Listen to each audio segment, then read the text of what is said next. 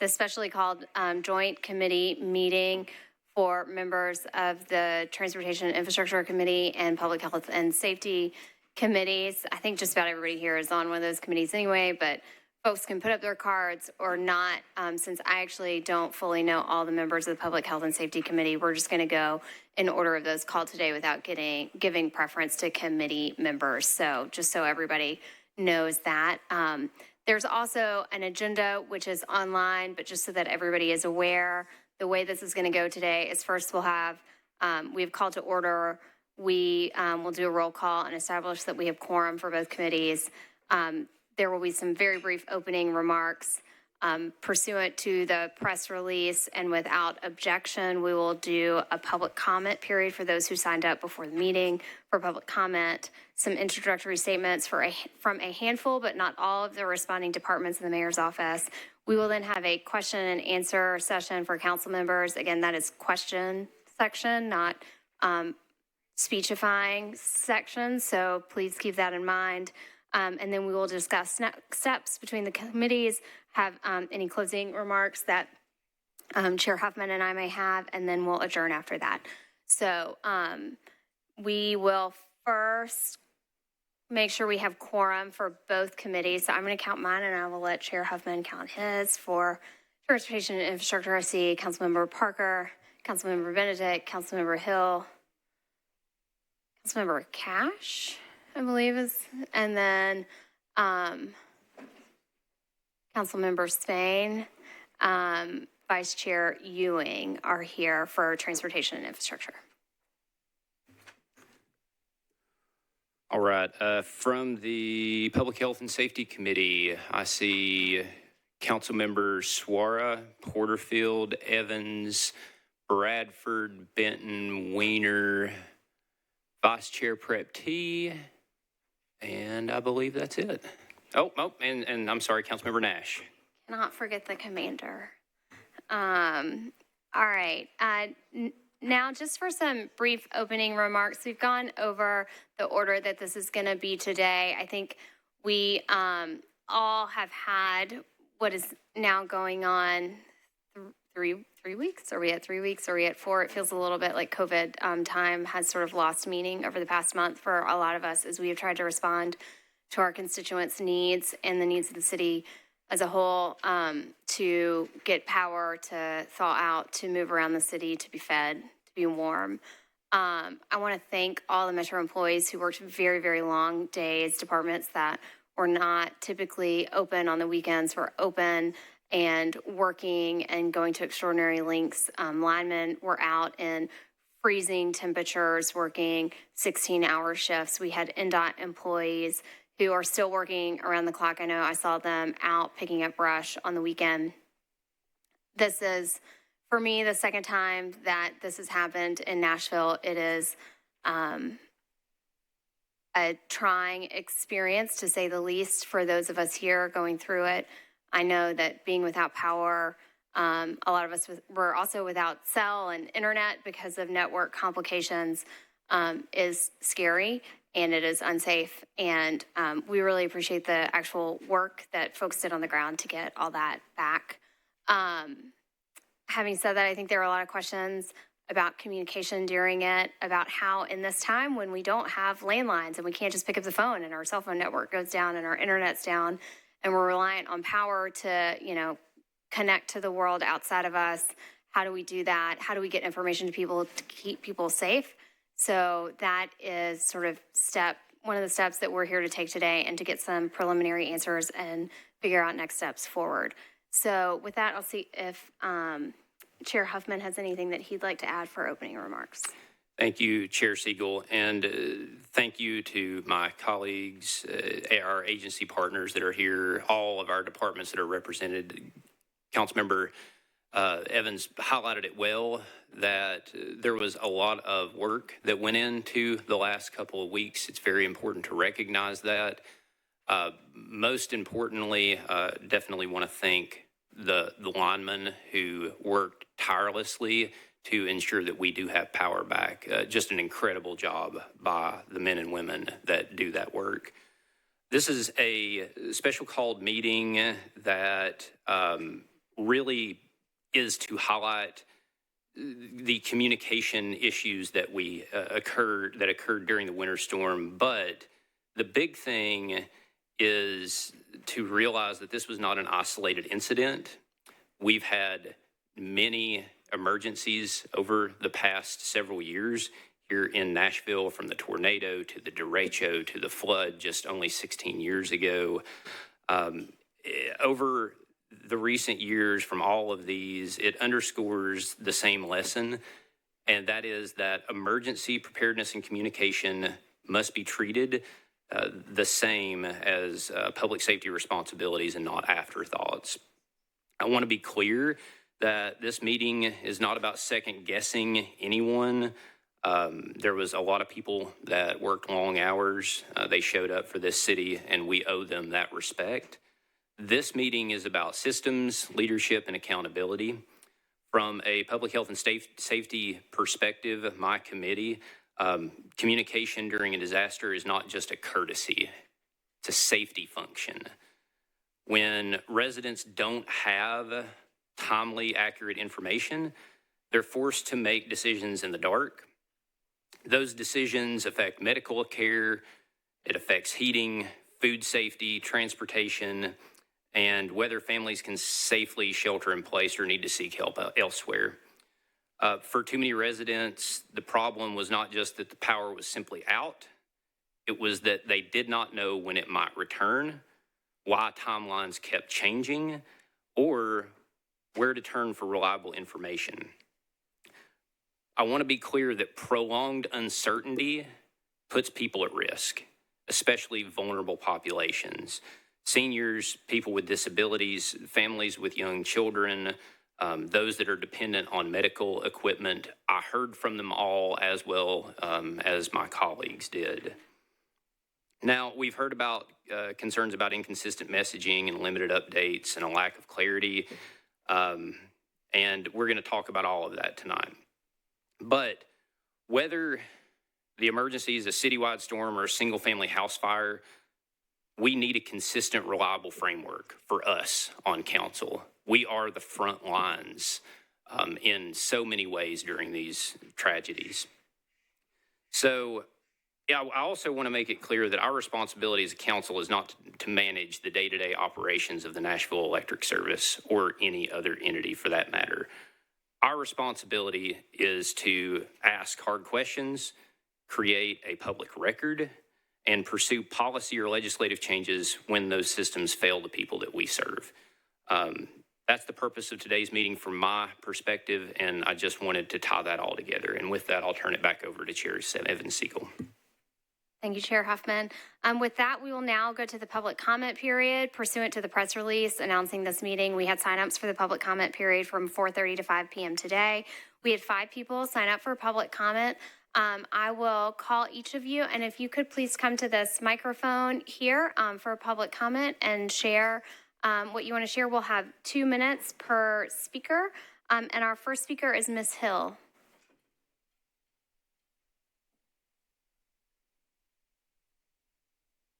Hi, my name's Elisa Hill, District 34. I'm here not only as a constituent, but as a mother of an 8-year-old medically fragile child enrolled in NES's critical referral program. My daughter depends on electricity for essential aspects of her medical care, including medical feeds, breathing treatments, monitoring, oxygen, and sometimes ventilation. We enrolled in the critical referral program because we were told it existed to identify and protect family like ours during emergencies. Yet this catastrophic outage, we learned that this designation provided no prioritization at all. Once the number of households per outage was under 1,000, I spoke to NES and was explicitly told that restoration efforts were being handled strictly by the number of customers affected per outage, and that no prioritization was being given to those in the critical referral list. There was no estimated timeline for restoration. When I explained we were down to only a few days of refrigerated medical food for my daughter, I was advised to find another option. We are fortunate, the Hill family. We were able to relocate temporarily and have emergency supplies, but many families on this list do not. I know that medically fragile individuals were forced into hospital admission simply because care was not safely managed at home without power. In our case, we are routinely told extended outages would require ER admission and ICU level care due to the complexity of our daughter's tracheostomy and medical complexity. I'm asking for three things to be examined. What is the operational purpose of NES's critical referral program if it does not influence restoration triage? How are medically vulnerable residents protected during prolonged outages? And lastly, what policy oversight or infrastructure changes are needed to ensure that life-sustaining medical needs are prioritized in future disasters? This is not about convenience. It is about safety and survival for Nashville's most vulnerable residents. Thank you for your time and leadership. Thank you, Ms. Hill. And I realized as you started, I did you a disservice. We normally have the timer on TV, so you can normally see it counting down. So I'm going to go old school with the next four people. And when you have 30 seconds, I'm going to do my little hand timer. I don't know if anybody was a debater in high school, but just I'm going to wave at you when you have 30 seconds. The next person is Ms. Gray.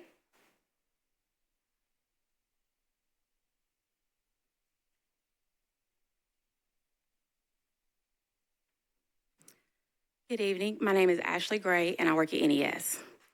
As employees, we appreciate all the kind words that the public has shared as we worked nonstop over the past 2 weeks to get the power back on for our area. It has been challenging since many of us were also without power, but our primary goal was restoration. We know that there were many medical crises and that every hour was vital, and I'm so sorry. My coworkers and I processed outage information for employees that were in the field to make sure that they had the correct information and properly identified so the engineers, linemen, and electricians could safely and quickly energize customers. This storm showed the level of care and concern that my coworkers have for our customers in this city. I wish I had enough time to tell you about the employees that were going school by school to get those assessed and ready for our students, or the employees that were focused on the small businesses across the city and getting those restored to reopen for our communities. As we all know, being a part of a family comes with challenges as well as joy, and we view this city as our family. And like family, when they have conflict and friction, we don't walk away, we stay in conversation, and we keep working together to make this unit stronger. This is who we are. As family, which is Nashville, my city that I live in, well, lived in, now live in Lebanon, but I still call y'all home. I would ask that you guys give us an opportunity to learn together and make improvements. Thank you. Thank you, Ms. Gray. Ms. Albert, you are next. Good evening. My name is Marley Albert, and I work with SEIU, the union that represents employees at NES. And I'll just say it's been a really brutal 2 weeks for our city. I'm going on 3 weeks now, like thousands of others. Myself and my family were also without power for over a week. And I can feel the anger and frustration of many, many folks. But I also know that I saw the work that these employees were doing all across Metro and at NES, and I wanted to give a little perspective. NES has 6,000 miles of line and hundreds of thousands of poles. As our area has grown in population, we've filled in the urban core, and all those folks rely on power. The number of employees at NES has not kept pace with the growth of our city, and I'm hoping that we can look closely at increased staffing in these critical areas. While natural disasters cannot be prevented, we can be better prepared for them.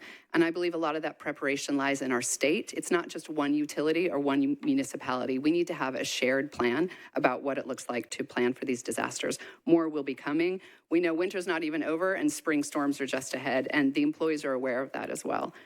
The public needed to know from the outset that of these mass outages that they should find someplace else. This wasn't going to be a quick restore. The employees were quick to tell me that they were really rebuilding the entire system. The devastation wasn't in one neighborhood or one street. It was county and area-wide. And they had to remove all the trees before they could even start putting the poles back up to restring that wire. So it was a mass disaster. And we know that we would encourage all of us to look at this. We don't just need to have an operational plan for blue sky days, but what is our operational plan for disasters? And then personally, I saw the 30 seconds. I want us to point out that during these brutal weather conditions, when employees were out working these 12, 14, 16-hour shifts, there were 0 injuries related to this work.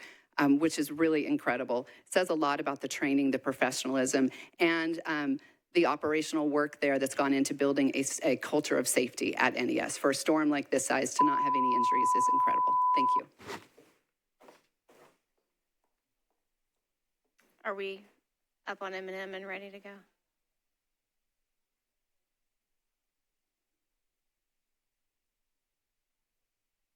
Yep. Hey, y'all, M&N is not broadcasting right now. Mr. Roberts, you will be next as soon as we get back on the broadcast. But we're going to take just a second to make sure, because I know that there are folks who will want to see this, and I don't want your comments to not be captured for the record or any other part of this meeting. No, we have many departments here today, and so we're not going to keep any one particular outside group or inside department at the dais today. They're going to respond just as they would be during committee. And with that, we will, if y'all could just hang out here, you know. If you go away, we might call it back and you won't be here. But I'm not going to formally recess, but that's basically what's happening.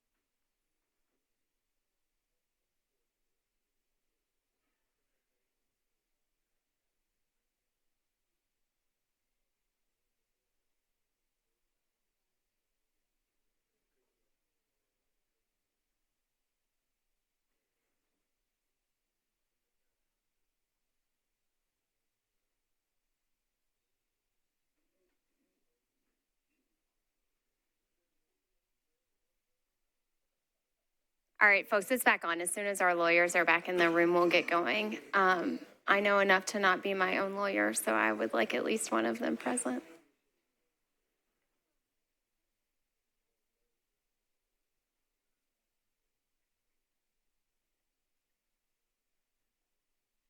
That was a real lawyer joke. All right, Mr. Gray, if you're ready now, we'll proceed with your public comments.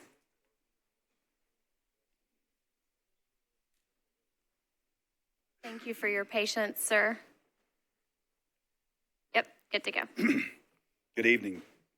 My name is Doug Roberts, and I've been a Wyman for 29 years. First, I'd like to say that I understand everyone's frustration, especially those who went without power for many days. It is terrible that people were cold and in the dark and trying to figure out how to keep their families safe, struggling to find temporary housing and/or generators. Just like the historic floods in East Tennessee in 2024, this ice storm was like nothing we've ever seen before. We do need to cut more trees across our lines, but we cannot do that alone. As employees, we believe our company should not just be judged by one difficult storm. We do have a history of providing reliable electric power. I can assure you, no one wants to do a better job than the current employees. We are concerned about too many reactionary changes being made. Our company and city will suffer from that. As most of us know, the worst decision made are those made during a crisis. We know not everything went right, but that doesn't mean that everything went wrong. Our NES team, along with the contractors and fellow utilities, brought back power to more than 230,000 homes. What we hope happens now is a conversation about how we can improve the system, make needed investments, and better prepare for the next storms that we know will follow. At NES, we have Republicans and Democrats, and I happen to be a conservative Republican. None of us want to see a partisan political fight with finger pointing and name calling, but that's what it's beginning to feel like. Everyone in this state should be focused on how to strengthen our infrastructure, keep our communities safe. We are ready to be a part of that conversation. Thank you. Thank you, Mr. Roberts. All right, and our last, the last person for public comment, Ms. White, you are recognized.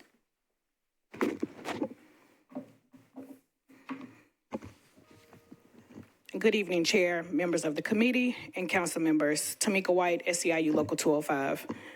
Thank you for allowing me to participate today. I want to thank the council members who stepped up and helped pull resources together and food. For the last 3 weeks, while employees at Metro Water, Stormwater, and System Service were working 16 to 18-hour days, with some on call day after day. As we all witnessed the damage that was caused by Storm Firm, it was something that most of us have never seen before. So thank you again to Councilwoman Ellis, Councilman Taylor, and Councilman Coopin. As I continue to wear many hats, including my community hat, I also want to thank Councilwoman Porterfield and Councilwoman Toombs for their support as we ensured that community members had hotel rooms and access to their medication and other critical needs. Thank you. All right, and with that, we have concluded our public comment period, and we'll move on to, we have 5 introductory statements. We do have more departments present here today, so I just want to make clear to everybody here, not just those doing public statements are here. I know that there are additional departments that I can see out there, and I will not name you all, but I do appreciate you all for being here.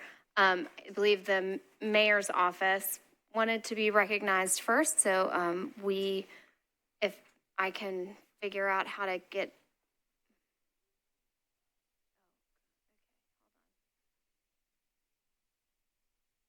Council mics. There we go. Got it. Okay. The admin table, you're now on, I think.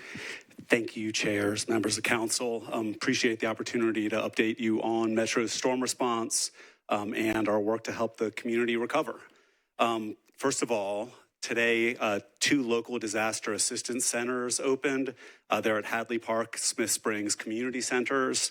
These centers are totally organized and operated by our Metro partners, so we can help our residents immediately. We anticipate FEMA centers may be established in the future, but our residents need support today, and these local centers allow us and our partners to get help to residents now.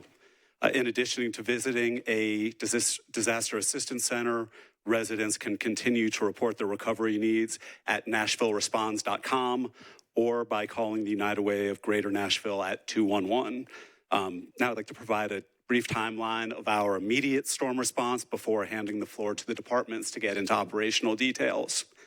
Well before the weather hit, our EOC was preparing for the incoming storm, and our NDOT crews pre-treated our roadways.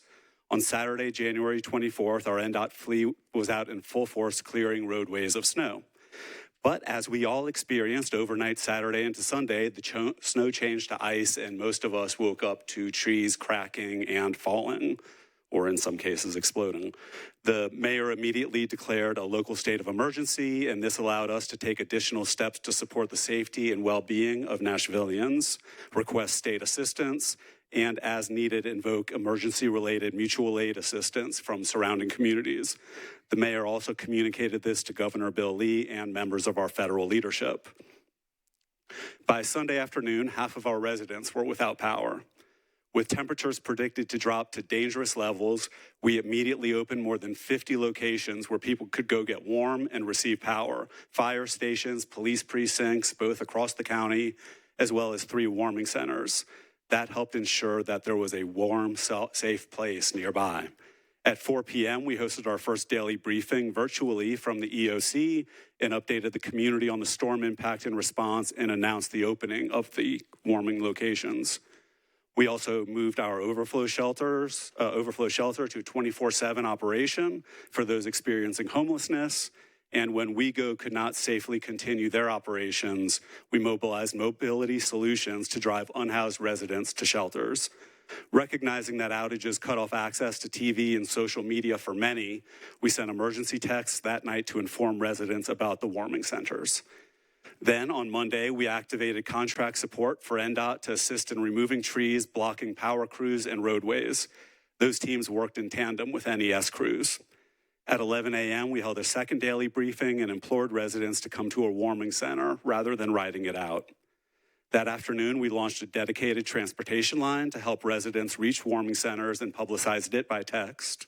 We mobilized MNPD, fire, and WeGo employees to assist with transporting residents in need, and opened an additional overflow shelter at the Salvation Army for people experiencing homelessness. And NDOT continued to clear roadways of snow and ice. On Tuesday, primary and secondary routes were improving, and NDOT was making good progress on clearing downed trees. As operations at the 50-plus warming sites, 2 overflow shelters, and the transportation line continued, the World Central Kitchen mobilized to the Monroe Street Kroger and then Richland Park to provide free lunch for impacted residents. Given the length of the storm, concerns were increasing about potential water main breaks, so we issued reminders for people to continue to drip their faucets, especially if they were without power. By Wednesday, our warming centers were serving hundreds, including warm meals. Our EOC was working to ensure healthcare providers had everything they need to serve vulnerable residents. We were continuing to conduct cold patrols and the transportation line, and WeGo was back to full operations. On Thursday, we partnered with the United Way of Greater Nashville to launch NashvilleResponds.com and the Winter Weather Recovery Fund to address the growing storm-related costs residents were facing. Our first donor, Tractor Supply, provided $250,000 to seed the fund, and we began encouraging people to submit their unmet needs to NashvilleResponds.com or by calling 211. Throughout the week that followed, we added consumer protection support, warning about potential scams and helping residents verify contractors. We expanded housing support through Airbnb and the CVC's hotel network, and we partnered with the Nashville Predators to open the arena for warming, food, and device charging. We also announced the Winter Storm Response Commission, which will look not only at NES's preparation response, but also the actions of Metro and related agencies. We must learn from this event to strengthen our future emergency protocols. We expect to announce the commission members and date for their first meeting this week. Throughout this crisis, we've made a concerted effort to lift up the heroic 24-hour efforts of the workers at NES, OEM, NDOT, Nashville Fire, MNPD, 911, 311, the Red Cross, Metro Social Services, and many other departments and partners, all of whom are navigating this emergency themselves. And finally, we've seen neighbors helping neighbors. This weekend, Hands on Nashville mobilized to support the community in full force. If you are one of the lucky ones who are able, please visit HON.org to help those still recovering. Thank you all for your leadership during this historic event. I know you were fielding calls from constituents in desperate situations, often while facing those same difficulties in your own homes. I'll step aside for OEM. Just please know that we remain your partners through recovery and beyond. Thank you. Thank you. The next department that we're going to recognize is Metro Water Services.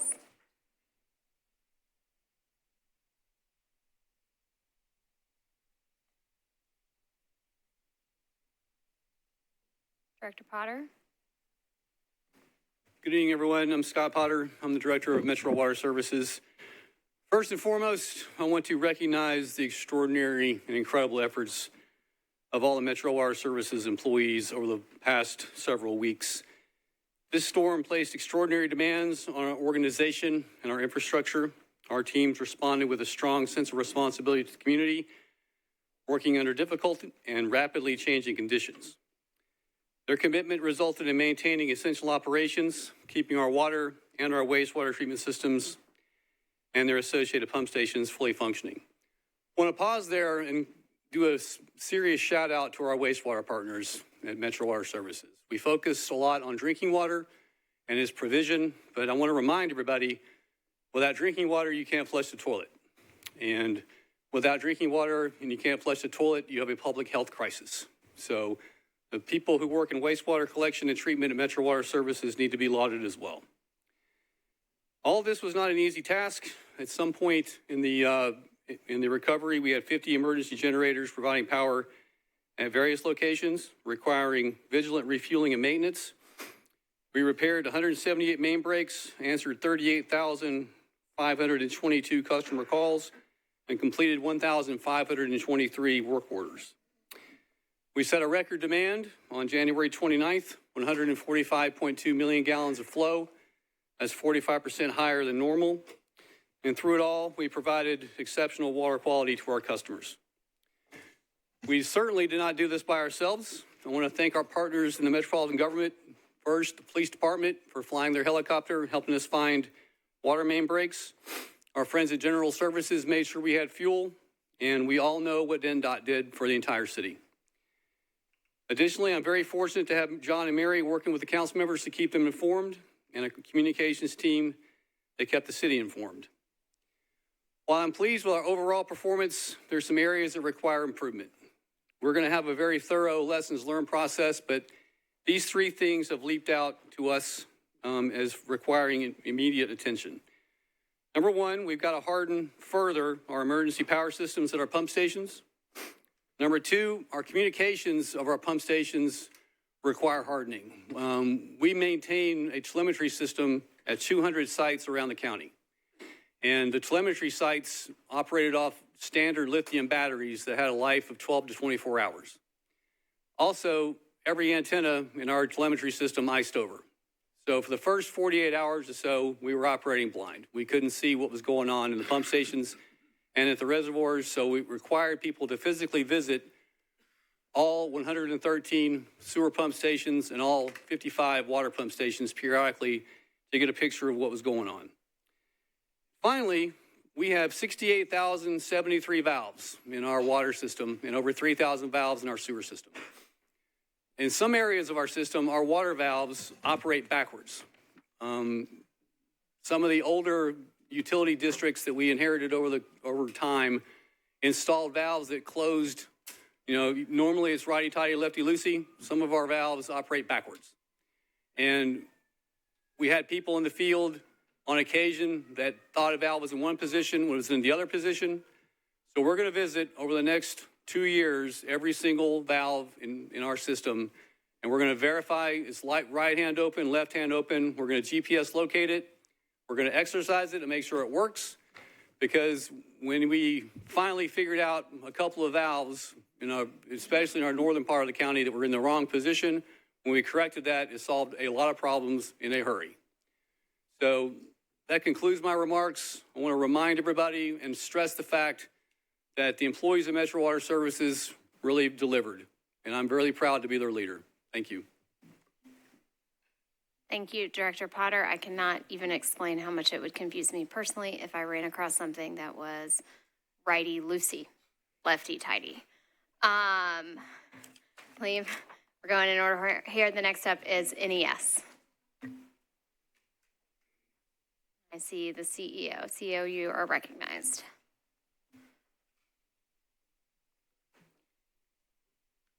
Thank you, Chair Huffman, Chair Evans-Siegel, and members of the council for convening this special meeting. Also thank members of the community who took the time to join us this evening to share their experiences and feedback. We take your comments seriously, and those who couldn't make it to this forum, I encourage you to share your feedback by either calling our customer service line or providing your feedback on using an online form we have on our website that's set up for specifically storm feedback. We have some important information to cover today regarding the impacts of Winter Storm Fern, how we can best support our customers through recovery, and how we can improve our performance overall. Members of our staff are here to field questions you may have, including Executive Vice President Brent Baker, who will provide some brief remarks that provide a technical picture in a few moments. Before we move forward, I'd like to thank the Mayor's Office and Metro agencies for their support, feedback, and an all-hands-on-deck approach. We received great support. I owe great gratitude to our employees, every single one of them. They've worked tirelessly since the beginning of the storm, and it wreaked havoc on our community. And they put in very long hours to get us to the place where we can finally talk about recovery. And as one of the employees mentioned earlier, a lot of our employees didn't have power, but they rallied and came to work to help restore our customers because we have such a sense of mission.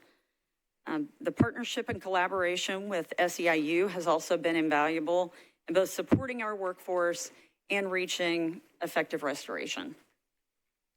Winter Storm Fern presented an exceptionally challenging dynamic.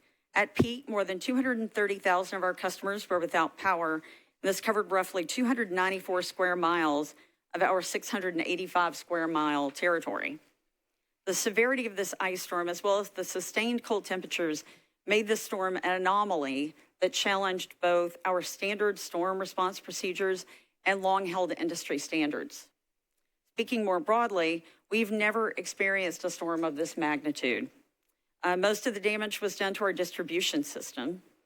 I will know more about the specifics of how many spans of line we had down and the specific damage once we have a full post-storm review completed. However, with half of our customers being out of power and most of the damage being to our distribution system, we can predict that the storm tore down about half of our distribution lines. And our employees, along with the assistance of contractors, with a total of 1,900 linemen, had to rebuild it. And that certainly was not a small feat. I'd like to call out 3 specific areas which have generated the vast majority of questions from council members and the community. These areas include assessment, communication, and coordination. After a major weather incident, or in the case of Winter Storm Fern, while an incident is ongoing, assessment is the work our crews do to get in the field and initially determine how much damage has occurred. This involves using technology like drones, but the primary tool is personnel going out and physically seeing those areas to determine how many broken poles do we have, how many spans of line do we have down, and how many customers are affected. The first assessment gives you preliminary data on the magnitude of the damage. Then we do a secondary one that also begins during the response period to give us a clearer idea of things that may have been missed through the first one.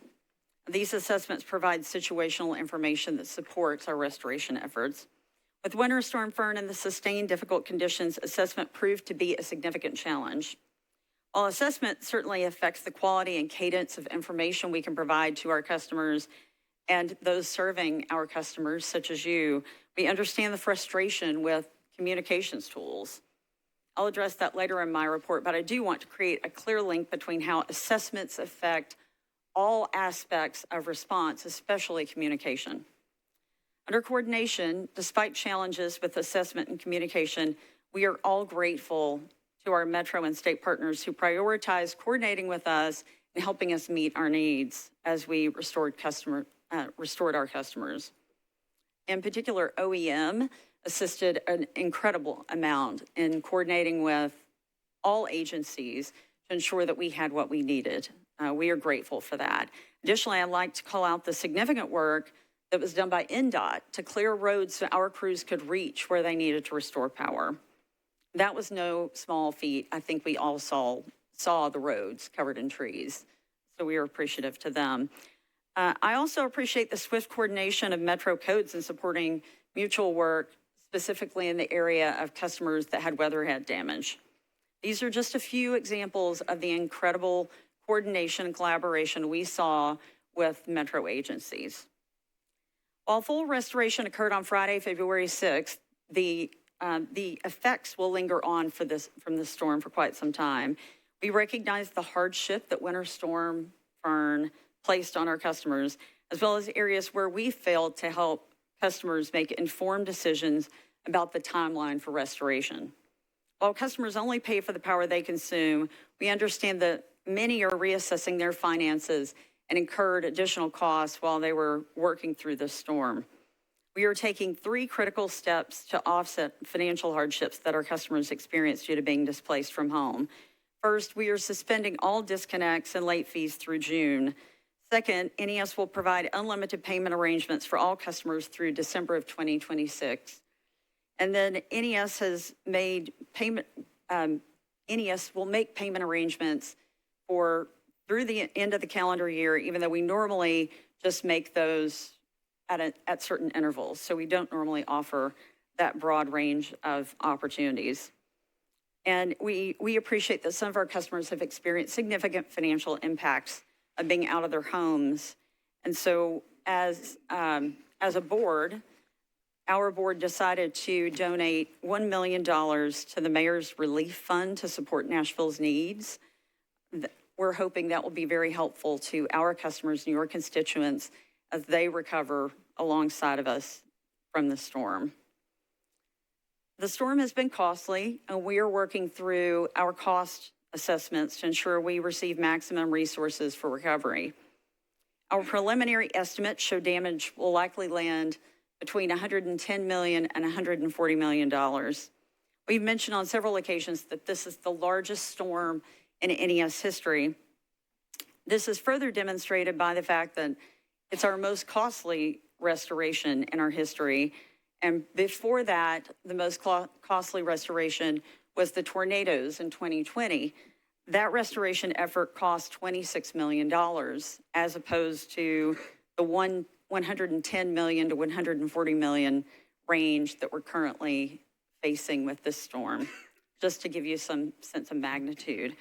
While we're in a strong financial position, this generational storm will require us to consider a range of options to bridge financing and accelerate our bond issuance to avoid rate impacts on our customers. We will share more information on this and expect to have a robust financial update that we can share at upcoming meetings. But in the meantime, we will be back at this legislative body to pursue standard reimbursement resolution with the council to unlock necessary funds as soon as possible. While we are moving towards the recovery process, I'm clear that we did not meet the expectations of our customers, particularly with how we communicated critical information. We are an organization made up of more than 900 employees who must show up every day and execute, myself included, to ensure that we are doing the best for our customers. We are committed to learning from this storm, and yesterday I asked the board to help us execute on an independent after-action review that can be completed quickly. I believe this action, completed with an aggressive timeline, is important while the last 2 weeks are fresh on our minds and to help us be prepared for the spring storm season. In the meantime, I'll share with you 4 actions that we intend to take immediately. We have 4 pillar areas which we are immediately addressing to improve performance during a major weather event. First, we will enhance emergency management leadership. NES will evaluate enhancements to its emergency management structure, including formalizing leadership structure, leadership responsibilities, and adding additional staffing to support more streamlined coordination, clearer accountability, and improved decision-making during emergency events, including major storms. Second, we will address communications, outage information, and outage map improvements. We will conduct a comprehensive review of the storm-related communications and outage map and other tools that were provided. This effort will focus on clarity, timing, consistency, system capacity, data flow, and customer understanding to ensure reliable, timely, and understandable information is available to our customers. We believe this pillar is essentially critical to improve our performance as it relates to our work with members of this governing body and our mutual constituents and customers. Third, we will revisit estimated restoration time practices. We will review and refine estimated time of restoration practices, including how estimated restoration times are developed, updated, and communicated as field conditions and damage assessments evolve. The goal is to improve transparency, consistency, and make sure that customers truly know when they can expect their power to be restored. Fourth, we will assess resiliency, undergrounding, and vegetation management. We will initiate comprehensive evaluations on system resiliency, grid hardening, and vegetation management to reduce outage risk and improve system performance overall.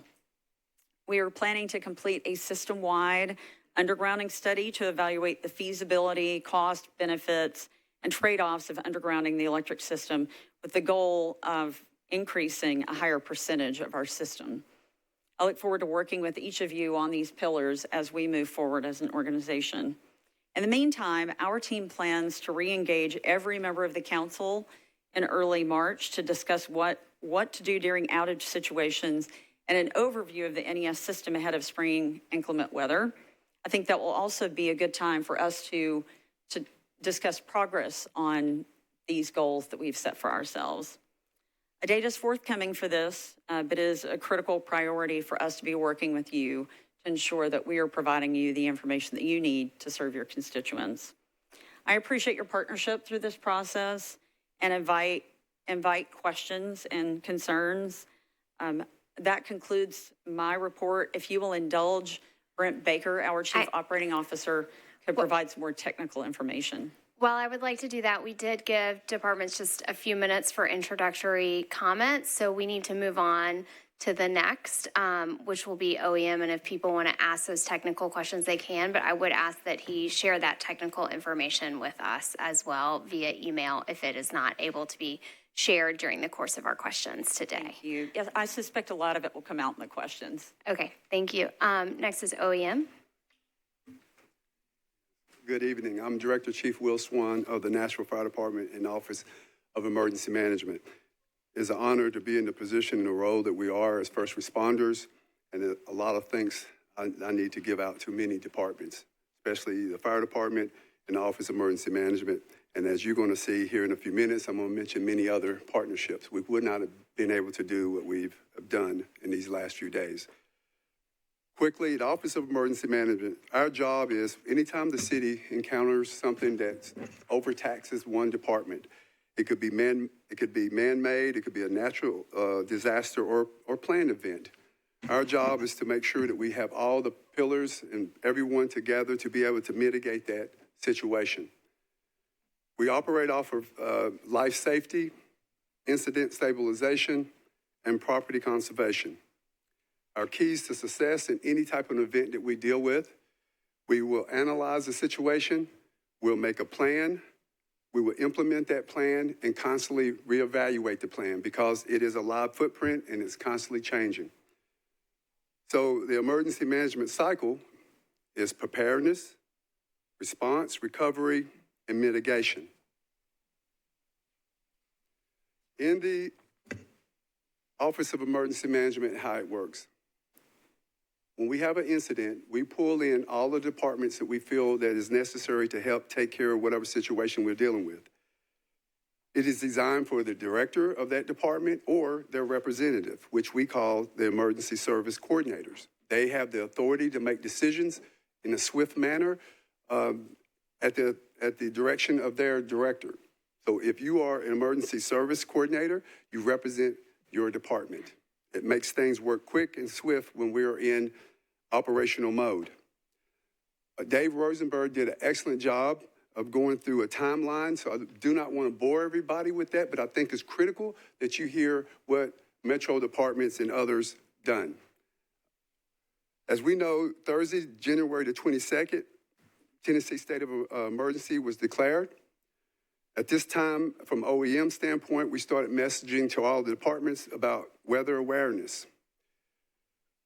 By Friday, we started working with code patrols and our Office of Homelessness. Saturday, snow had already started. NDOT had well started their salting and plowing. We became virtually activated at that time. By Sunday, major ice, and we had significant power outages. At this point, we start looking at life safety. We had already had pre-plans with shelters where they would go and the significance of the supply and demand. We talked to Laura Warmack at the fairgrounds and Monique Odoms as far as our community centers. So by 1 o'clock, we already had fairgrounds shelters open with 2 more in process being put in place. That's the Southeast Community Center and the Madison Community Center. We also had a backup plan for overflow. We used the Nashville Fire Training Academy.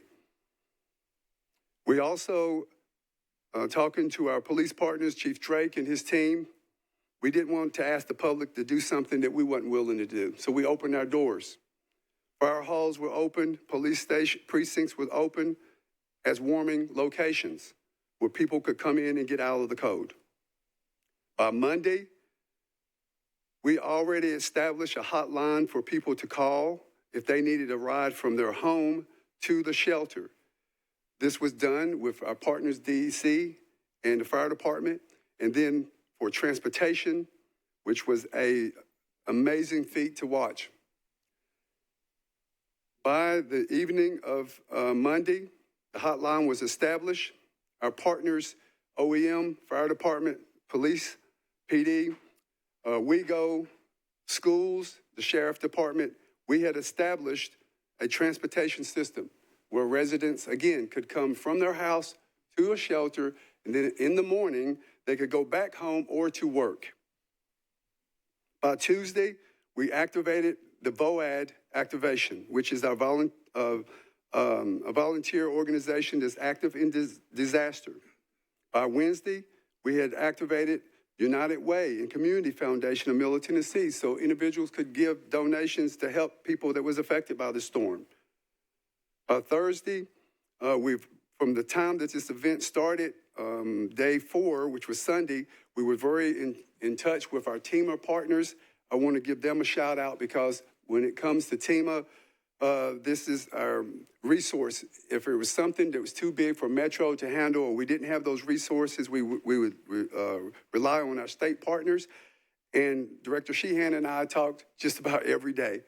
A great and strong partnership.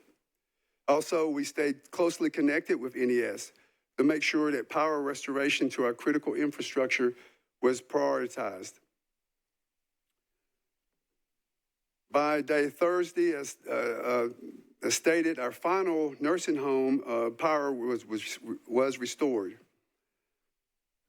We also had a donation of generators given to us by Tractor Supplies. We received that Thursday night. By Friday, we had water distribution in Jolton. You heard Scott Potter do an excellent depiction of what happened in the city and great work and collaboration there.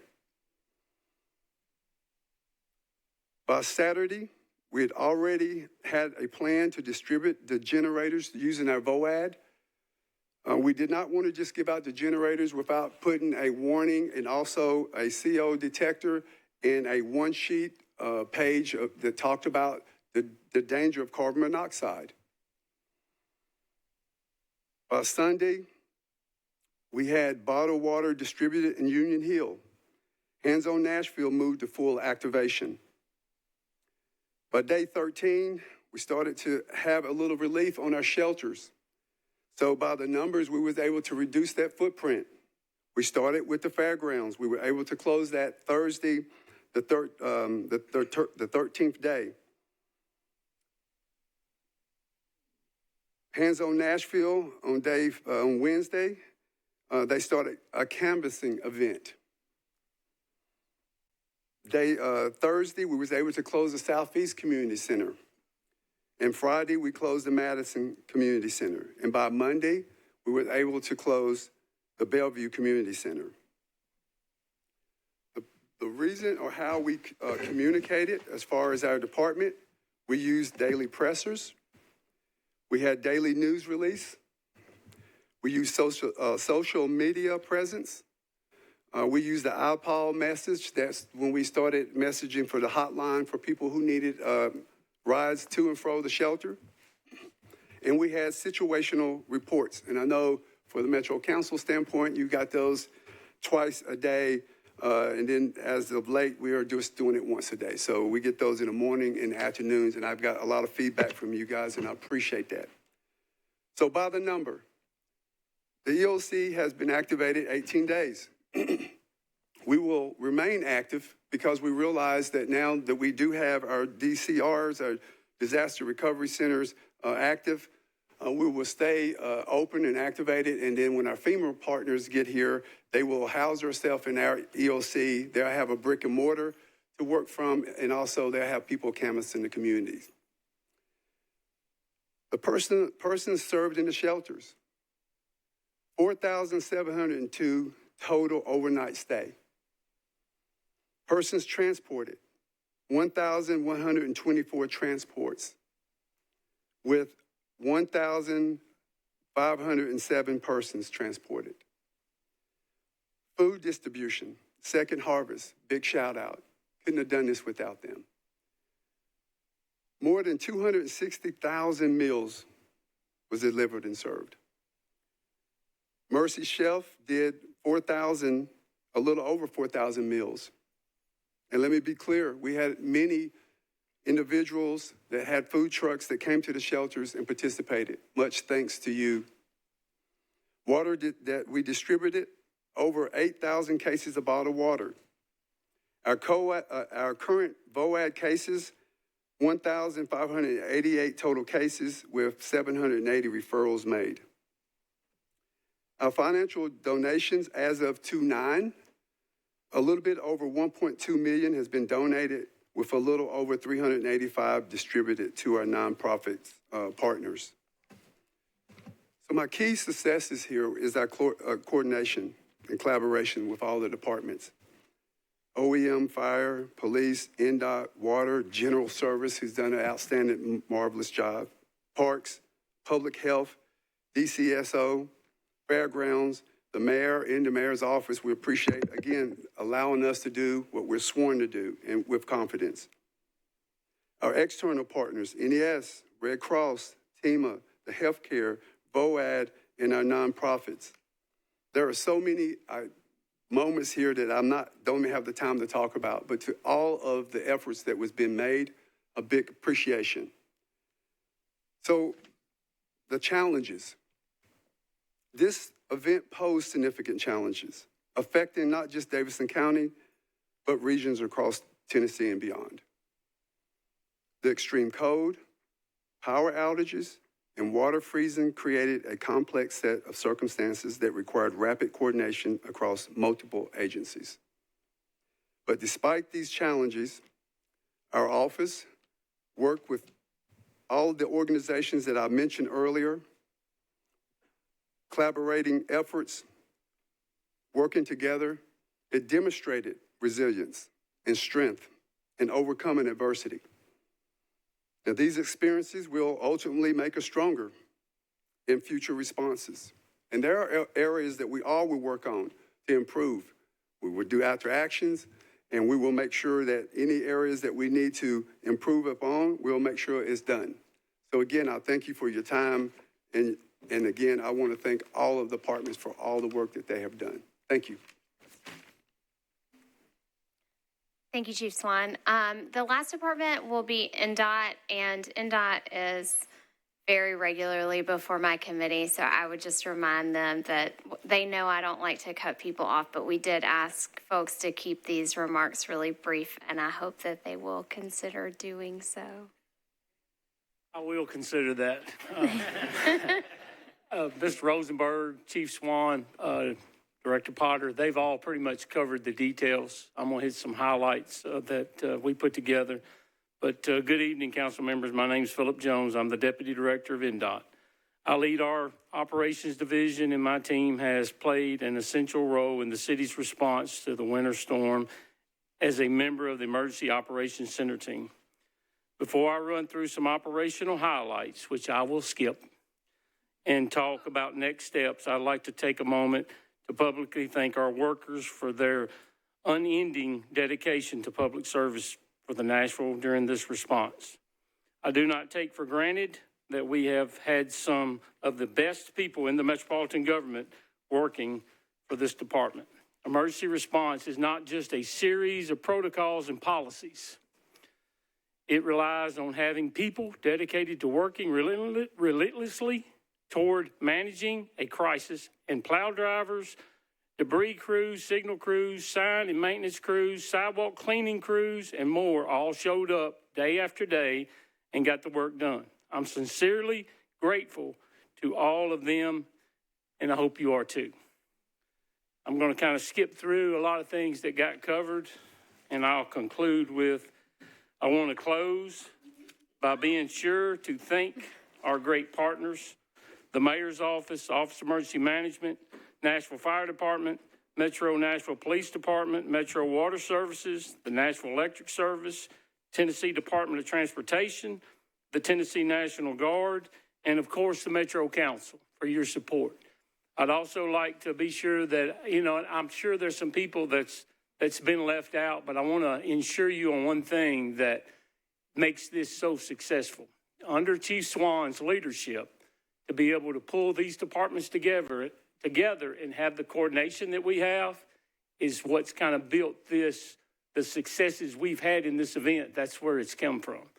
So I'd just like to be sure and share that with you. We've identified some things that we would like to do better. I've been here 32 years. This is probably one of the best responses we've had when it comes to, we started several days before this event started on Saturday. So with the pre-treatment we put out there, some people are skeptical. This should prove to everyone it works. The new equipment that you've allowed us to purchase made a difference. We were able to get a lot more done than we have in years past instead of struggling through those scenarios. I can't say enough about General Services stepping up and being there for us from the start of the event till now. We will continue this brush. We have a plan. You can look at your maps. When you look online, look at your brush maps. That's how it's broke up. We're hitting the most affected areas right now. We will continue to work 7 days a week, 12 hours a day during the holidays and weekends to get this stuff cleaned up. It will take a little time. I'm going to share with you, we're going to get this first pass done. We were dedicated to the first 2 or 3 weeks to getting the first pass done. We will continue on that task. I can't thank the department enough. I want to give a little shout out to Chris Mitchell. While being newer to our department's done a great job communicating with me, hopefully communicating with you of any and everything we've had going on. But thank you very much. Sir, I appreciate you taking my request into consideration. I am curious, 32 years, does that mean you started right before or right after the last ice storm?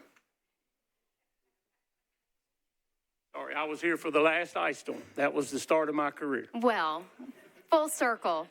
Thank you. All right, we have a queue that has been started. We are teamwork makes the dream work. So keep your hands up.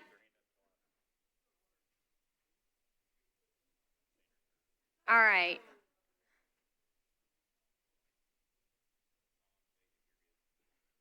Tom, Jacob, you can put your hands down. Sandra, Sean, Emily, you can put your hands down. Courtney, Terry, y'all can put your hands down. Joy, Sandy, you can put your hands down. Did you see? Yep. Y'all can put your hands down. And then your Donaldson Hermitage contingent. Did you get Sherry? Tasha? Yep. All right. We have it started. Oh, sorry. Oh, my goodness. He can't even see y'all, you know, all these screens. Sorry, Councilmembers Gamble and Toombs. Councilmember Eslick, you got Councilmember Webb. Councilmember Hill? Yeah. All right. If you want to get back in the queue, just make eye contact with this gentleman here. The order, yes, would you? I'm going to do it auctioneer style. No, I'm kidding. All right, so Councilmember Sepulveda is first. Then we have Councilmember Parker, followed by Councilmember Benedict, Councilmember Vice Chair Prep T, Councilmember Cash. Let's see, Councilmember Coupin is next. Councilmember, let's see, Johnston is after that. Councilmember Vo, followed by Councilmember Ewing. And then we're going to move over here, Councilmember Suara, Councilmember Porterfield, going in rough order, Councilmember Evans, Councilmember Bradford, Councilmember Ellis is after that. Let's see, Councilmember, oh my God, blanking on your name, sorry, Councilmember Weiner. Let's see, we've got, I think I saw Councilmember Benton's hand, Councilmember Toombs, Councilmember Gamble, Councilmember Hill, and Councilmember Eastlick, and I believe, yep, okay, got Councilmember Webb. We really could have used the computer system for this one.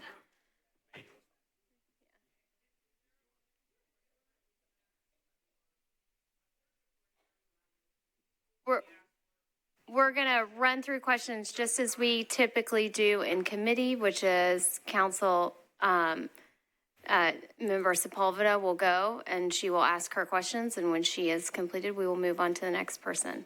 Councilmember Sepulveda, you are recognized. Oh, yes, Council Member Gamble, there you are. Yes, ma'am. We do not typically limit, in my committee, I don't believe Councilmember Huffman does. I would ask everybody to be considerate of the fact that every single one of you just about is in the queue. And so if you could keep your questions brief so we can move through, we will go back through if your questions are not answered.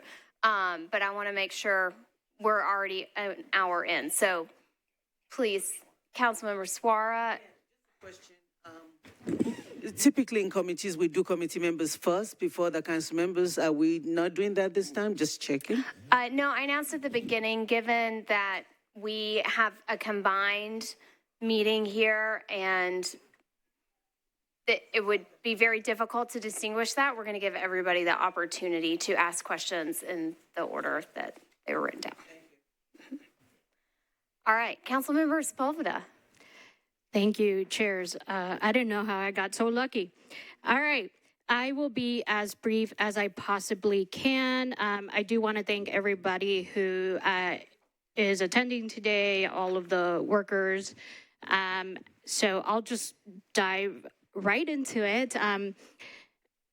My questions aren't a reflection of the workers. I know the workers had a lot on their plate dealing with not just the storm, but some of them had outages themselves. I heard a lot of patting on the back during this meeting, and the reality is that our leadership failed throughout this storm, and it has been failing throughout many storms. I don't understand how we continue to be in this position given the amount of storms that we have had in this city since I began the council term. You know, it's been back-to-back disasters in this city. It's like we are built on native land or something. What I'm going to ask, well, my first question had to do with translation services, but the reality is I went on our websites from multiple departments, and the reality is that multiple departments that gave testimony tonight, and many that didn't translate the material in full or would only translate certain material. And that's unacceptable, and it shouldn't only be happening when we have a natural disaster. It should be happening all of the time, because there is no possible way that all of your customers are able to receive all of the information without translation services, and that's not just Spanish. We have multiple communities in this city. A lot of that falls not only on me or some of my colleagues, that also falls on organizations. A lot of us have taken that upon ourselves. So I'm gonna leave that with you all, because I don't have time to ask y'all one by one if you all have translators and interpreters in your departments, because I know the reality is a lot of you don't, and a lot of you rely on our service line. So that is something that needs to be looked at moving forward. For NES, what is our plan for staffing up?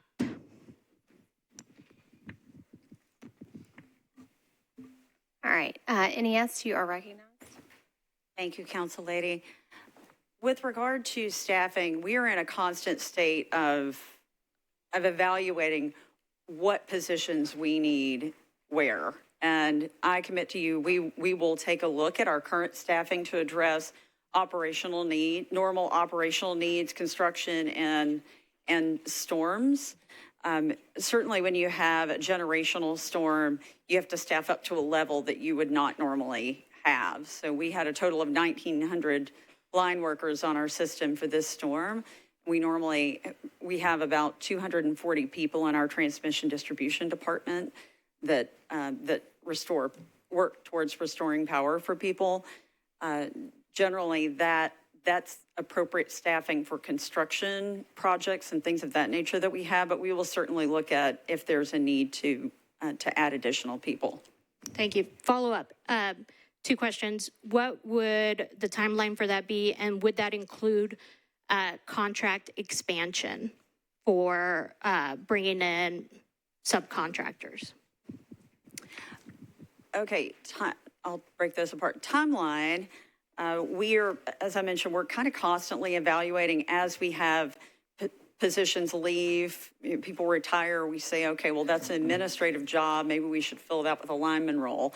That's ongoing. And we certainly can do, and staffing levels have not been brought to our attention as an issue until the last few days. So we plan to evaluate that. Can't give you quite a time frame on that one. But with regard to contractors, we have a couple of contract companies with whom we work for transmission distribution work. We are going to make sure that we have additional contracts lined up. So if there's a large storm, it's easier to get an enormous amount of resources. I don't believe we've ever had more than 500 or 600 line workers on our system at any point in time during even our largest storm in the past. So ramping up to 1,900 was quite a feat. But we do already have contracts in place via what we call mutual aid, which is where our peers, our peer utilities come and help us. We had a whole lot of that on our system for this storm, and they can be relatively quick to integrate as long as they don't have a storm of their own to manage. Thank you. I have one more question for...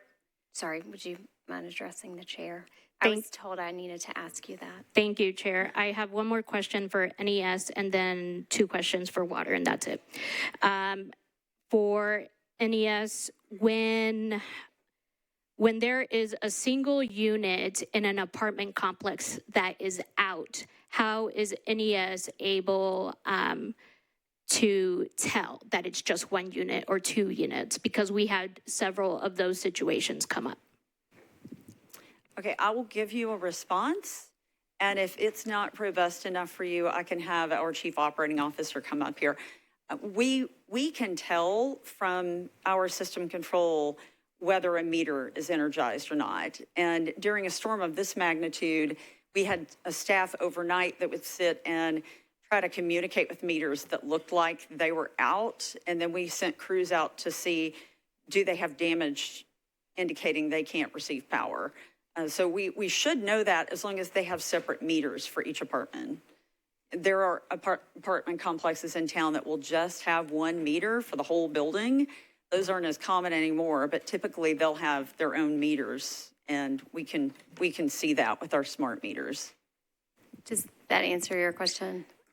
It does, Chair. We just have a lot of slumlords, is what I have experienced through my time on council, and so wanting to know the number of apartment complexes that have that situation and how we could rectify that, I think is something that we'll have to explore in the future. Okay. Then my next 2 questions are for Metro Water. Yes, and since you did that, I would just thank you for saying what department they're for. As we call on y'all tonight, if you have a specific department you think the question is for, if you would please say that so they can start making their way up, that'll help smooth this over some. And then my last 2 questions, will Metro Water be asking for more funds in this budget cycle to buy out homes since the FEMA funds have been spent in regards to that program? And then 2, how many water main breaks happened during the storm? So we are in discussions with the mayor's office about how we're going to fund the home buyout program going forward. That will involve a discussion about the stormwater fee. So that we hoped and intended to have that discussion during the budget process. So we intend to have that discussion. I think I said 168. Is that right, Sonia? We'll round up to 170. It's about 170. Thank you, Chair. All right, thank you. Councilmember Parker, you are next in the queue and recognized. Thank you, Chair. I've got a couple for NES and then one for water and one for OEM. I'm going to try to be judicious with my time. and everyone's time. So for NES, we heard comments, and I also heard from folks through the course of the storm. We heard comments tonight about this as well, about the critical referral program. So I had a question. Do we have, is it standard procedure for us to do any kind of outreach to that list of customers? So presumably we have contact information for all those people. So, the institutions, the nursing homes, the medical facilities, but also these residential customers where we know there's a dependent that requires electricity for their health. Are we, are we calling that phone number? Are we letting those people know that, yes, are they getting maybe a little more information than the general public? I know it's difficult. Everybody wanted a timeline, but these are folks that have a dependent or themselves who require this so do we have that capacity? Are we doing that now? Can we build that capacity if we're not doing that now? So we are building that capacity now. As these questions have come up, we're going to increase that. What we have in that critical referral program are those customers that have medical needs that are already on the list. As we go through a restoration like this, we are working with OEM to get the information of which one of those customers are still remaining so we can find whether it's a generator or just a wellness check. So that was the effort we've used at this time. I think the point of more communication and more identification is something that we have taken on through this storm and are working to make that an improvement.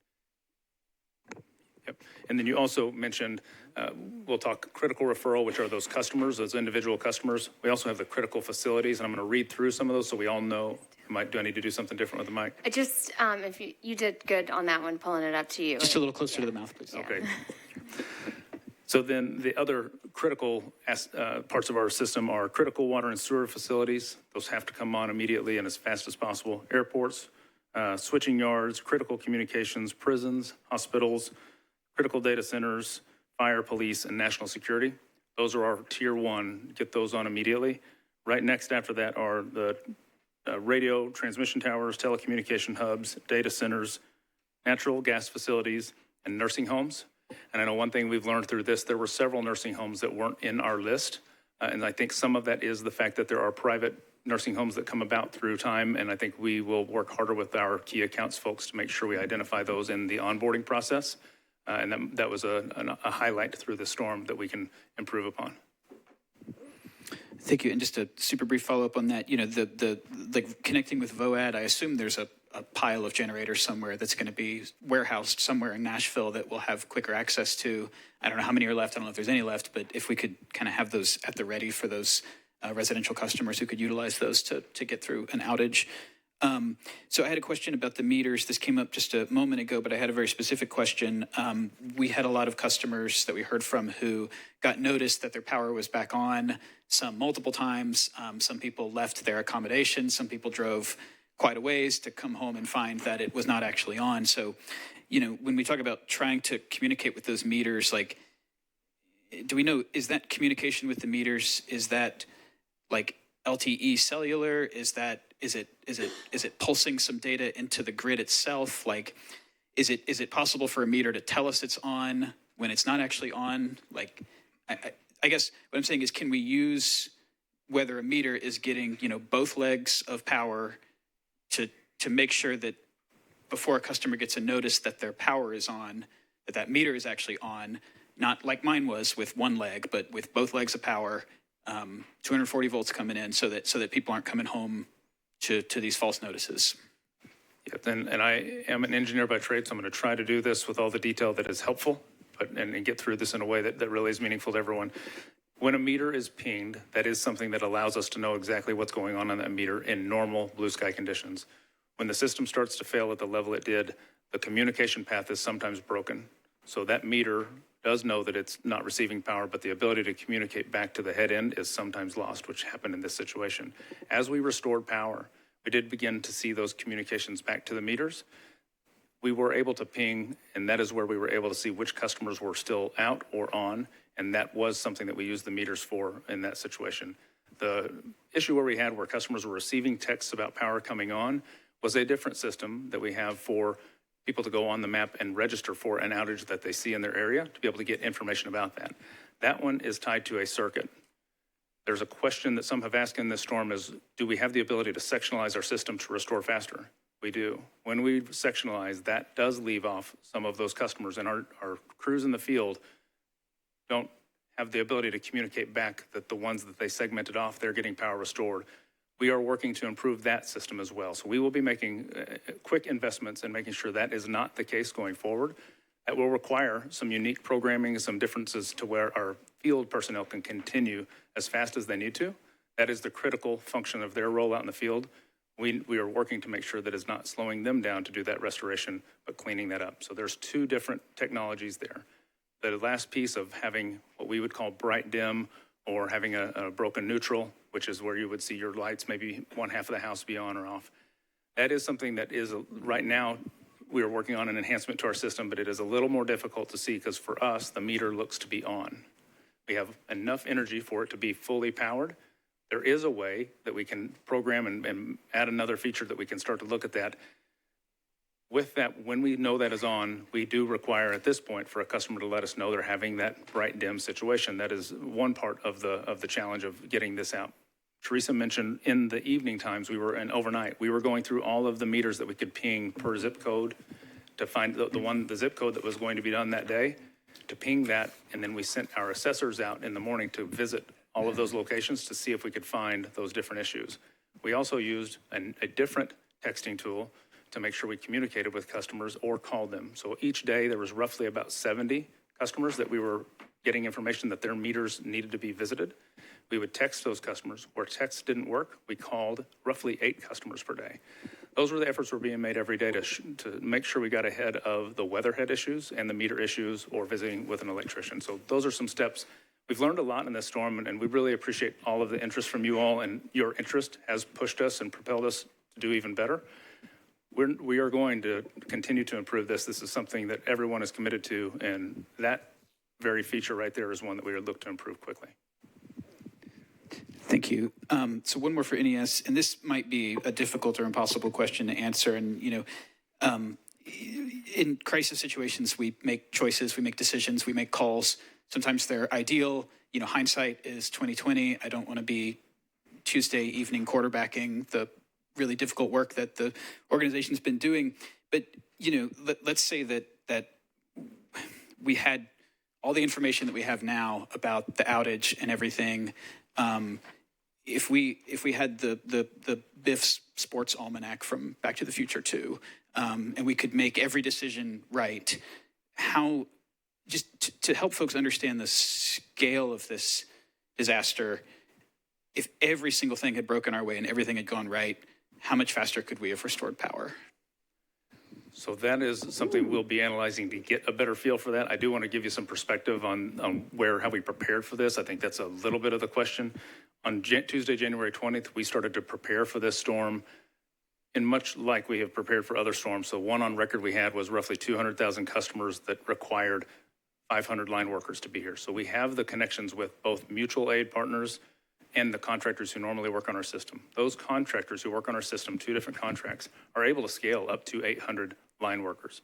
So we began on Tuesday letting them know that we see weather coming. We would like to have them on the ready.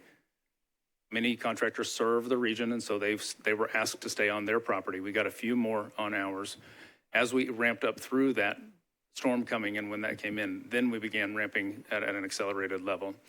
The challenge of acceleration also, as we talked about early on, was assessing the information to know just how many we needed. As we went through the storm and had more people here, we did receive communications, complaints about people in church parking lots not being deployed quick enough. We know that if we would have brought 1,900 on day one, the deployment would have been challenging and there would have been a lot of inability to deploy. So us getting that learning through this storm and figuring out how many we could actually handle in the beginning will be something we'll begin to forecast a bit more about how much quicker a storm like this could be in the future. Thank you. And I'd like to add that one of the key pieces that was kind of the long pole in the tent was getting the damage assessment completed. And with the scale of the damage that was across the system, we had to get out and see how many poles are broken, how many spans of line are down, and how much vegetation really needs to be removed. And that was all done by people on the ground. We sent out engineering teams to look at that. We had assistance from TVA and others with those assessments.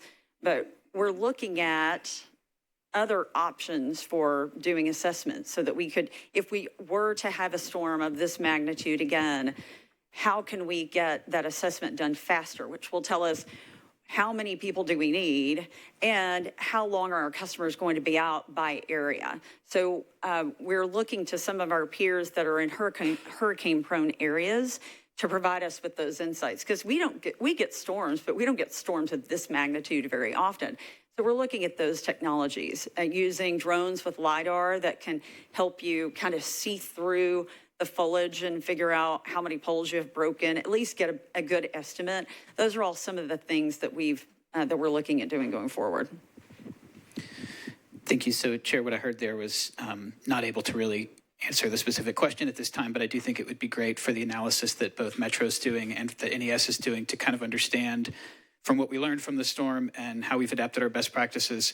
Could we have shaved 3 days off? Could we have shaved 1 day off? Could we have shaved 6 days off? It would just be interesting to know how our projected improvements are going to impact the next event, because there will be another one. So I had a quick question for water. I see y'all have a lot of folks here. This is a question about easements and vegetation, trees that are down in stormwater easements. So whoever is best equipped to, Director Potter, thank you. I've got at least 2 constituents, and I know it's happening all over the county, who've had trees fall into their property from, it's private property, but it's a stormwater easement, and there's a lot of questions about who is responsible for removing the vegetation, because people are hearing from insurance companies that the insurance company won't remove things from a stormwater creek. And I just wondered if you could speak a little bit to what folks should be doing with all these trees that are down. I have a very short answer to that question. It's I don't know. So I need to talk to Metro Legal about that, because I don't want to even try to answer that question having no idea what the answer is. Thank you, sir. And I've kind of been telling folks that I'm going to work with Water to try to get more information about that, and it sounds like that's forthcoming. I'll connect with Tom Palco and y'all's team, but I would treat private property that has an easement across it as private property otherwise for the time being. But maybe we'll find out some more information about if that easement has any kind of impact. That's not legal advice. I'm not a lawyer. The last question I have is a very kind of big picture one for OEM. We've heard discussion. We know that some cities have standalone OEM departments. Ours is kind of an organization of folks from other departments. Do we have any kind of perspective on if a standalone OEM department would be beneficial for Nashville? Is it something that's been discussed? Is it something that we've considered budgeting for, staffing? I just wanted to hear from Director Swan about that possibility. Yes, thank you for the question. Well, I can tell you from other cities' perspective, they really marvel at how well we work together.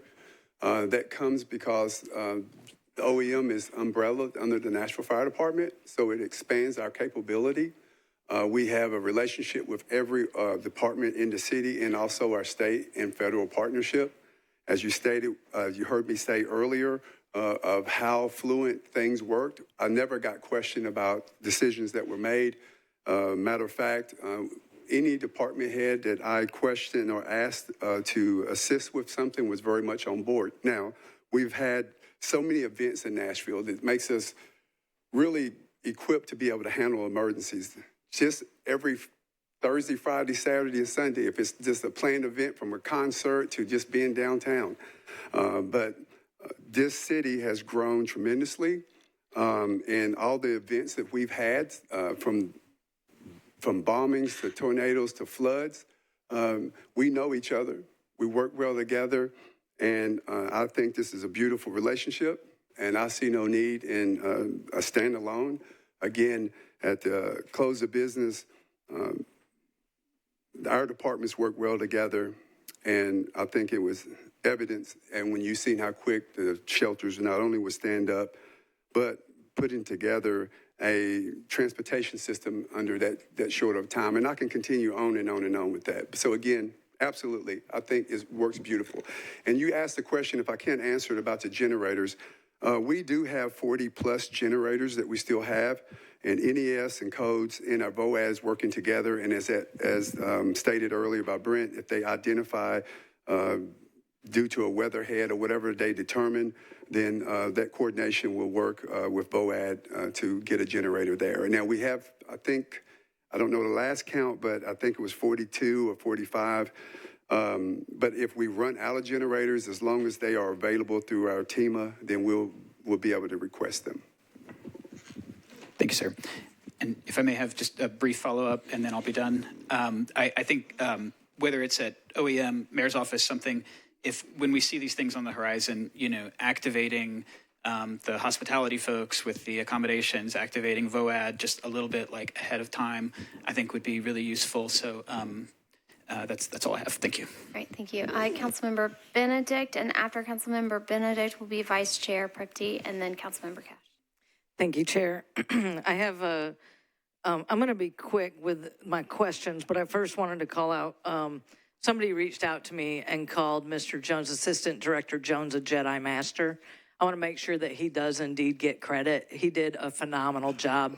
And I did hear about one of his employees who actually his home caught on fire as the power was out. And he came to work the very next day. He did not stop working his 12 and 14-hour shifts. And that just demonstrates the level of commitment that our employees have. And I know that throughout every department and NES, our employees were superb. And that includes the line workers in the field as well as the people behind the scenes working from the office helping to manage the data that went through. On the water and sewer side, I want to commend water and sewer as well. I think we talk about stormwater a lot when we see storms, but if we didn't have clean water, we wouldn't have been able to drip our pipes and they wouldn't have gone down the sewer. And so now I want to get to my questions. Your questions? Thank you. You saw that look. I saw that look. So this is a question for every department head. I don't know if we can start with Director Alarcone and then Chief Swan, whoever's near, and then Mr. Potter, and then and then the CEO. So, Chair, I'd like to understand who's ultimately responsible for each department's response to this storm. The department head. That's right. Okay, thank you.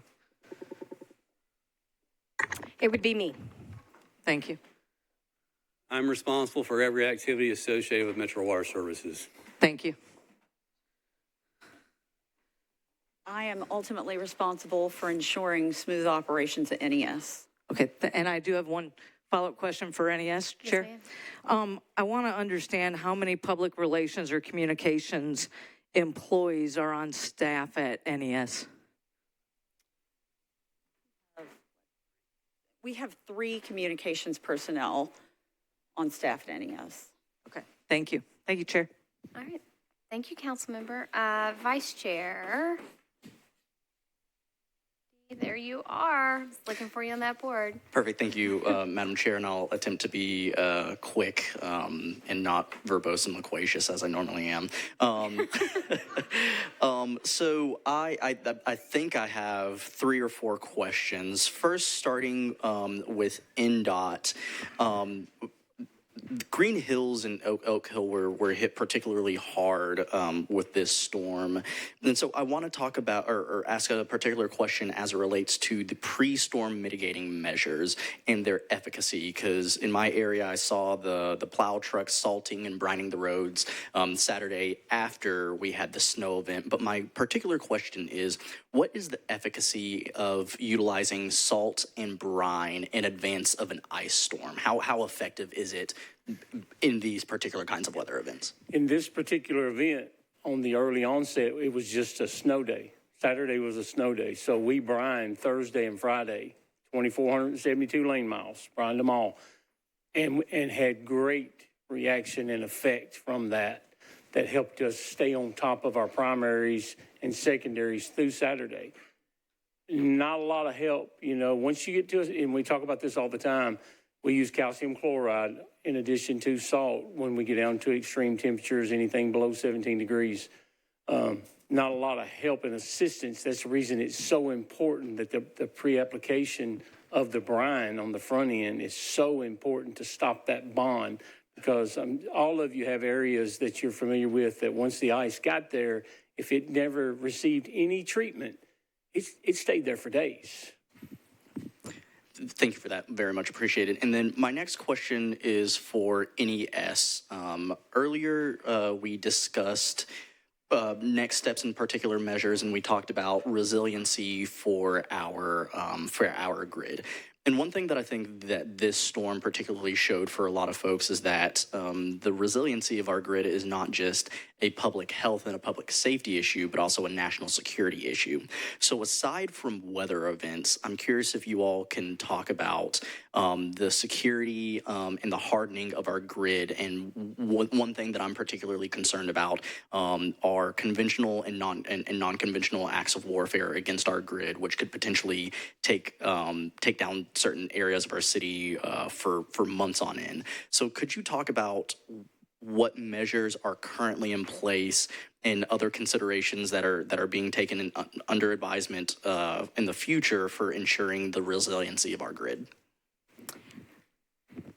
From a resiliency perspective, we have some level of sectionalization already built into our system where we can isolate. A lot of our customers are not tied into just one substation. We have the ability to serve customers from multiple sources, which builds in some resiliency. And by sectionalization, I meant when you have, say, someone hits a pole, car hits a pole, it may knock out power to 1,200 customers because that line serves a large span of people. But then we're able to, using digital technology, isolate that outage to just the customers immediately around it, allowing the rest of the customers to be restored that are not directly impacted.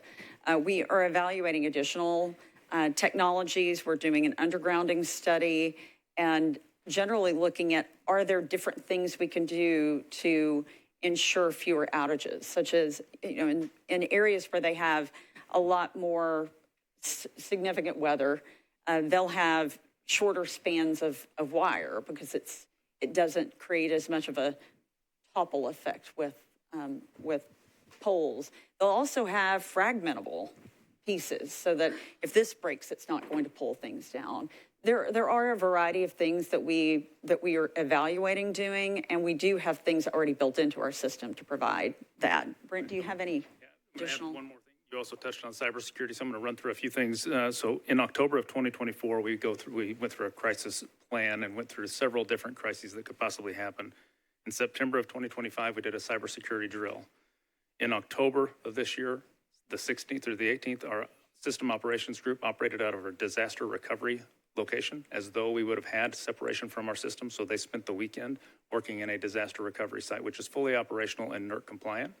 And then on November 18th, we did the Grid X drill, which is a national drill every other year. We did that at MLGW to partner up with another large utility to learn from each other. And so those are some things we are doing to exercise ourselves and to exercise our system. Within NERC, our NERC compliance requires us to exercise those types of things on a regular basis and make sure we are as prepared and able to operate the system if something like a cyber attack were to happen. Thank you for that. And just a brief follow-up and directed both for NES, OEM, and I do see Deputy Chief Gilder in the back, so he might be able to or might want to jump in on this one. But I'm curious, sort of just in very broad strokes, when it comes to disaster preparedness, what planning and coordination in advance and emergency contingencies are in place, and the coordination between OEM, MNPD, and NES, if you all could touch on that very broadly. Yes, and so in some of those drills, we have those spelled out as what we will do, and some of those assignments are made.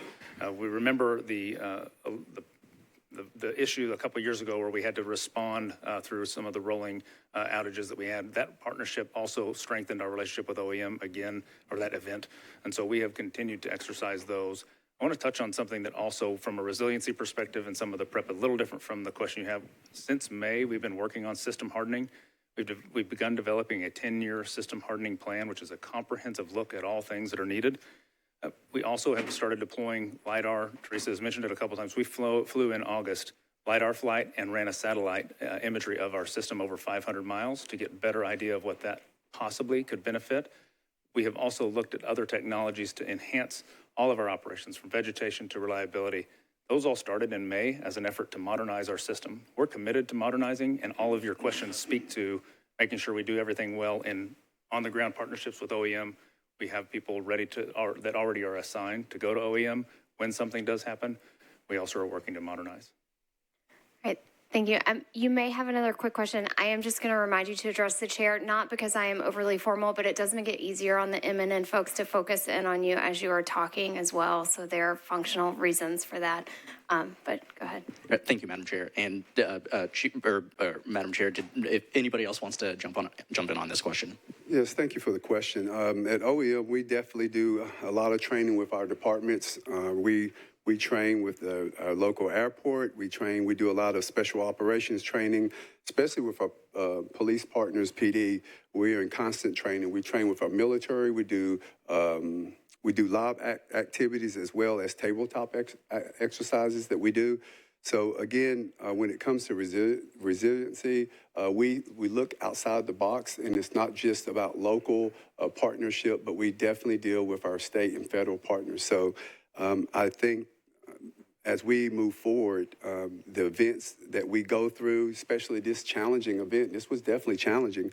The highlights are we do work well together, and that's very important that you know your partners. Know your partners before you have an event. That's our rule. If you do, because things get sensitive. When moments are heated and an emergency's happening, the last thing you want to do is feel like you stepped on somebody's toes. But if you have a strong partnership with them, it just makes things work smoother. Then afterwards, we'll do after action and we'll talk about it. But there is quite a bit of challenging circumstances that we deal with. And I'll be more than happy to provide that to Metro Council, some of the stuff that we've done, Tin Cup, so many things with the military. I cannot think of them right now, but I'll be more than happy to share that. You'll probably be amazed at the work that we do. We have one of the things that we do with our aircraft, with helicopter training with our military. We do air rescues. We have our heart team. So there's a lot of things that we do, but I'll be more than happy to get that information and share it with you guys. Thank you. In the interest of time, I'll say ditto to that. But yes, no, like Chief Swan said, we have an emergency contingency section that prepares for all sorts of man-made and natural disasters, and then they work closely with our OEM partners, and we drill through a lot of these possible scenarios on an ongoing basis, working with other departments, working with our state and federal partners as well to prepare for events. Thank you for that. And then my last question for now, Madam Chair and Chair Huffman, it could either be answered directly by OEM or by the administration. I just want to make sure that we're getting a full accounting of all of the resources that have already been mobilized up to this point and what we are still waiting on. So I know that there have been disaster declarations, that there's been some FEMA mobilization. Can we talk about what resources we have received from FEMA and what we are still waiting on from FEMA? Yeah, I think OEM is probably the best to answer that question. Thank you. As you know, we have been approved for our public assistance, 60-point-some million, which this really sort of helps for assisting of emergency work and repair for replacement of damaged facilities. So that's very important as far as the public assistance. But the individual assistance, that's still under review, and I know that's where most people are going to be interested in, because this is your homeowners and people that have calculated damages and stuff for that, and they are looking for that to be approved. So currently, Nashville has opened up a disaster recovery center for this would give locals resources that we already have in the system that sort of helps guide them. But I know we're waiting on FEMA, and we're waiting on FEMA as well. We're hoping this week we have conversations when they're going to be coming into town, when everything is approved. Once that happens, it's a slow process to first be able to provide them a place to have a brick and mortar, which we've already got that established. And once they get here, they will be in the neighborhoods going around to individuals, knocking on doors. and also they'll be set up in our center. So again, it's a tough question. We're just as anxious as everyone else, and we're hoping that this the individual assistance will be approved very soon. But it is under review at this moment. I hope I've answered your question. I wish I could have a crystal ball. I could tell you exactly when. But one thing we do know, when it is approved for a city, we'll be ready to accommodate whatever needs they can to help speed the process up. Thank you for that. And I just wanted to say thank you to all the department heads for being here to answer our questions. And thank you to every single one of the line workers and linemen and the folks who have been on the ground every single day to get us back to some semblance of normalcy. And with that, no further questions. Thank you, Vice Chair. I would add, if anybody in the room is not getting the email updates from Austin Travis with TEMA, please let the council office know, and I can help coordinate that. He has been sending updates on federal assistance received and been responsive to my emails, which has been helpful in understanding this as well, since that does flow through the state.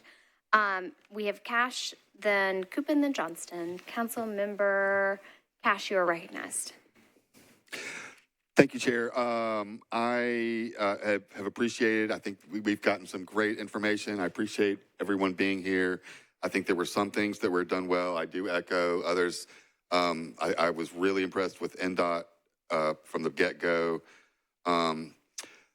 My broad question is about customer service and communication. And I guess the umbrella question is, how are we going to better help? How are we going to better help NES customers who are also our constituents? Like we love helping our constituents. It's our job to do so. We're legislators, but it's also our job to connect them to different executive branch departments and the mayor's office.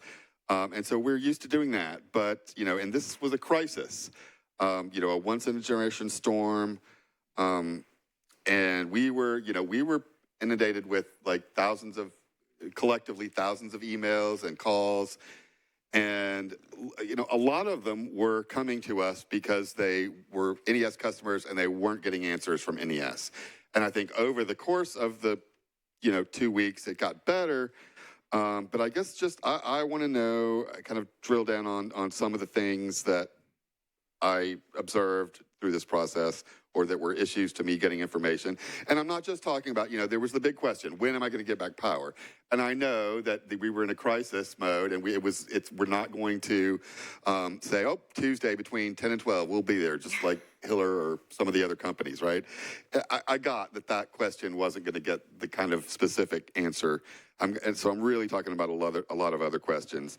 Like should we, although on that question, should we have been more explicit and cautioned people, like it's gonna be a while. So like if you need to make other plans, make other plans. I think we could have been more explicit earlier on that. Like one of my questions that I struggled to get an answer to was about brownouts. I was asking for like 3 to 4 days. I finally got it in the first briefing, which was on like day 6, right? It was, and the I don't remember his name, but the kind of techie guy that started answering questions, like he answered my question about brownouts like it was nothing. There were questions about downlines, about specific things. I don't need to go down the whole list. So I hope, like part of my question is, will we get FAQs faster than we did this time? Will we get a briefing faster than we did this time? I kind of am curious about, like, I understand best what the communication between NES and us, but I question that if there were communication issues with other departments. I know I had a major intersection traffic light that still didn't have power, like 7 days in, for dangerous intersection, and I didn't know why they couldn't put it back up.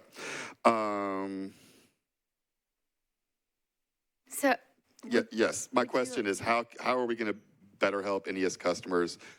And I kind of had a bullet list of things. I have another question. Let me go ahead and ask this. And this question can be like a yes or no question. I don't need to get into it. But I do also want us, my colleagues and our staff to, like, we're kind of evaluating and assessing other departments, and I do want us to take time to assess our own department and have a discussion about how we might have responded better, how our staff might have helped us in a proactive way better. And I guess my question is that conversation like coming? Those are my questions. Thank you.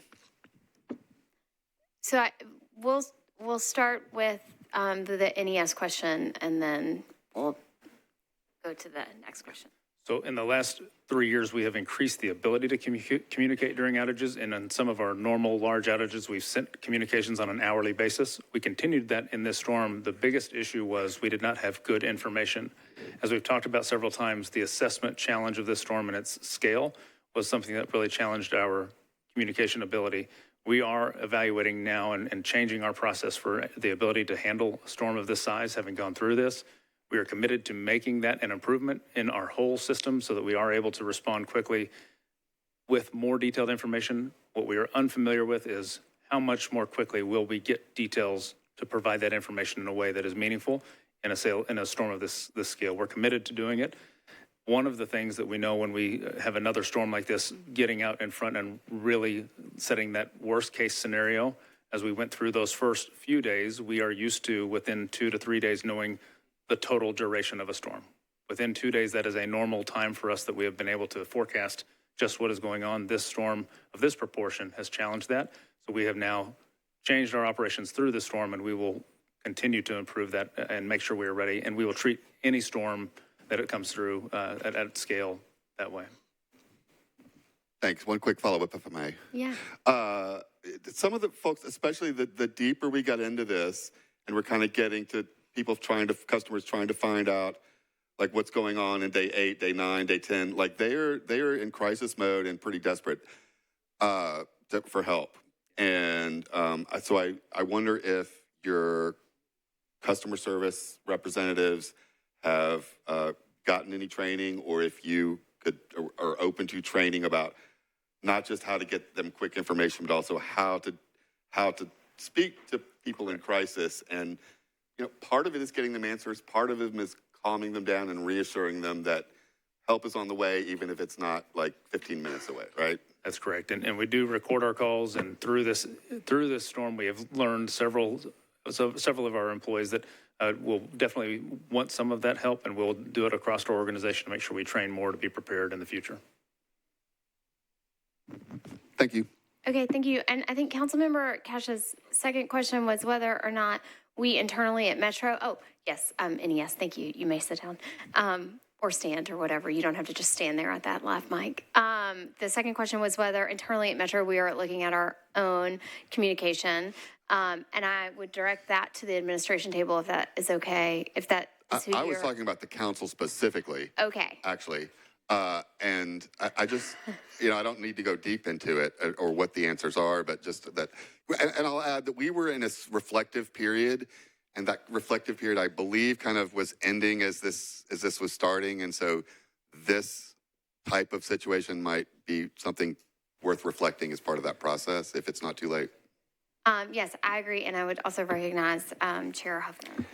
Thank you, Councilmember Cash. You hit on to a point that is a point of contention for me. So prior to this ice storm, there was a small collection of council members that really wanted to create essentially an emergency preparedness checklist for all scenarios: ice storms, tornadoes, single-family fires, whatever it comes, essentially, whatever falls within that parameter. I'm going to be following up on next steps, but there will be a small group of us that will be evaluating how we can improve our communications. And I want to highlight that it takes all of us to work together on that, right? We're only as good as the information that we're given a lot of times. And as a part of this process, the only thing that I'll ask all of our friends that are here is when we come asking, like, help us help you, essentially, when we come asking for these things, we want to make your lives easier as much as our constituents to make sure that we're delivering for them. Thank you. All right. So next is going to be Councilmember Coopin, then Johnston, then Vo. Councilmember Coopin, you are recognized. Thank you, chairs, for hosting this meeting, and thank you for all the departments for being here. First, want to say that I'm just so proud to serve on this body. To see my colleagues on Metro Council step up during this storm has been incredible. Sharing messages, sharing communication, getting the word out, serving constituents, doing live videos. It really was a bright moment in a dark time to see how this body stepped up. So really want to elevate that. And then, of course, the line workers who were working 12 to 16-hour shifts in the cold and the rain. My first question is for NES. I want to understand when did you all know that the weather was shifting from a snow to an ice storm, and whose responsibility is it to track those changes and build that preparedness plan? I'm going to go through some details to get us to the start of this. On Tuesday, January 20th, we were actively monitoring the forecast, knowing that there was severe weather. We initiate our storm protocols, and that is out of our control room where I talked about earlier, the ones that go to the disaster recovery site. They began alerting all of the NES folks about what the weather is. They monitor the National Weather Service, the utility electric tools that we have available for different wind and weather patterns that are coming through, and we use that information to make our plans. At that same time, our managers that manage the contract crews start reaching out, and they began on Tuesday letting the contract crews know that we will need them because of the impending weather. And on Friday, our internal teams began rotating on a 12-hour shift instead of their normal shift. That 12-hour shift gets us to be able to rotate extra crews to be available throughout that potential weather period. And then crews from Maryland, Kentucky, Indiana, Ohio, Mississippi, and Tennessee were contacted early, and they began mobilizing early that late Saturday night and Sunday morning as they were leaving some of those areas that they were being held to work in. We had some of our own crews that normally work on our system as contractors here at that time. We got up to 400 in that first 24 hours crews here. And then I'll go through a list of, there was another question that others had asked about the list of how many we ended up mobilizing. We were able to get up to 700 by day 3. And I'm going to pull up just a little detail to make sure we covered that, how quickly we ramped up. There goes that. So we've got to 740 by day 3, 900 by day 4, 930, thank you, 1,006 by January 30th, 1,112 by January 31st, 1,246 by February 1st, 1,790 by February 2nd, and 1,920 by February 4th. Different stages in that ramp up were where we would reach out to either our contractors that normally work on our system or contractors that we had not normally worked with, and we started to bring those in as well. Also, we reached out to our TVA local power companies through our mutual aid agreements and ended up with 196 of their personnel, and then 27 from the large public power companies, ended up Austin, Texas being the one that was able to get here for that. And so through this effort, we were able to use all avenues to get ramped up. Each day, as we've mentioned, the assessment started to unveil even more, and scaling, for one, our ability for our crews to be able to make the line safe to work. Getting too many people at once could make that unsafe, so safety was our first and foremost requirement in this, and scaling in a way that also got power restored as quickly as possible. Through this, we have learned how to scale at this level, and in the future, we have broke through some of those hurdles that might have previously existed. Thank you. So follow up to that, it sounds like starting Tuesday, y'all were tracking the weather. I also heard a number of times in the response that part of the delay in restoration and one of the challenges was the kind of surprise shift from snow to ice. At what point during that tracking of the weather did it start to become apparent that it was going to be an ice storm versus a snowstorm? Yeah, great point. On Thursday, we met with the largest utilities of the local power companies of Tennessee Valley, and at that point, it looked like the ice was going to be in Memphis. On Saturday, when that ice pattern shifted, we began making those calls. As the forecast showed, Saturday ice was headed directly to Nashville.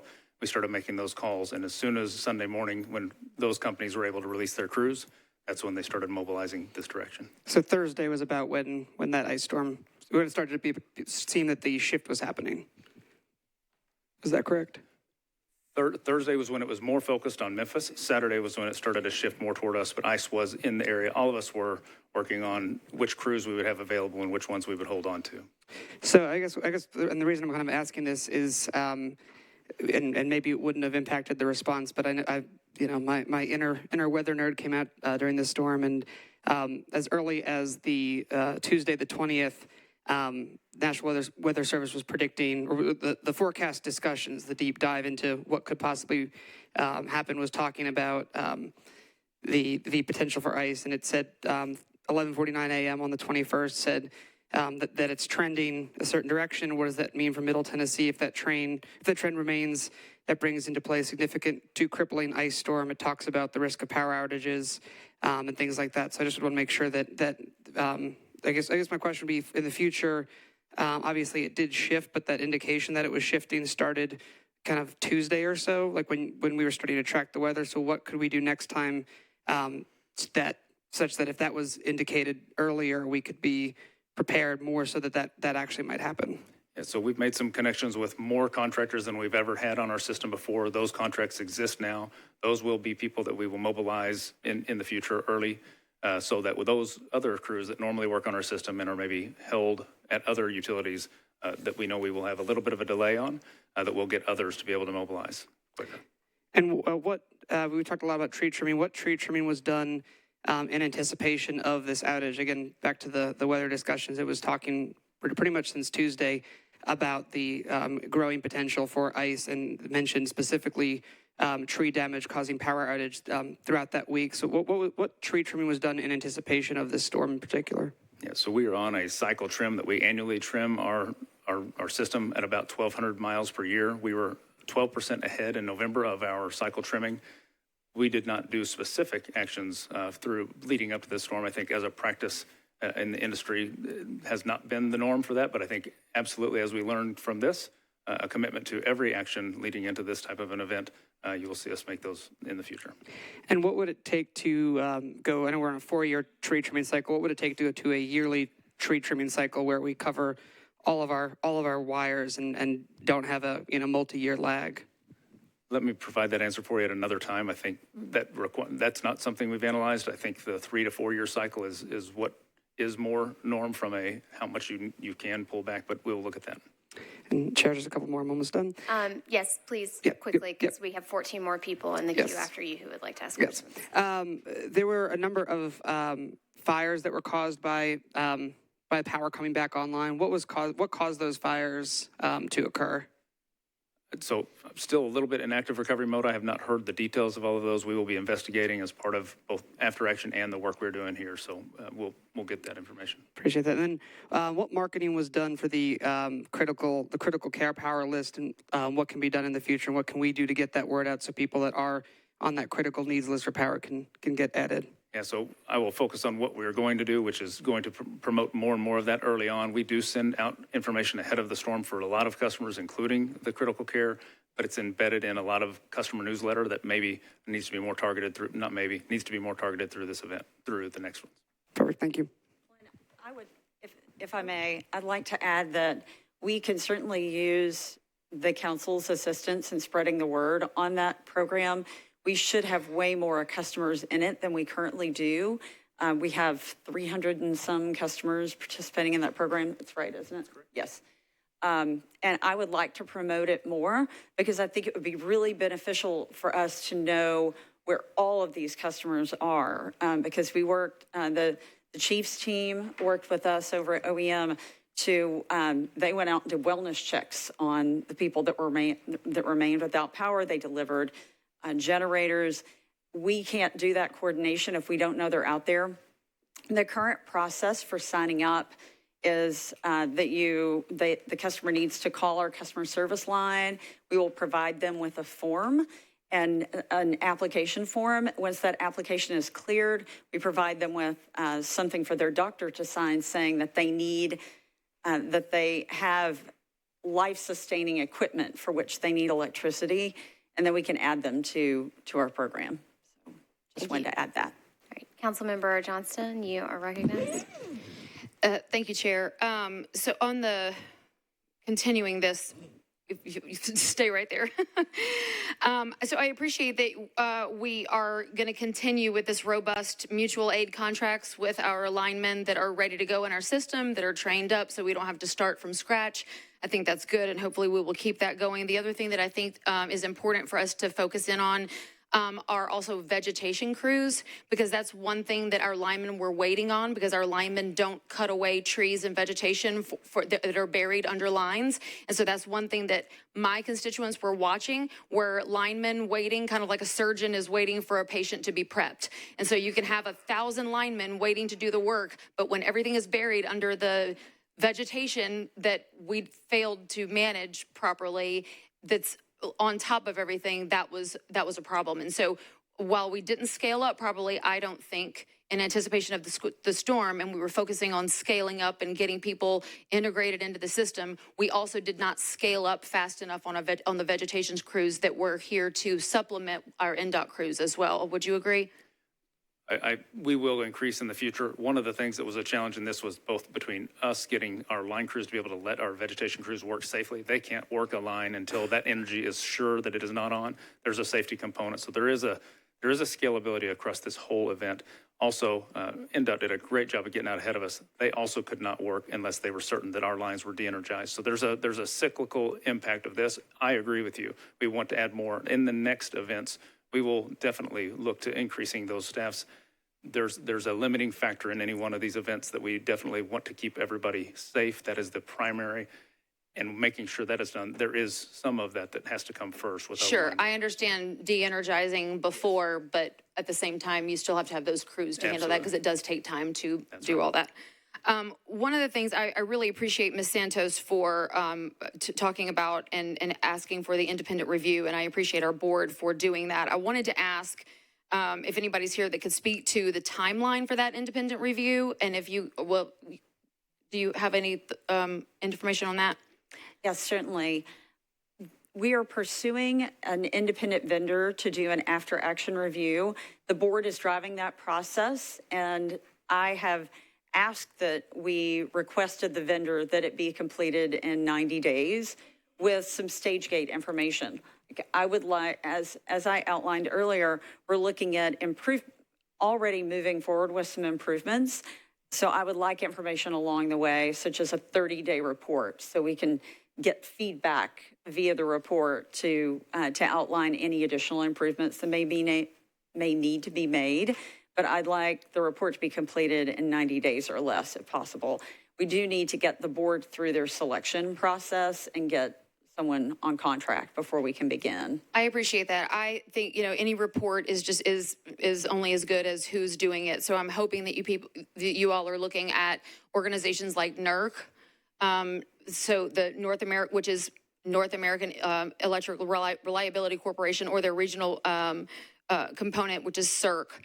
They do event analysis, but they also do reliability assessment and performance analysis. And so I'm also wondering, while they are there, to not only do an event analysis, but to do something more than that, so that we can have more of a comprehensive. If they're already going to be doing an event analysis, let's go ahead and see what all we can do to prepare, because I think what this has shown is that not only did we not respond to this event properly, but we have some pretty critical failures and deficiencies that I think need to be looked at from a just system-wide, that I think need to be addressed.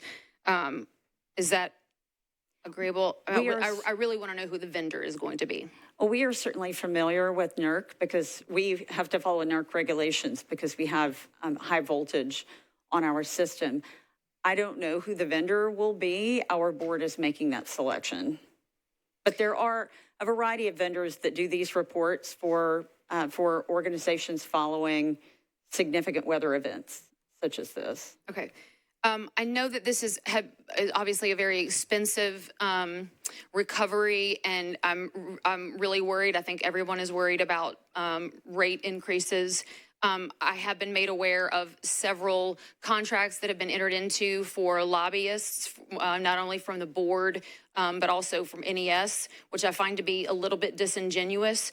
I did look through our documents portal, and I haven't been able to find those. So I'm wondering if those are going to be disclosed to everyone so that we can know exactly what you all are spending for this crisis management and relationship management with state legislators, this body, PR, whatever spin it is. I personally just find it to be very disingenuous. I think people just want the truth, and I think you can just look people in the eye and tell them the truth. I don't think we need to be spending tens of thousands, if not more, on that. But I'm wondering if those contracts are being buried in, say, Finn Partners multi-million-dollar contracts so that it's not subject to FOIA requests, or will those be disclosed?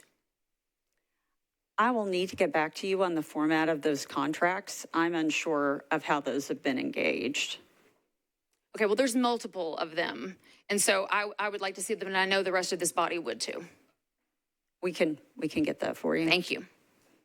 If you'll just share that with the council office too, I'm sure multiple people will have interest in that, and they can disseminate that in ways that don't violate public meetings. We have Councilmember Vo, and then Stiles, then Vice Chair Ewing. Oh, Councilmember Vo, I'm so sorry about that. It's okay. Thank you so much, chairs. My first two questions are for NES, so thank you so much. My first question is, customers are asking for clarity about billing during the recent outages. Can NES confirm whether electric meters were recording usage while power was out, and whether any charges, fees, or costs of any kind were applied during customer outage days? If refunds are not possible, will NES issue a clear public statement explaining why and how billing is handled in outage situations? I certainly appreciate that question. Customers should not have to pay for electricity they did not use, so they were not being charged for energy usage during the time that their meters were not working. Great, thank you. My next question is, what role does TVA play in ensuring grid resiliency for NES workers? And how do NES and TVA coordinate before, during, and after major outage events? What resources does TVA make available to NES to strengthen resilience and speed restoration? Well, TVA is our regulator, so they have a variety of roles in which they serve. During storm coordination, we discuss with them in advance a variety of things, because if their transmission lines coming into us go down, we're not able to provide power to our customers. So we want to make sure that our feeders are going to be live so that we can receive power from TVA. That's one of the coordination points. And they did have some feeders out during this storm. None of them were coming in to Nashville, so we were fortunate from that standpoint. They did provide resources. They helped us with having some engineering teams to do damage assessments. They also had some team members at our headquarters just assisting with system control and emergency response. Thank you. My next question is for OEM. As we plan for future warming shelters, what criteria are used to select locations, and how can we strengthen that process to ensure sites are accessible, inclusive, and well distributed? Some community members have suggested schools as potential options, and we're curious why they weren't an option or chosen this time. All right, thank you for that question. We do pre-plan, as I stated earlier. If we have a situation where we need shelters, we look at things like the community centers because they're just geographically located throughout Davidson County. And then Metro schools have been strong partners with us. Matter of fact, we used Margaret Allen Middle School for a short 2 or 3 days span for the shelters.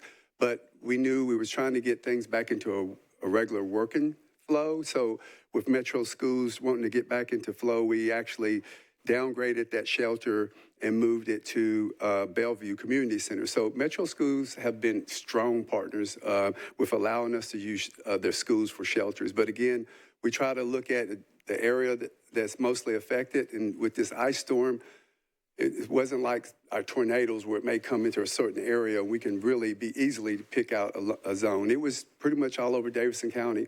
So we used areas that we thought that were accessible and easy to get to. And with that being said, we made adjustments as needed. And that's how we sort of flow with understanding where it should go.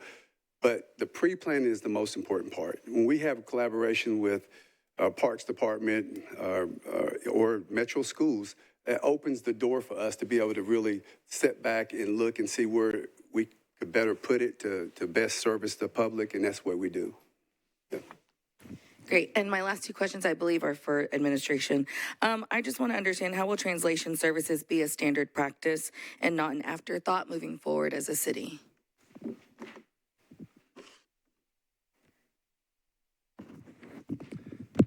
Thank you. Councilmember, that's an area we're constantly working to improve. I know when it comes to the website, most users access it in their native language, but when it comes to verbal communications, that sort of thing, that is something that we know there's a lot of work to do, and we'll continue at. Thank you. And last question, how can WeGo make fares free during state of emergencies or crisis like we have experienced? And I don't know if, I know WeGo's not here, but if someone can speak to that, or that, I just wanted to make sure we asked about that. Councilmember, I don't know. I don't know if that goes to WeGo's board or how that is decided. Sorry. It's okay. Thank you. I think that question can be submitted to WeGo too. My understanding is that the board does have to vote on it from where we talked about it in the fall. And I would encourage folks to continue to ask that question if they're interested in that. Councilmember Stiles, and then Vice Chair Ewing, and then Councilmember Suara. I know we're getting back up here. Go ahead, Councilmember. Oh, Councilmember Stiles, I do have to light you up. There you go. Thank you very much. I'm going to be brief. I do want to thank the linemen that have put in time. They have missed time with their families. Some of them didn't have electricity. They did a tremendous job for us. I am extremely, extremely, extremely grateful.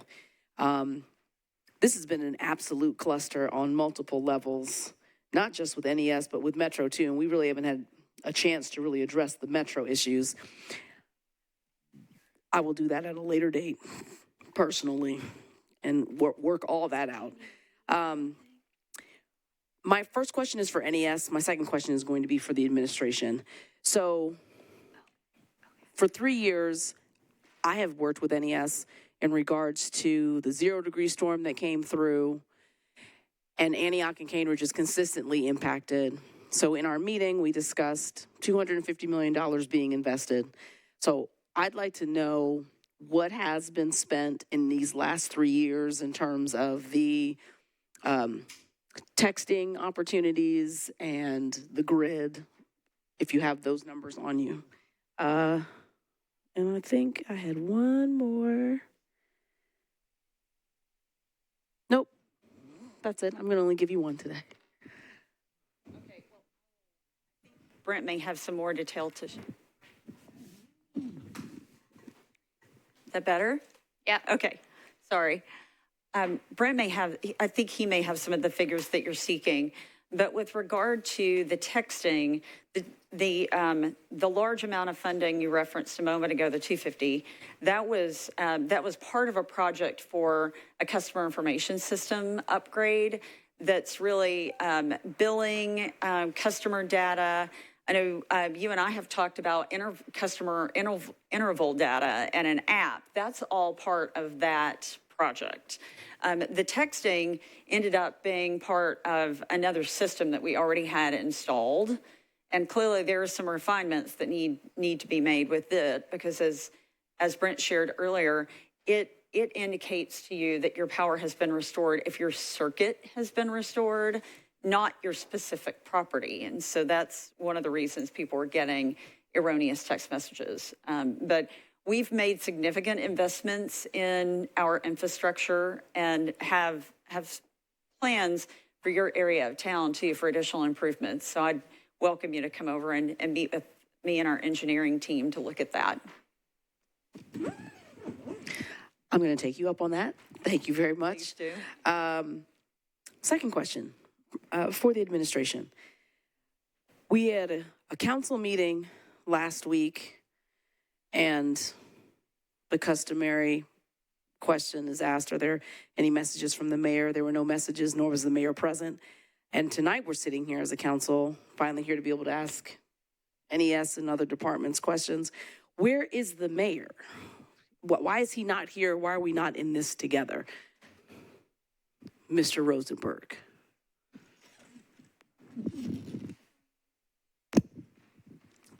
Councilmember, the mayor has been very working the hours that you have, frankly, and longer doing work. He is not here at this moment. He has other things that could not, that was probably a conflict for being here right now. I'm very thankful for the work that he's done, the leadership he's done throughout this process, building bridges, bringing people together on it. I appreciate that. And I'm sorry he's not here to speak to you tonight, council member. All right. Councilmember Stiles, looks like she's done. She's sitting. So we're going to go Vice Chair Ewing, then Councilmember Swar, and then Councilmember Porterfield. Thank you, Chairs. I am not going to monologue. I promise I'm not. However, I do have to point out that when we as city leadership and NES leadership, when we're all talking about resiliency, we really have to include a discussion about how we take care of our vulnerable populations. And I'm not just talking about people on the critical care list. They are certainly very important and they are very present on my mind. But I'm also talking about the very real needs and concerns of the disabilities community. I'm talking about renters who were evicted from their apartments. We have a problem with resiliency for our community, for our population. And so that, I would like that to be part of our discussion. All of my questions, I'm sorry to say, have to go to NES. I do appreciate everyone being here. I appreciate all of our really hardworking NES and city staff. You all have done an amazing bit of work, and I don't take any of that for granted. Okay, so most of my questions relate to the critical care program. You had mentioned wanting to scale up the program and not having the ability to have visibility into how many people could or should be on the program. I want to take a little bit of an issue with scaling it up at the moment when it doesn't seem to be functioning very well. So the question I have to start with is, how can you make meaningful changes to the critical care program, improve oversight to ensure that the program delivers on what it needs to, and how will you execute assessing and making improvements to this program before you work to expand it? Well, I believe it's important to go ahead and start getting the information about where those customers are located.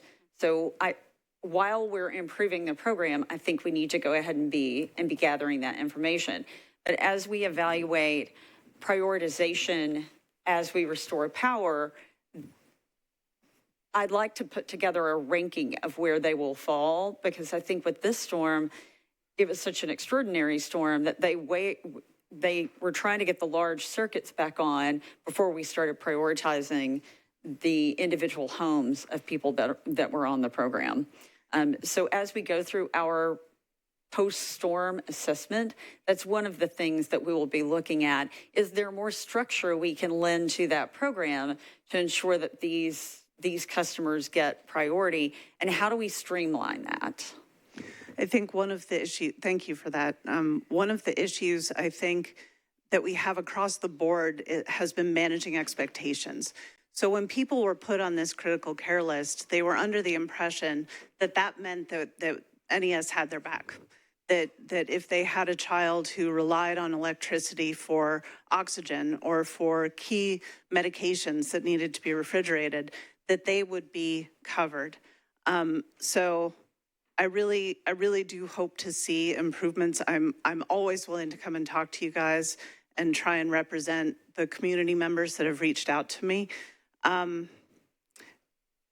Vice Chair, sorry to remind you. Oh, I'm so sorry. I'm supposed to. That's okay. They just got to get you on that camera. Okay. So Let's see. By the way, I collaborated with CM Weiner on these questions, so I am going to ask her to catch anything that I might miss. Y'all did that here in this meeting, right? Just to be clear. Yes, during the meeting. Telepathically, of course. Okay. So I wanted to also ask, like, as you're thinking about the critical care list, what accommodations or thought could be put into helping those in the disabilities community who may not be on the critical care list, but become exceptionally vulnerable during events like this? And I mention this because the critical care list addresses a certain section of the disabilities community that has very specific vulnerabilities related to equipment that might require electricity, but that doesn't cover the range of vulnerabilities that we're seeing and that we have seen during this crisis. So as you're going through and making changes and assessing this program, could you please include an assessment of those other populations? We can certainly consider that as part of our evaluation. Okay, thank you. Also, this is just a suggestion. Have your key account managers work with CMs to get information on assisted living, independent living, nursing and memory care facilities in their parts of town. Because last week or the week before last, that was a lot of what I was doing. Just 3 more questions and I'll be very, very quick. If a resident has a specific issue relating to a tree that is poised to potentially damage a power line now or in future, how should they get that information to NES? Certainly calling our customer service line should get them to the right people. Okay. How is communication handled with satellite cities? I think there was a little bit of a breakdown there with cities like Forest Hills. We also have Oak Hill, we have Berry Hill, we have Belmead, and they can certainly help with the communication piece that seemed to fall short. We have representatives on our team who were in coordination with those cities. Certainly making more robust communications is welcomed in time of a crisis.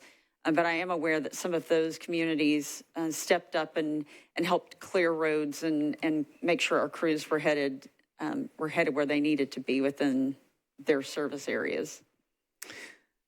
Thank you. And last question. Many of my residents expressed that they were caught a little bit unaware about their responsibilities in repairing the weatherhead and the meter on their home. And it occurred to me that there is space for improved customer education and outreach. So I wanted to find out what the plans are for improving that piece of the equation. That certainly became a hot button issue during this storm because there were so many homes that had significant meter base or weatherhead damage. To assist with that, we did some videos and posted those to the website just to be able to show customers, hey, this is what this equipment looks like. And if it's damaged or ripped off of your home, you need to have an electrician come assist you with it. So I think we can continue those ongoing efforts.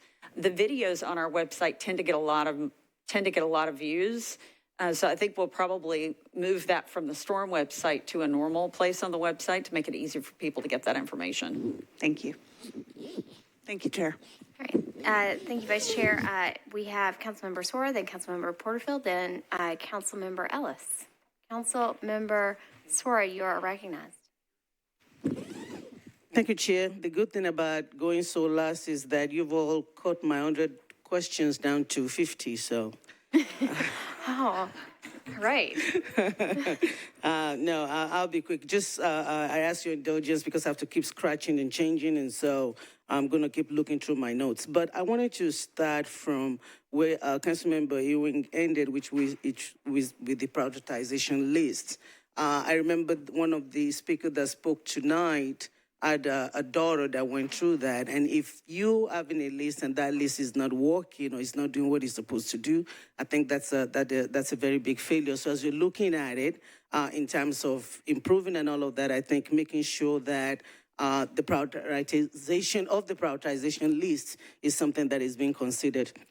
So I broke down what I wanted to talk about to the areas that most people have talked about, which is the crews and then the customer, NES. And so on the crew side, how do you choose your emergency workers in a situation like this?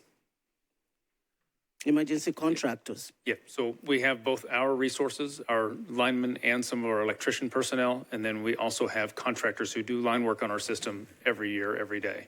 So we start with those because they are relationships that maybe already know how to operate on our system and can quickly get to work in an event like this as well. They have resources that are on other systems that can more quickly join our workforce. I remember during one of the briefings earlier on, and we keep talking about, especially when there was allegations that crew members, line workers were being turned away. One of the things that the CEO, Mr. Issa, said was that it takes some time to find people to train to know your system and to bring them online and all of that. That's why some of it was a little slow. Is there a plan on making sure that we identify line workers or contract workers or middlemen that knows our system, that we have them set up before something like this happens? Yes, in this event, we have trained up even more people than we ever had before. So some of those work groups that normally weren't needed in an event, in a large event, we've added more of those NES resources to do that. Also, some of our contractors who came on system, we've trained them up as well. So now we have a list of resources who responded to this event, who we will keep those contracts available. We will also ensure that every year that we keep those people trained up that are in those different areas. So we are committed. This was a storm that stretched those normal needs and those extreme storms we've had before. We now have a new extreme that we are prepared for. We will not relax on those trainings and making sure that we are ready again. One more thing we did in this event was we shortened the normal training. It is a normally very robust training. We did not want to slip on any safety. Changing safety in the middle of an event like this is very dangerous. The team got together and found a way to abbreviate the training in a way that we could onboard people more quickly. So that is something that we will also do in emergency situations if needed. In our normal course, we will stick to our long training and make sure that we do that. Thank you. I think it's important to have a pool that you can activate as soon as possible. And I think the training, because that was the reason that I heard, I think we need to do that to mitigate that. The other question that I have for you is with regards to the audit itself. The report shows that there's an internal audit that shows things that could have done or should be done to avoid situations like this, and that audit was not acted on for months. What was the failure in that instance, and what are we doing to mitigate that? I'm not familiar with. It's with vegetation. Oh, mostly. yes. Yeah, I thought maybe you were referring to the vegetation management. So that wasn't an audit per se. It was our enterprise risk management report that's done on an annual basis that evaluates all risks for the organization. And in that case, it flagged tree trimming is a risk for any utility that has above ground lines. And so at that point, I believe NES had been behind on tree trimming the prior 2 years. And what I mean by behind is we had not trimmed the amount of miles that we had planned and budgeted. One of those years was due to a vendor change. The program was retooled in 2024, and they didn't trim the 1,200 miles that we target because they had the change in vendor. Then in 2025, a lot of the tree trimming vendors took off to Northeast Tennessee and Western North Carolina to assist with the crisis created by Hurricane Helene. So in that year, the trimming was below the 1,200 goal. But the comment that our board member made in November when we presented that, when that ERM report was presented, is that we were ahead of budget. I mean, not ahead of budget. We were ahead of our trimming goals for 2026.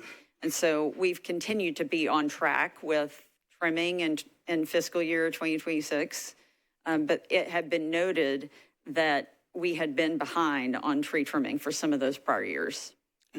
So again, we're not going to go back to blaming, but I view all of this as performance improvements and making notes. And so if we have an internal report or internal audit or assessment, and the report of it is before us and there's a storm coming, how does that get elevated to where those risk assessment, that's the point of the risk assessment, is taken into consideration as we're making plans for things that are about to happen?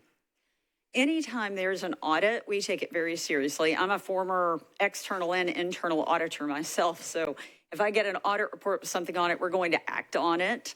And so we have taken steps to ensure that that program, the tree trimming program, is trimming the number of miles that we need it to. And I will tell you that tree trimming is essential in maintenance because we trim, kind of standard is to maintain 10 to 15 feet of clearance away from your trees, away from your lines, to avoid limbs falling on the lines and try to minimize tree damage. I will say with an event like what we just had, where you see trees that have essentially exploded because of the ice, they kind of split open, almost look like a tulip or something. And then you have whole trees just falling on the lines. Unfortunately, our tree trimming program can't really mitigate that level of tree damage. The ice is just so devastating that certainly tree trimming helps with that, but you can't tree trim to mitigate whole trees falling on lines. Thank you. I used to be an auditor too, and I think as we're talking about review and performances, we want to make sure that we're taking the reports into action because everybody's asking for commission and all of this, but it's all useless if there's a report that has not been acted upon. So I appreciate the clarification that even if you've done it, I wish some of it has been done, so we didn't have the catastrophe that we have, but that the ice, so this case would that wouldn't have happened, so that's good. On the communication side, thank you so much. I think a lot has been said about how we're going to improve the information that goes out. But the part that I wanted to lift up is what comes in. I think part of the frustration for a lot of people was that they were not able to get through to NES. I know that it was a storm and everybody was out trying to fix what is out there.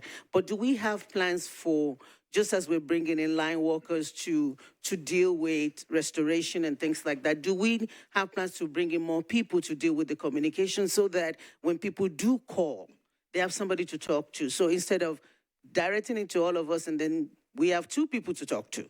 And so what is the plan to make sure that the complaint from customers, to reduce that frustration from customers, would be part of the plan? So we will continue to evaluate and expand. We have 2 overflow call centers already that are scalable, so we did lean on those resources. We have an overflow center that takes the call as well to report the outage. All of those were maxed very early in the storm. In the last 2 weeks, we took as many calls as we did over the last 6 months. So there is a scalability that we have to look into, and there's a reality to when we look into these, what can we accomplish? The 2 overflow call centers is fairly large for a utility our size to have that ability to scale, but we will evaluate how much more do we need to scale.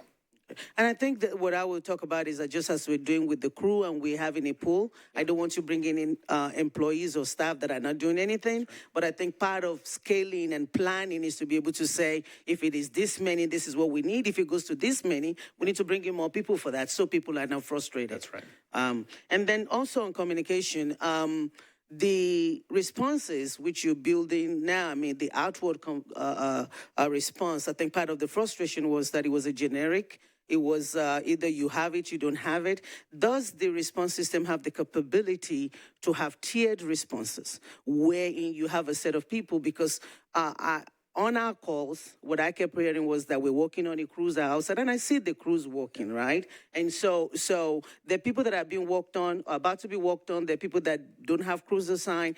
Does your communication system have or what you can build the capacity to be able to have a tiered messaging system or a detailed messaging system that goes out to folks? Yeah, so I think what's been really good about this conversation is we all have a mutual interest in making this better. And I think we're going to have to work together in conversations to figure out just what matters and what makes sense to your constituents and our customers. As we get in an event like this, we can provide more detailed information. As we've mentioned, also the challenge of getting an assessment to know what that detail really is in something this large. So we are committed to improving it. I think these conversations we're having and that we will continue to have is going to be what will help us deliver the right message. That is going to be the partnership that makes a difference, is what matters to customers in these events when less information is available early on. Thank you. My next question would be for OEM, but I also want to say this to you and all the other departments and everybody. We got a lot of information from everyone, the administration, NDOT, everybody sent a lot of information, but my request to everyone, including NES, other than language, is also how do you condense that information to where it's easy for us to put out?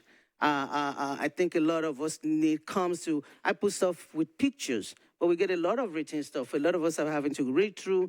I put out something, he puts out something else based on what he thinks is important. So maybe having information where it would be condensed, big ones, and then condensed for everybody. I'm asking all the departments to think about that. But Chief Swan, I want to say thank you. I think everybody said a lot of thanks to the line workers, to your departments, police, and all the metro services for all the great work that you've done. I want to, on record, thank Assistant Chief Jordan for pulling me out of my house because I couldn't get out, and I was out of power like everybody else for a long time. So thank you for the work that you do. Question that I have for you is, and I asked that night, do we have, somebody may have asked about generators or battery-powered heaters.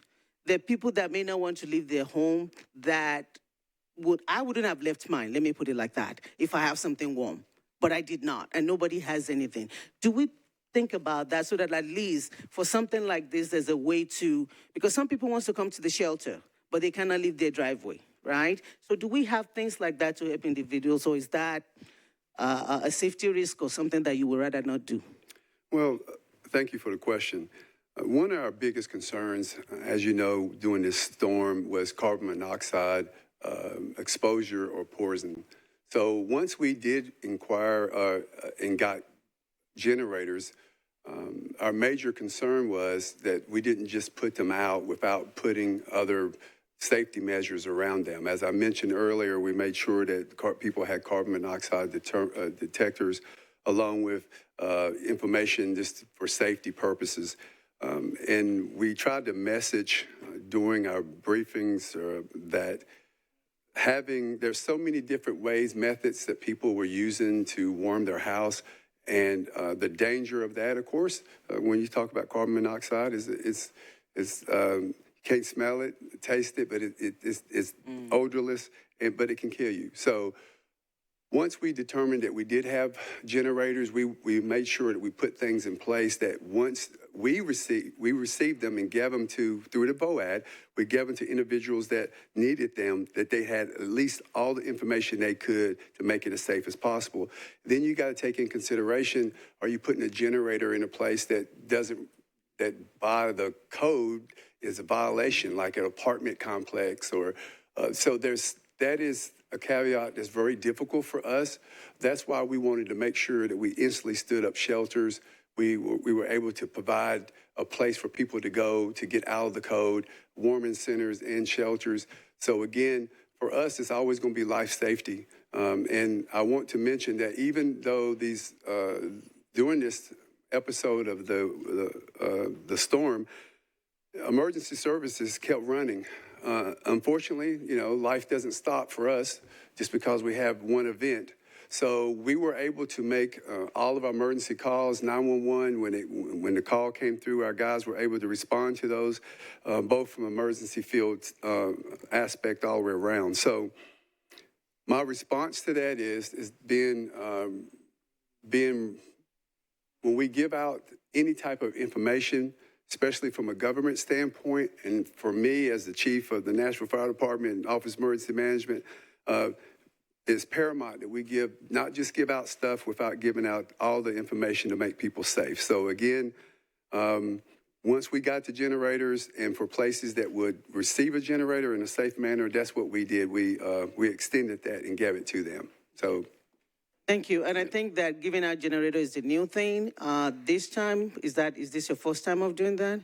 Yes, that was, again, we got generators from our Tractor Supply, and also we had generators given to us by TEMA, by the state. They actually came as well and gave generators to us. So we were able to, again, use the VOAD, which grassroots organizations and nonprofits that already had the heartbeat of the communities. So they already knew the process or knew individuals that were in need. So we used them to process those generators out, and it took the pressure off of us, and they had a better knowing of people in the community that needed them. I appreciate that, Chief, since it's our first time, because when I first asked, we didn't have it. So I'll appreciate that as we're looking forward to if we have storms in the future.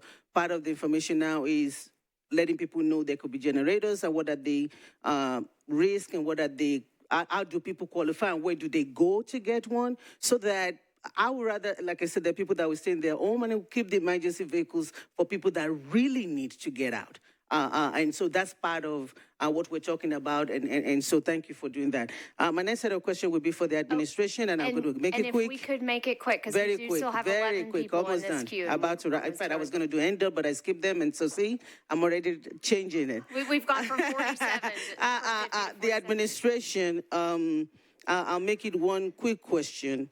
The funding that we're getting, the NES had $1 million. Do they set the criteria for that, or that's part of the criteria with the Nashville response? And then with the Nashville response, with all the money that is coming in, one of the things that I've heard is the bottlenecks that is happening where people are not able to get funds as they need it, or the criteria that are being set up to where some people are not even qualified, even though they need it. So are we working through all of that? Because I have people that said, I called the number, they said I don't qualify, I went to Mark said they can't give it to me. This is a very serious point, and we have all this money. How do we get it to people, and do we get it to them really fast? Council member, with regard to the response fund, that's United Way that's making the disbursement determinations. With respect to the housing assistance with MAC, the request for assistance has to be storm-related, and that's the criteria that's being used. All right. Thank you. Before I sit down, I think it's very important. I know that we thank a lot of people, but the people that I want to thank for me also is the people of Nashville. I think Nashville rose up. People opened their homes, let their neighbors in, and people gave food and did a lot of things. I think the resiliences of this community is what thanking. Somebody was talking to me the other day. We didn't have break-ins, even though people lost power. There's so much. So I think I want to thank the people of Nashville for their part in helping us see this through. Thank you. Thank you for that. Councilmember Porterfield, then Councilmember Ellis, then Councilmember Evans. Thank you so very much, Chair. My first question is for NES. I only have a few, and I'll be super brief. So if NES, followed by NDOT, followed by OEM wants to line up. My first question for NES is, how long does it take to onboard new crews? What is the normal time, and then what is the abbreviated time? And brevity is our friend. Onboarding crews isn't necessarily what the bottleneck was. It was more having someone that had gone through hazardous energy control training. So crews will show up, and we have to pair them with someone on the NES team, an engineer, someone from meter. Anyone we've put through hazardous energy control, we were pairing with contract crews, because what that is it's training that teaches them the different voltages we have on our system, how to communicate with our system control team, and do proper clearances. And so we deployed engineers and everyone else out to do those jobs. As we were onboarding more contractors, we didn't have enough of those people. And so we started dividing up crews that of our own that may have someone on them that had the hazardous energy control training, to have them lead contract crews. But then we also they developed an expedited training for people that could take crews out into the field. It's typically a 40-hour training, and I think they packed it into 8 hours, right? Oh, 4 hours. They packed it into 4 hours so they could get other contract engineers and others on our system to be able to lead crews, and that's how they were able to ramp up to a high volume of crews. Okay, thank you for that question. And this follow-up is for NES.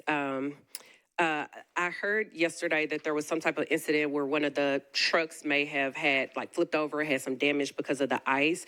What is the process or procedure for the vehicles that you all use to be weatherized so that we can make sure that we are keeping people driving those vehicles safe? And that same question will be for NDOT, NES, NDOT, and OEM. In essence, I'm asking, like, what are we doing for our vehicles to make sure that they can get out? Because if it's a sheet of ice, but a truck has to get out to remove trees or do whatever in order to get the electricity back up, how are we making sure that we can get those vehicles out as quickly and safely as possible?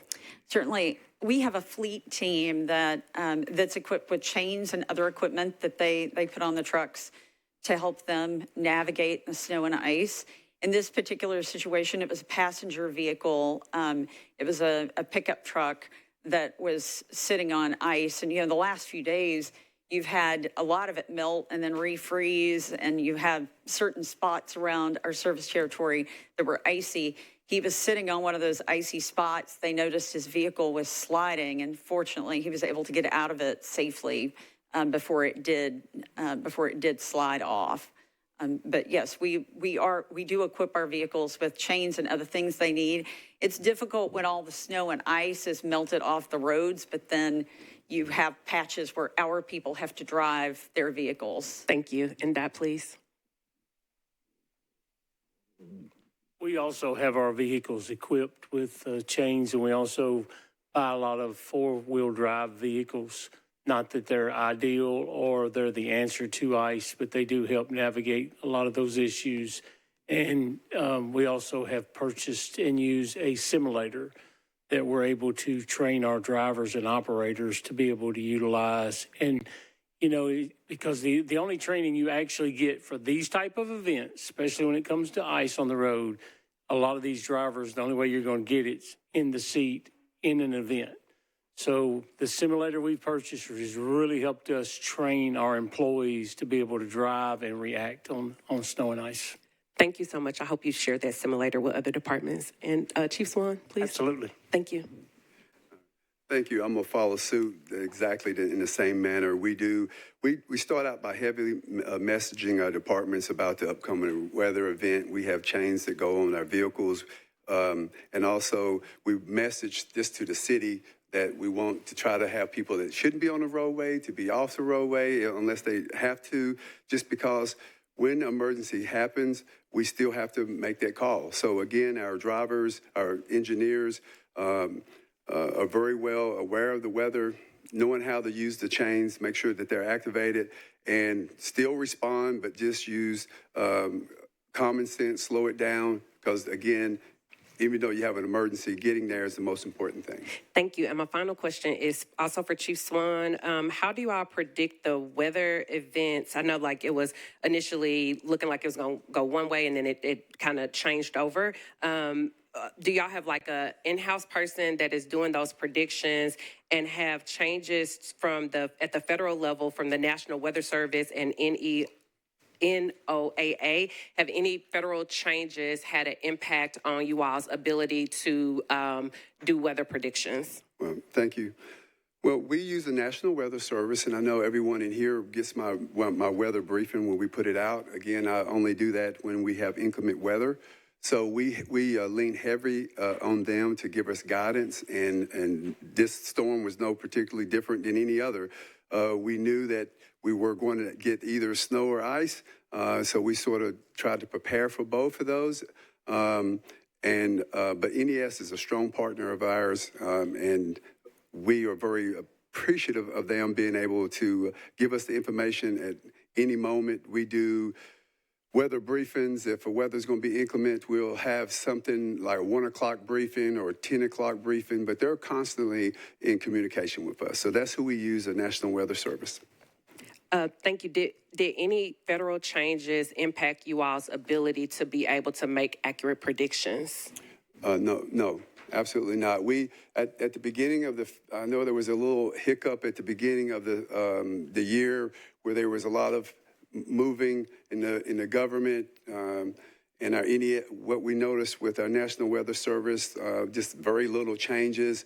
But again, the coordination there is strong. And we try to make sure that we stay in close communications with them. So again, we're very pleased with the information and how we communicate with each other.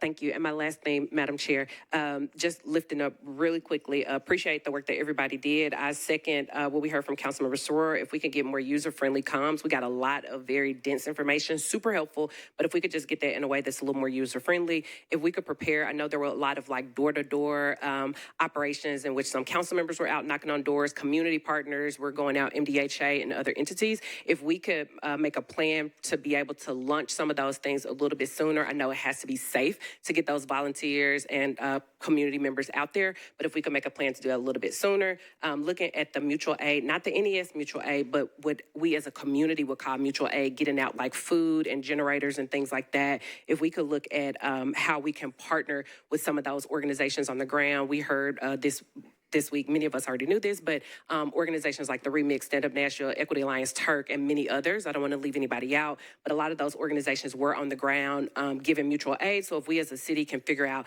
how to maybe mobilize those organizations and work with them a little bit sooner, or work with them to help get aid out to our residents and to help with the door knocking, that would be great. And then lastly, if we could really prioritize the language access to make sure that the information that we're sharing, all of our residents are able to get it. Thank you, Chair.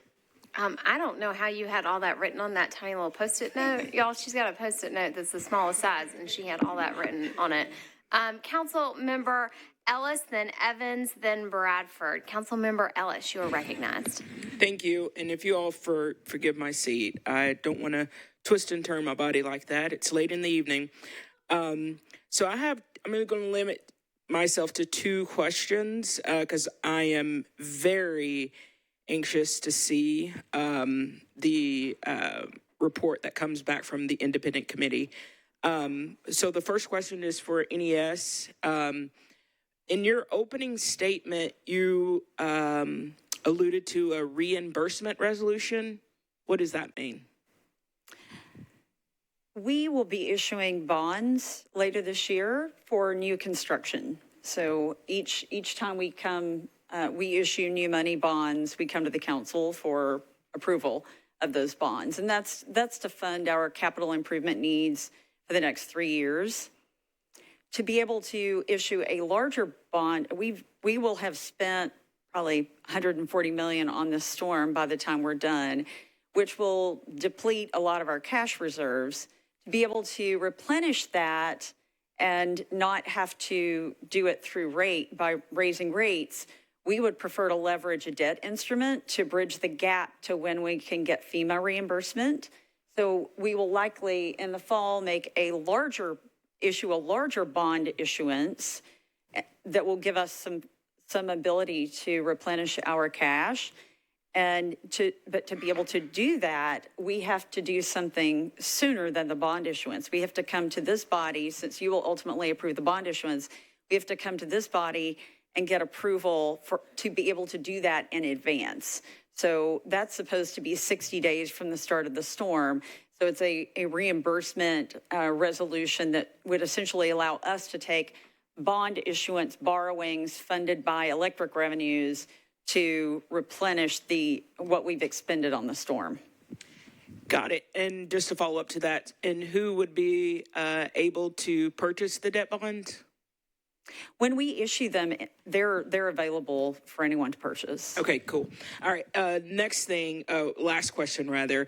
So, and you may have spoken to that in your answer, but will you all be increasing rates to cover the cost of the storm repair? This debt leveraging is our effort to not increase rates sooner than we had budgeted. In the budget we took to our board in May, we anticipated a rate adjustment in fiscal 2028, which I believe would be October of 2027, to avoid having to do that sooner, just to fill that gap, the expenditure gap, before we can be reimbursed by FEMA. We intend to leverage some debt instruments, and we're looking at other things besides just the tax exempt bonds. We may do a commercial paper program, but just anything to keep from having to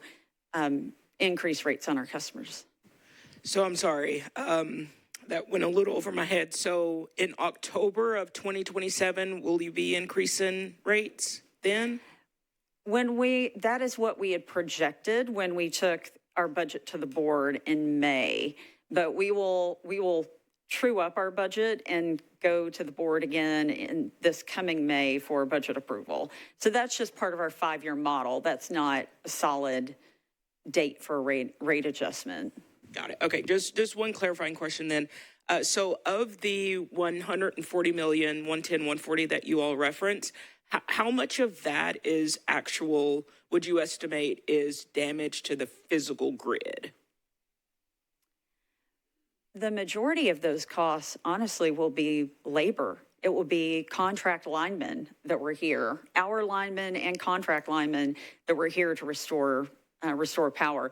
We had a lot of transformers out, poles, tons of poles broken, but poles aren't terribly expensive, but the manpower to replace them is, because on average, it takes 8 to 10 hours to replace a broken pole. And so that's a lot of manpower put into replacing one pole. And we had about 800 poles broken across our service territory through the storm. So the majority of that cost will be labor. Those are all the questions I have. Thank you, Councilmember Ellis, Councilmember Evans Bradford, and then Weiner are in the queue. Thank you.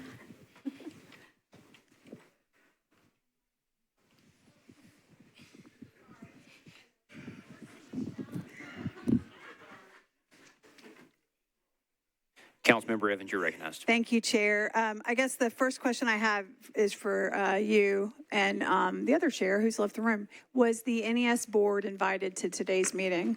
Yes. Okay, thank you. And then my follow-up question, I've got two for NES. Based on the knowledge that the board was invited, I guess one question that I have on trying to communicate with the board is their email address that's listed on the website, is it operational? Those email addresses are operational. Okay, so then basically they probably received emails, but then they just didn't reply necessarily is what I should anticipate. Well, we have, as you're aware, we have 5 board members. Several of them were traveling this week, and we had our special call board meeting yesterday just to cram it in at the beginning of the week because most of them were traveling the remainder of the week. So I know we've had at least one board member here tonight. I see a second one. So the 2 that are in town are present. Well, one of them had to leave a moment ago, but 2 of them are in town attended. Okay, great. I appreciate pointing that out because I think there was some times that I know I was looking for some support from the board when everything was happening and didn't get any response. And so that led me to believe that maybe their emails were not working or, that there were other things that they were focused on or they thought it was the chair's priority or responsibility maybe to communicate with us. And so just was looking for clarification. So I appreciate that. Let me further clarify. Most of those emails go to the communications team at NES to disperse to the board members. So I would say that's not the board member. If they did not respond, that's not on the board members. That's probably because our communications team is overwhelmed. Okay, thank you for clarifying that. I appreciate it. And I guess kind of going back to some of the themes about vulnerable populations and prioritization and those kinds of things, I guess one question that I have that came up is around prioritization for vulnerable low-income families based on census tract data. And have you all ever looked at Metro Social Services census tract data and the reporting that they publish to really identify like what parts of town will have the most long-term impact from, catastrophes like this that we'll see kind of cascading as part of the donation that you all made and that kind of thing. Those are the folks that are going to end up being helped by all those donations. And so is there opportunity for you to consider looking at those populations in addition to the high number of outages and trying to get the most bang for your buck? We can certainly take a look at whether we can incorporate social impacts to our prioritization. I will say it does get complicated as you're trying to prioritize and get the most customers restored. So I think that's why it's historically been a focus on people who medically need need to be prioritized. I understand, especially since you're judged based on how rapidly you are depleting the number of people and restoring the power. So I totally understand that, but it was just something that came up, so I appreciate that. And then I think my other questions are for OEM. So for Director Chief Swan. Thank you. So I got trained, I went through the Red Cross training so that way I could be a shelter worker. So I spent time volunteering at the fairground shelter. And so one of the things, I guess, first of all, Metro Social Services, Health Department, Meharry, all the healthcare workers that were there were amazing. All the staff members from your team, DCSO, you know, everybody that was there, I got to see them in action on the other side, which was really helpful. But to give you, I guess, some food for thought, like one of the issues that I experienced on the Red Cross side is that the Red Cross teams were advised, likely by their own leadership, like don't talk about the specifics around power outages with people because of the uncertainty related to were the systems accurate in saying their power is back on, those kinds of things, because they were concerned about people's mental health and that level of uncertainty. And so like being a Metro person and having the ability to just do duties as assigned by the Red Cross, you know, I found myself doing a lot of those things, answering questions and being able to then like texting, you know, council members and going, hey, this person lives here. Do you know for a fact that the person's power is on? Those kinds of things. And so I would say I maybe put a pin in the idea of, in addition to like staffing, you know, with all the teams that are actually supporting the shelter operations, that there's somebody like in a power outage or, you know, if we had a water issue, whatever, if there's somebody that can just be a question answerer that's specific from Metro, I think that would really go a long way for people that, you know, are in the shelter. So I wanted to mention that. And then the other thing that I wanted to mention, I guess on the closure process, there was at the time I was there, which was the weekend before the fairground shelter closed, there was lots of rumors circulating like, we understand the shelter is closing on Tuesday. Is that true? And so I went to the shelter manager and asked, how do you guys close your shelters? They explained the process about notification, those kinds of things. And so I guess at that point, I don't think you all had a plan to, we're going to close on Tuesday, but it ended up coming to fruition. And my understanding is that we didn't do it in like the Red Cross ideal way to close. And so can you speak to how we did it versus the Red Cross, like best practices? Yeah, thank you for that. First, we had a National Red Cross here, and when they run shelters, they weren't familiar with how we do things local. Some good things that came about, they were very impressed that we had so many wraparound services. They just wasn't accustomed to that. We had Office of Homeless Services, Department of Social Services, along with our fire and EMS personnel, as you mentioned, the Department of Health. We actually used our Vanderbilt Life Flight EMS and Ascension St. Thomas EMS. So they had so many wraparound services.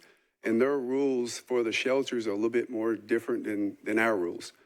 So when we first started to close down the shelter that you're referring to, the little confusion was that they wanted to process everyone individually to give them the resources they needed and to make sure that they had a place to go. But redundancy in that process because our homeless, the Office of Homelessness and again, social services, they knew the clients, most of them by name. So the first closing was a little rough, but we got it worked out. And that evening, we had a 6 p.m. meeting, and what we came to a conclusion is that we would have the Red Cross work with the individuals who had a residence to go back to, and we will allow our unhoused population to be dealt with by our systems that we already got in place. And from that point, it was just flawless because, again, look, April and her team and Renee and her team was just amazing. Again, after speaking with them, they literally would go into the shelters and call them by name. So once we got together on the system that worked best, it made it work a lot easier. But we had to learn each other because, again, it was National Red Cross that came in, and their rules were just definitely, I understood them, but it was a little slower than what we was looking at processing. And it didn't take but this one episode of trying to streamline that. And then Mike and his team was just amazing to work with. So again, I appreciate that question. And we've actually started that conversation about how to better work in those circumstances where the language is the same but different. But again, we concluded with we will allow the unhoused population to work with those who are already familiar with them and have a process. And it made it work quicker because we wanted to get people to the right place to get the right type of help and aid. And then with our Red Cross, they were able to just work with the individuals who have residents to go back to and give them all the wraparound services that they needed. So thank you. Thank you. And I guess, and you brought up two things I wanted to, you reminded me of two things. Rules disparity. There definitely is rules disparity between like donations that, you know, Metro would accept versus the Red Cross. And I found some conflict in those, in particular with organizations that wanted to come to the door, make a donation, and you know how they have to get it approved. It has to be vetted, all that documented, all that stuff. And we have a little more flexibility in how we accept things. And so there may be some discussion around that for the future if Red Cross is going to be involved. And then the other thing, the last thing I wanted to mention is that families at the shelter, because to your point, the open nature of the shelter was very important so people would live through the storm. And it also, I think, created some conflict and challenges kind of within the different constituents that were being served in the shelter. And in particular, you know, if there's opportunity at the fairgrounds, if we ever have to use the fairgrounds again, to segment like families with children in a different way, whatever that looks like. I know I was there when they were moving pet populations around and those kinds of things. I think it'd be helpful. It was also like it wasn't a very child-friendly environment. And there needs to be, I think, some thought around like how are we separately serving kind of families with kids, and like communication didn't get to them. Like the soccer stadium having the event that they had that weekend, nobody in the shelter really knew about it, including like the kids that probably would have benefited the most from being able to go over there. So just a lot of ideas. And of course, I'm happy to email them all to you because it was really eye-opening. And I think it's one of those things like we all should be thoughtful about because this is not the worst case scenario for our city. Worst case scenario would be we're all leading our own disaster response within our own council district. And so thinking about like how would we respond as individuals that way, I think would be helpful too. Yeah, we appreciate that. And we're definitely open for suggestions. And again, these opportunities for us, it makes us just better when we have to have those, if it ever happens again. So we're definitely open for that and we appreciate it. All right, thank you. And just a reminder, please address the chair unless you just want like the corner of your nose and your backside on the TV screen. It is Councilmember Bradford, then Councilmember Weiner, then Councilmember Toombs. Thank you, Chair. So before I get my questions going, I'll just go ahead and give heads up. I'll be asking for information from NES, OEM, codes, and potentially NDOT. So the first question I have, and this kind of came to me as I was, you know, watching the news, driving around the city, seeing some of the damage. Under codes, are there any restrictions, or do we have anything in the codes specifying species of trees that are allowed to be planted, where they can be planted, or any prohibitions on planting trees of a certain height or species in proximity to power lines? The second part of that question, it could either be codes and or NES, is have we collected data from this event on the species of trees that were that failed the most? Yep. I think, though it seems like it would be a codes question, my understanding of the tree question is actually that NES has guidelines on those trees. So if it's okay with you, Councilmember Bradford, I'll let NES respond to that. We do have trees that a bank of trees that we suggest people plant that are power line friendly. There's there are no codes that would forbid people from planting trees that are not power line friendly underneath them. So there's nothing in place currently. And with regard to trees that are more prone to breaking, I know I don't have the data yet on which ones we cut the most, but I can promise a lot of them were hackberries. Well, I'd just be curious, because I know NDOT did a lot of, picking up of trees. I'd like to see like what data we have. That way it could kind of go, if we do decide we want to do legislation and codes, we know what trees we need to prohibit so that we don't have issues like this in the future. Does codes have anything they want to add? Yeah, so that's what I was going to say. Do codes or water have anything that they want to add, just sort of mindful of water's role in the tree canopy? We're doing a significant assessment of that. That's forthcoming. All right. I look forward to seeing that. Another question / feedback. Speaking with folks from other cities who experience this type of weather more often, they mention that it's not just their street crews that are out plowing the streets, but that they also have snow plows installed on their waste vehicles to help implement, scale up the fleet for these situations. Do we have anybody from Waste that could answer if there are plans in place to start purchasing snow plows to attach to our trash trucks? I see somebody from NDOT who'd like to help. I don't want to speak on their behalf, but no, for multiple reasons. In this environment, at least over the last 30 plus years, it's not been to the point that it would have benefited the city, because it's not just a snowing application. It's actually a salting application. And then we can look at, and I've talked to this body before about, we can add additional mileage. We can add additional trucks. We just have to look at storage capabilities and how much investments you want to make in that type of removal. Thank you. I think too, it's, the benefit would not be the pre-treatment, but when you have miles and miles of neighborhood roads that are always at the bottom of the list because of your primary and secondaries, you've got trash trucks basically running their routes. That should help take a lot of pressure off of NDOT from getting into the neighborhood streets. Just some food for thought there.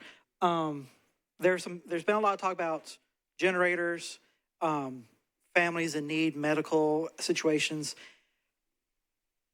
I'm going to ask that we look at whether it's using federal funds to purchase generators to give out, or if there's programs that provide generators, working with NES and this database of at-risk households to go ahead and, be proactive and give them generators before the next event happens. That way, if something like this happens again, they're not having to wait for vegetation to be cleared. They're not having to wait for power to be restored. They can automatically be on generator power until power is restored. That's just a thought, a suggestion for us as a city and for our partners to kind of look at for the future with generators. And the last thing I'm going to ask, so I want to commend OEM and all those involved with the shelters for how quickly they got them online. The one critique, feedback I have is it would have been nice for, if we were planning for this storm since Tuesday the week before, I think maybe going forward, it would be better to have that information before the storm actually hits instead of hours after the need arises. So a question to OEM is that something going forward, would y'all be able to commit to being more proactive and, before the storm hits, letting folks know, hey, if you lose power for any reason, here are the places you can go starting, at this time? Well, it would be, first of all, we're definitely open to when it comes to public messaging, and that's something that we always try to do. It is difficult to predict, exactly what time the shelter would open, because again, we open those shelters on demand as far as what we pre-see happening, take in consideration the ice storm coming in that morning, Sunday, and by 1 o'clock we did have it established. And listen, I take that as collaboration between a lot of offices to get that to happen, but can we do it better?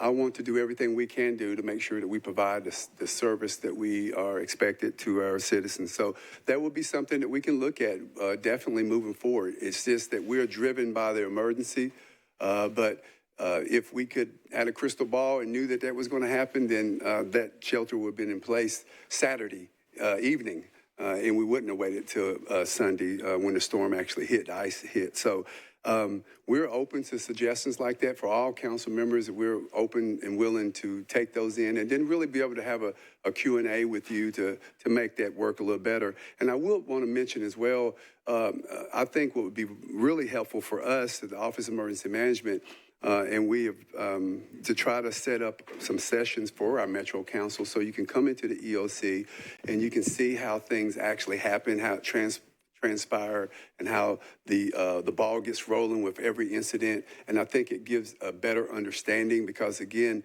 you guys have been amazing partners of ours. You've been very supportive, and we want to make sure that we're listening to what you're saying and suggestions, and then also being able to articulate, cause and effect. So we're open to any and all suggestions, and I appreciate that. Thank you. That's all my questions. Thank you, Councilmember Bradford. I was told I should make a Bradford Peer joke, but honestly, I like you and I don't like them, and so it's very difficult for me to make that comparison. But I hope that all the two Bradford Pears in my neighborhood survived the storm, not a scratch. I hate to hear that. Councilmember Weiner, then Toombs, then Councilmember Gamble. It's like the lottery. Your name comes up. Okay, Councilmember Weiner, you are recognized. That's better. I have voice. Thank you, chairs. I appreciate it. And I have 2 words for our employees. You are selfless heroes to everybody in the city, and that includes first responders. It doesn't matter. Anybody that picked up a finger and did anything, you're doing it out of love for the city and for your neighbors, and that was incredible.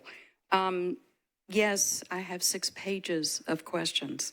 I will not bore you with all 6 pages, Councilmember Ewing. You got some heads that looked up real quick in the back. Right? When you want 6 pages? I'll give you 6 pages. You're going to get them anyway.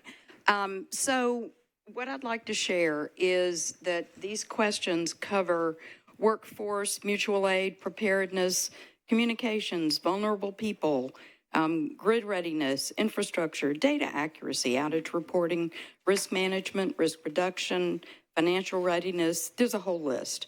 And what I'd like to offer is, I know there are council members in here who did not get all their questions asked, and I am happy to add them to my 6 pages and provide through the council office, of course. Through the council office, and sort them by which department they go to and what the topic is, and let the council office send them to the different departments.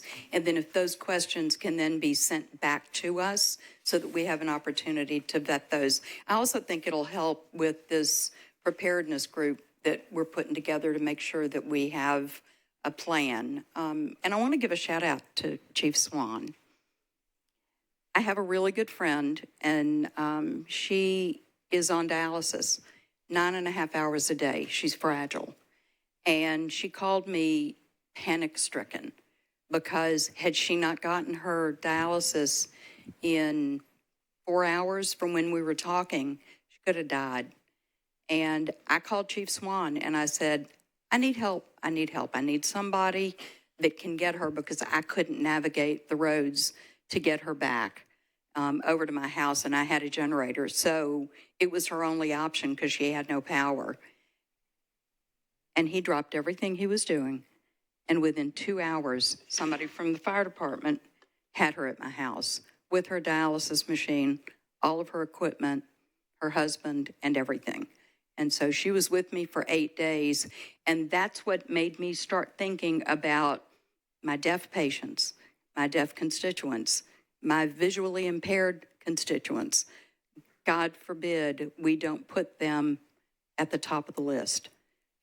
We've got the disability community. We've got medically fragile folks.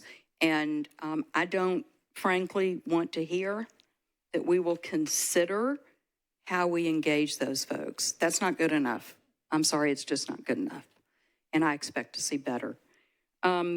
So that's my soliloquy. I'm going to ask just a couple of my questions, then I will sit down and be quiet.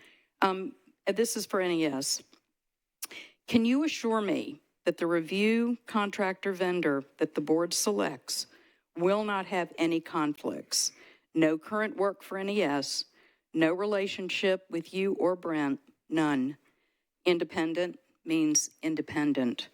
The board should know that this body demands independence. I can assure you they are not selecting a vendor that has any current association with NES. Thank you. Okay, next question. I do want to add quickly, though, the critical care, the PSA would be helpful. Maybe partnering with the mayor's office and our text message and telephone messaging system might have been something that NES could have considered. Let's see, I had one more question. Okay, EMAP. Do y'all know what EMAP is? Pardon? EMAP. EMAP. Accreditation group. Brent, do you know Yes. what it is? Okay. We are part of the NERC portion of, so a little bit of different, but as we're working with Accenture after the storm, we're putting together our plans to match some of that, but a different structure. Is accreditation commonly dealt with in the utility industry across the country? In other words, maybe what percentage of the folks in the industry are accredited? I'll investigate that. We are through this getting some of those best practices from the largest utilities, and so there is more structure in place. I think, I know I, for one, would appreciate knowing if we should be accredited and if it's the city that gets accredited or if it's the utility that gets accredited and what that looks like and if it's something that we should consider. So I'd love some feedback on that. Very good. Yep. Thank you. I'm not going to ask my 6 pages of questions. I will pass them off to Rosie. I really appreciate that. I might have had to cut you off, and then I'd have felt really bad about it. No more challah for you. We have Councilmember Toombs and Councilmember Gamble, and then is Councilmember Eslick still here? Okay, then we'll skip straight to you, Councilmember Webb. After that, Councilmember Toombs, you are recognized. Thank you, chairs, and thank you to everyone that played a role in bringing power back to all of our constituents. I have 3 questions, and they're all for NES. So the first couple have to do with tree trimming, and I want to know, is the trimming back of the tree limbs, is that solely an NES responsibility, or is there any responsibility on the part of the property owner? NES clears within a certain distance of our lines. So we're looking at a 10-foot clearance from our primary lines. Anything outside of that would be the homeowner's decision. And that's something that, going back to the 1,200 mile goal per year, NES is tracking whose tree is 10 foot, has that 10-foot clearance and whose doesn't? Well, as it works now, we have essentially a map of the city that we work as we're trimming. So the goal is to return to every tree within a 4-year period, and they're trimmed to ensure that we maintain a 10-foot clearance. And we do species-specific trimming. So we look at how quickly does this specific species of tree grow to know how far back we need to trim them. And so, not to beat a dead horse, but if I'm the property owner, I don't have to do anything. NES makes sure that my trees are trimmed to where they're supposed to be. You do have the service line to the home. So from the pole to the home, we don't touch those trees. Those typically sit much further. They're out of the right of way on the owner's property. And so they would be responsible for trees around their service line. Okay. Did you want to jump in there, Chair? Yeah, I just want it, but if it's actually touching the line, they should call you, right? They should not just go out there and Yeah. chainsaw that off. Oh, we don't want customers touching anything that's touching a line. Thank you. Sorry. we saw a bunch of that around town, like on the service line. So I just wanted to clarify. Thank you for that, Chair. And then going back to the goal, the 1,200 mile per year goal, you mentioned that because of a change of vendor in 2024, you had gotten behind, and then because of Hurricane Helene diverting resources to that recovery in 2025, you had gotten behind, and that you're ahead of your goal in 2026. So does that mean that NES caught up in 2024 and caught up in 2025, and now you're on track for 2026? I believe it just means that we are on track for 2026. I don't think the mileage from those prior 2 years has been made up. So if you didn't catch up in 24, you didn't catch up or meet your goal in 25, wouldn't you still be behind? On the 4-year trim cycle, yes. Brent can probably speak to trees a little more. Yeah, so part of the plan is to accelerate and be able to get back on track. So this part of this transition has gotten us to where we have crews that can do that. As we move into the rest of this year and into next year, we will catch back up as well. So you make a great point, and we'll be catching up those miles that we're behind. Okay. And then the last one was regarding live wires and hanging branches that occurred in the aftermath of the storm.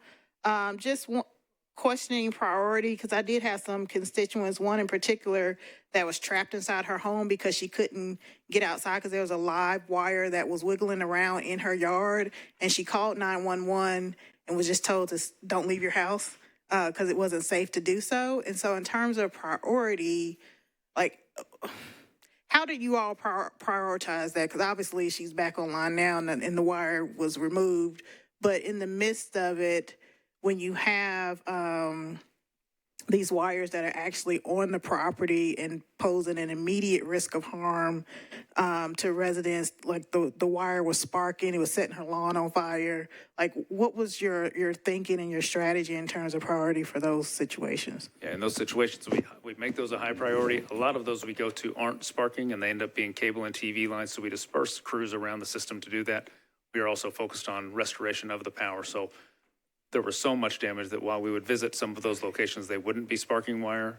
Some of them would just be a cable TV or phone line. So we do address, but also a high priority. A majority of our crews are working to restore power. So there is the complexity of this event and when they get to those. So in that situation, should the process have been when the call to 911 was made that someone should have gone out to assess? Because no one came out for days for this particular constituent.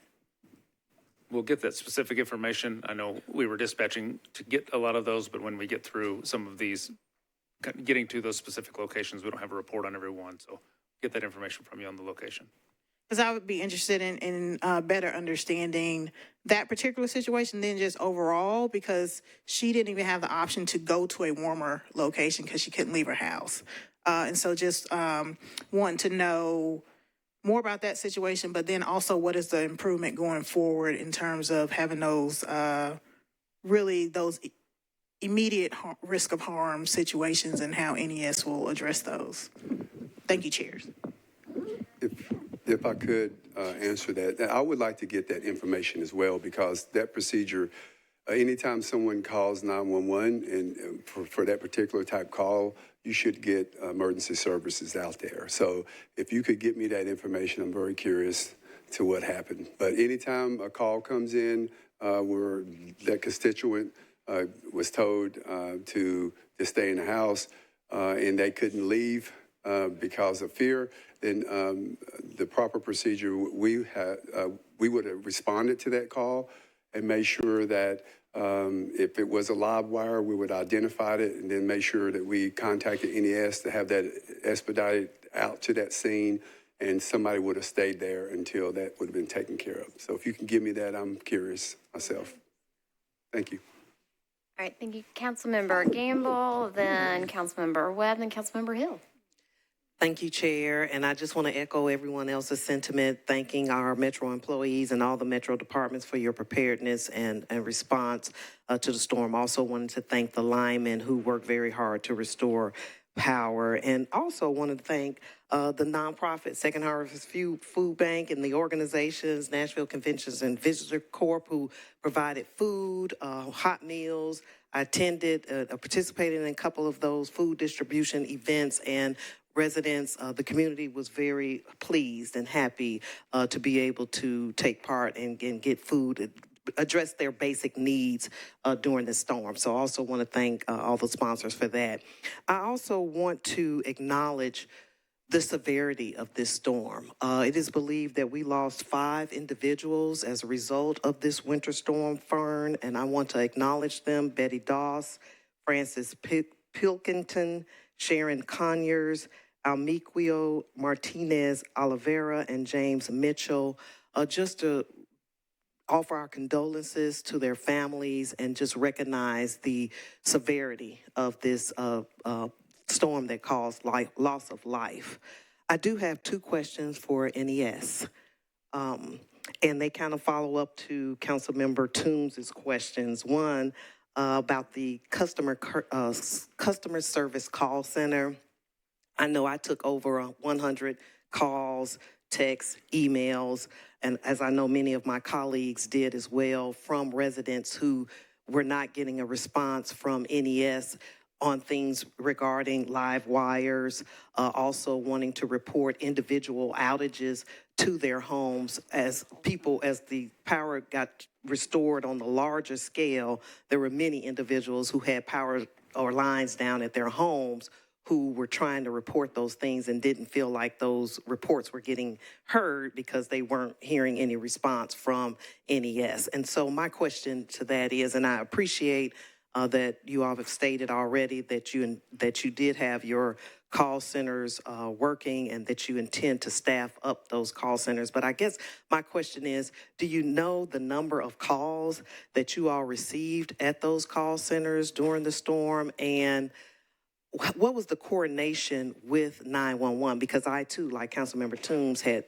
many residents calling saying that they were reporting live wires to 911 and no one was coming for days. So if you could kind of explain how that coordination went and how you may improve that going forward. You bet. Yeah, we were roughly 70,000 calls in the last 2 weeks. That's about 6 months worth of calls for our normal operation. We will investigate how to scale up. We had a scale up plan, which was 2 overflow call centers plus our existing staff, plus some in-house contractors we use already. So we have a plan for most situations, even most storms, that we would have an escalation plan. This definitely pushed the limits of what had been in our normal operation at every level. So we will explore that. Definitely our goal is to have a service level that is extremely high, not just on a blue sky day, but on some extreme weather events. And how was the coordination with 911? When people were calling 911, was NES informed, or how was that coordination? So outside of the call center, we have a lot of relationships with OEM. So a lot of that conversation is going with probably 30 or so of our employees that are in engineering roles, key account roles, other departments. And Chief Swan's group knows a lot of our staff, and there's a lot of interconnection. We had people at OEM as well that was working, and so a lot of that information, if it wasn't getting through the call center, we were getting it through those relationships. We also stood up something we'd never done before, which was an outage strike team. That was a group that had the ability to get the knowledge in the system that normally we have to wait to go into the control room to get. We stood that up. It will be something we'll always do in the future now. That team was a team that was very familiar with all of the information. They began to more quickly. It was day 2 and 3 that we stood that up. That's when you did start to see a little bit more of the information come through. Antonio was able to get more information. Some of our other legislative and leaders in the community were able to find that. That was a reaction in the storm, something we will have going forward, and help remove some of the bottlenecks. Great, thank you. And my last question, Chair, has to do with the tree trimming, and it's already been stated how you plan to address that. I guess my question, I had a resident who contacted me 3 days before the storm hit, a Thursday, I believe it was, and said she's an elderly woman, lives alone, was concerned that there was a branch hanging over the line to her home. She contacted NES about someone coming out to cut it down. She was told that it was on her property because it was hanging over her driveway. And sure enough, when the storm hit, that branch fell and she was out of power in an additional 8 days when all of her neighbors' power had been restored in 3 days. But then she had to wait to have that line reconnected. And she ended up going to Memphis and staying with family while she waited for that. But I guess my question is, do you have an assistance program for elderly, for people on a fixed income that have branches hanging over wires, NES wires to their home, that you can support and lift up those individuals? Because, this could have been avoided if she, of course, didn't have the income to get somebody on the spot to come cut that limb, knowing that it was probably a potential hazard, which it ended up being. So I guess my question is, do you have an assistance tree trimming program? And if you don't, is that something that you will consider looking at for the future? Thank you, Chair. We're actually exploring an ability to assist both the service line and the weatherhead. There's a partnership we've started before this storm happened that is almost fully vetted, and so that is something that we will be likely rolling out very soon. We're getting all of the details together. That would be something that would help possibly have some funds available throughout the year for that kind of work. It's also therefore if somebody has something damaged that would be able to help fund their repair and restoration of that situation were it to happen.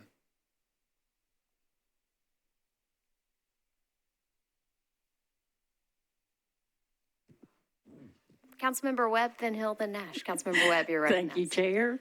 I didn't think I was ever going to get my turn, but I got it. All right. And I do want to say thank y'all to Mr. Potter, Chief Swan, and NDOT, and Antonio Carroll with NES. They did not let me down. They might have let another council person down, but they didn't let me down. And I just want to say thank you. 2 quick questions. The first one is for NES. So y'all gave us the data on the linemen. I would like to know the data on the crews that were cutting the trees. Like in 24 hours, how many crews did you have on the ground? 36, 40? That's the kind of data I want. Okay. I have that in a chart, and I was just flipping through to see. We have all that. We were checking everybody from engineer to assessment teams to that. It was up to 387 within, I'm going to say, a couple of days. I need to get that information and get more for you, but yes, we will. I think that's something that all the council needs to see, because I think that's maybe where the catastrophic ad came in. Okay. We just weren't prepared for that. My last question, I don't know, is somebody with the board, the actual NES board, available to answer a question? We do have a board member here. Okay.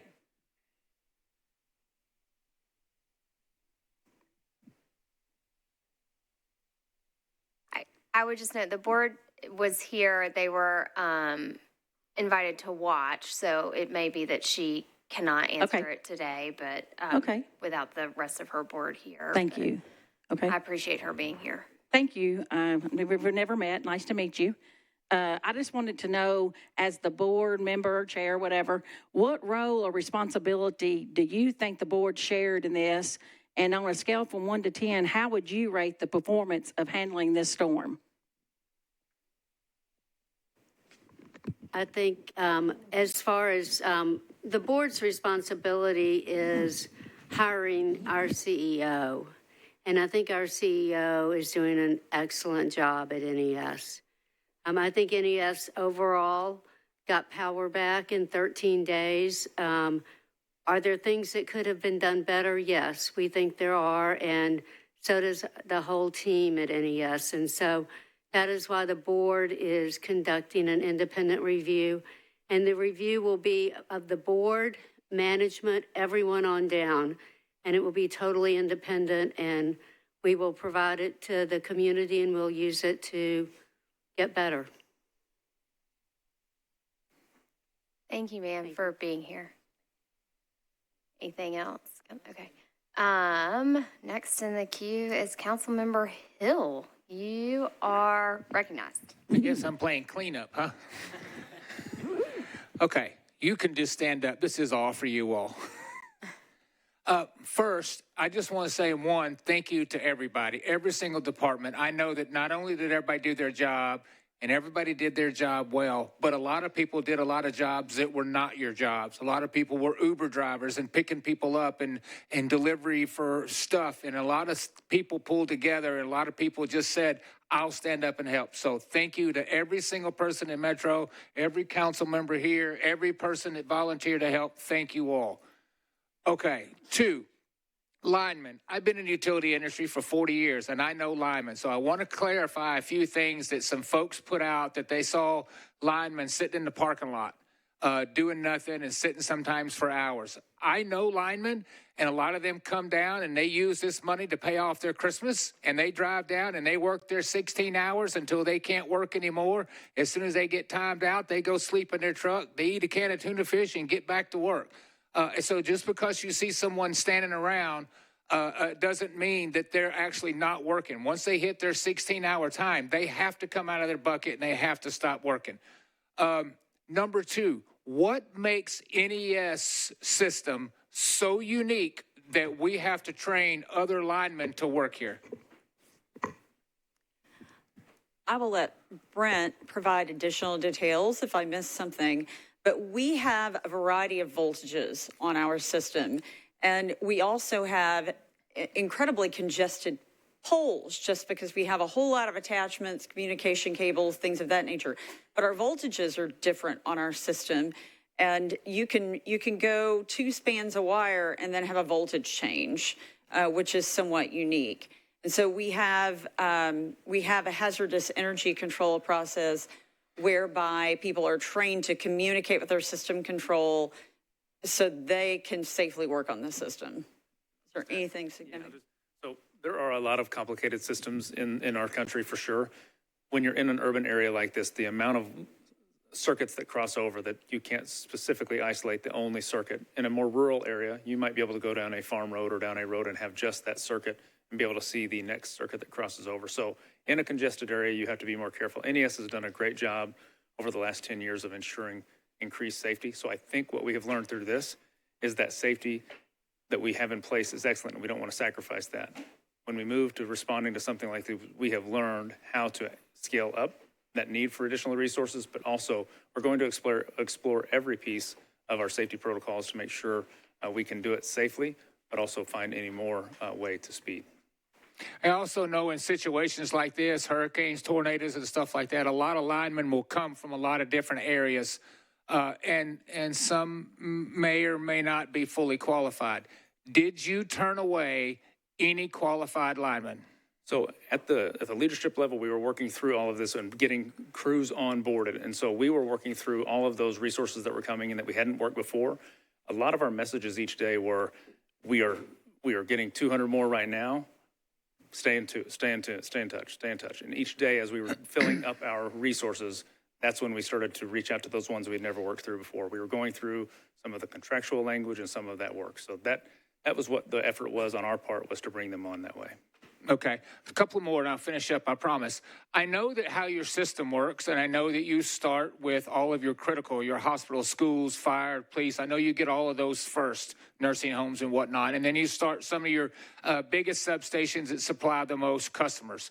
But there are some folks in District 1 and a lot of other District 35 and other areas that are really rural that may be only 6 people on their street. And because there's only 6 people on their street, they're going to be dead last. Can you not put together a couple of crews to go around and work specifically on just those areas so that they don't have to work last? We will be looking at how we scale up to be able to do more of that. The focus in any storm is always to get the most done at the same time, as efficient as possible. We're going to model, now that we have gone through this storm, we're going to begin to model storms. And I think the question was asked, how much faster could it have been done?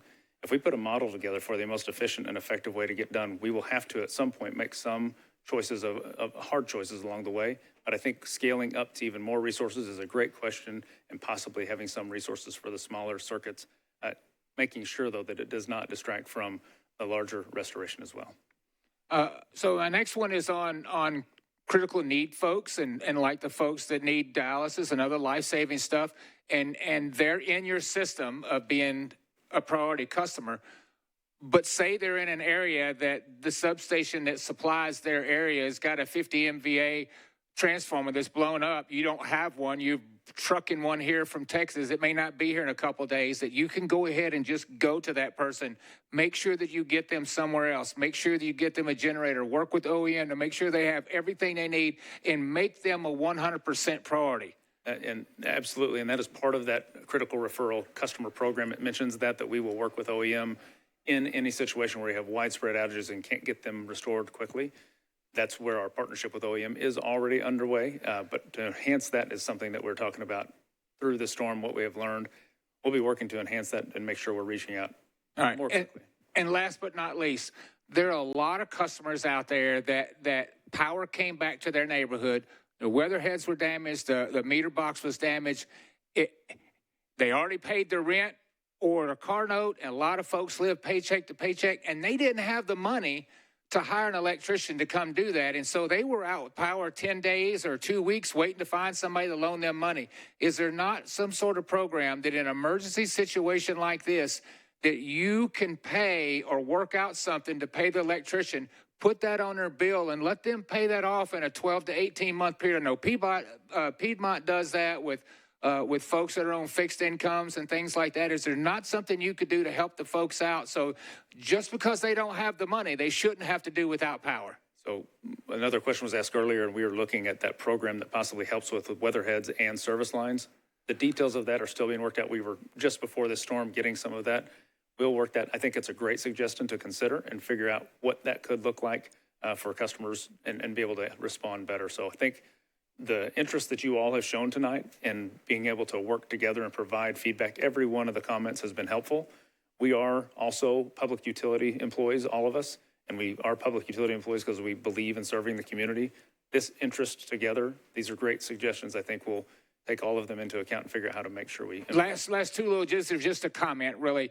I'm going to ask if you all would work with the mayor's office and make sure that every single person on the electric board is utility qualified and not somebody else who's just good and somebody who understands how to hire people, but people that understand the utility industry, how it works, its uniqueness, and how it works together.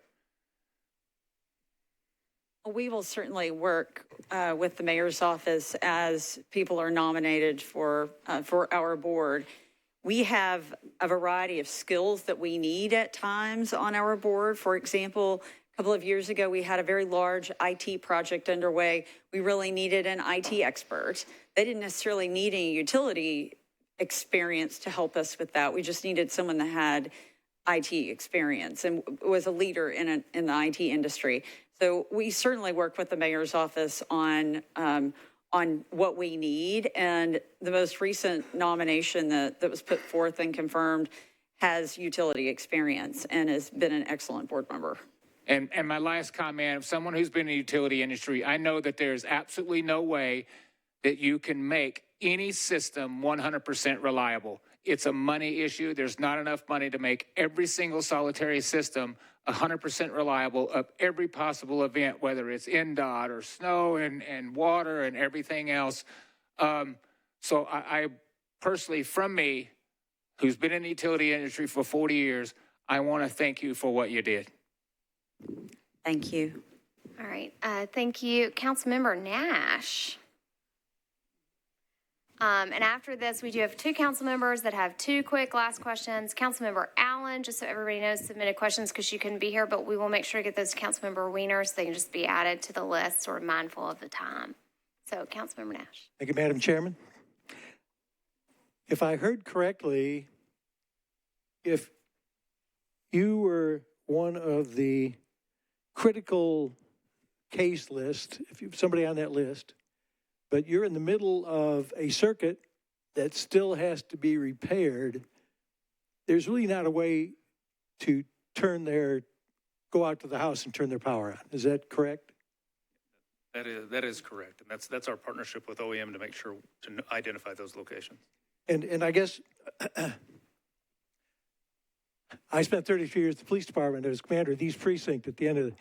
And I always choked a little bit when I would tell somebody or somebody would ask for extra patrol. because at the end of the day, it was going to be really kind of disingenuous and give people a false sense of security. Instead of maybe an officer driving by once, they might drive by 3 times. And if they spent 2 minutes, that was 6 minutes out of the day, 24 hours. They really weren't getting a lot of the protection that they might feel like they were getting. And I think what we set ourselves up for is another failure. We're telling people, oh, yeah, you're on the list. I had a neighbor that came and spent a couple of nights with us. She was on the list. He brought her CPAP with her.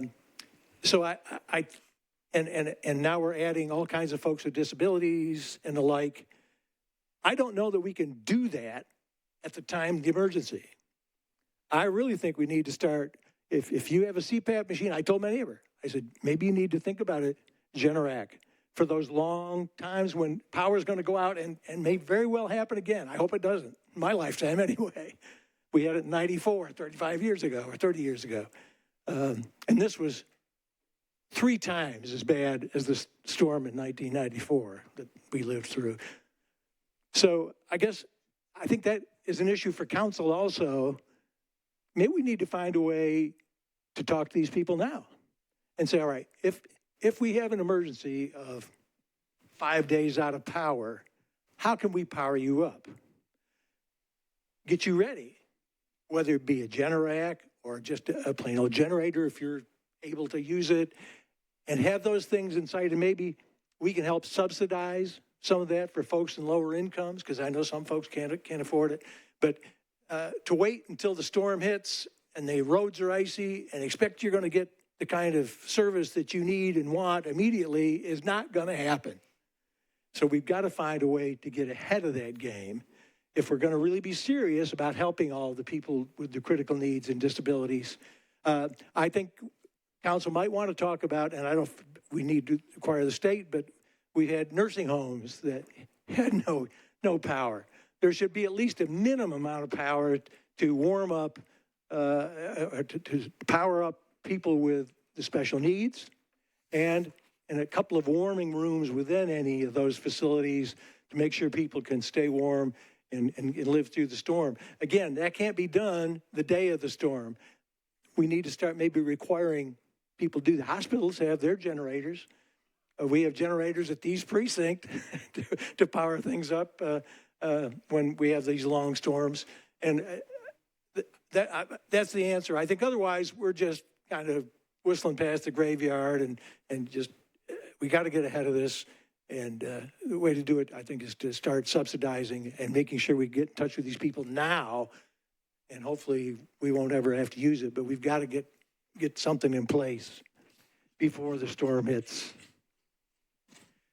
Thank you, Councilmember. Thank you. Councilmember Parker, you're recognized. Thank you, Chair. I've got a brief one for NDOT.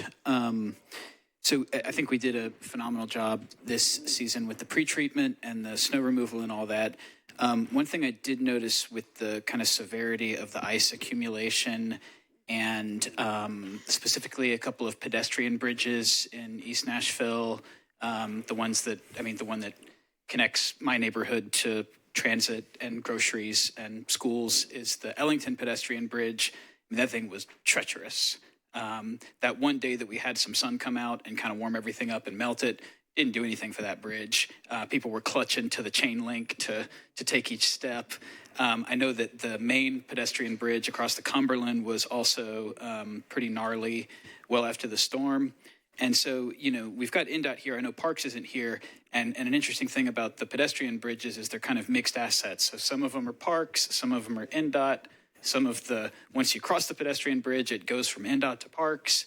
And I wonder if we can try to identify a network of what are the kind of, I'm not saying that we need to salt all of Shelby Bottoms, but the critical pieces of Parks and NDOT infrastructure that, don't accommodate vehicle traffic, which is how we're salting things most of the time. But can we, if not for this storm cycle, for next winter, can we look at treating the pedestrian bridges, have some kind of collaboration between Parks and NDOT to identify which ones are critical parts of our transportation infrastructure and make sure that we're doing some level of treatment for those as well.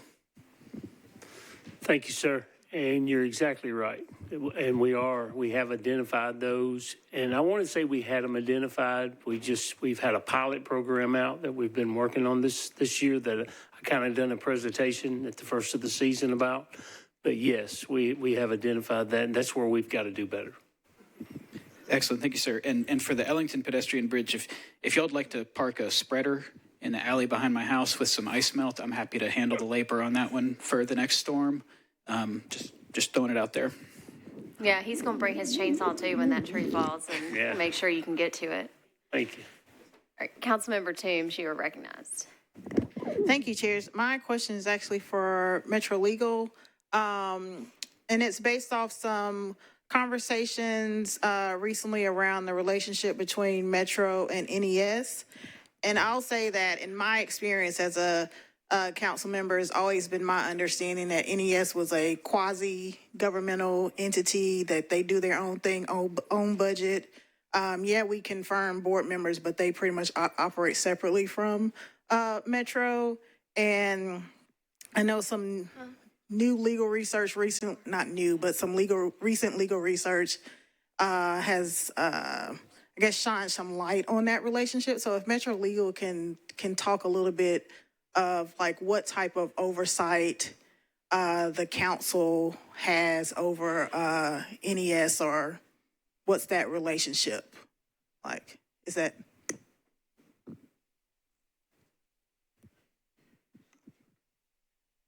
Or our counsel, whatever attorney over there wants to speak to it.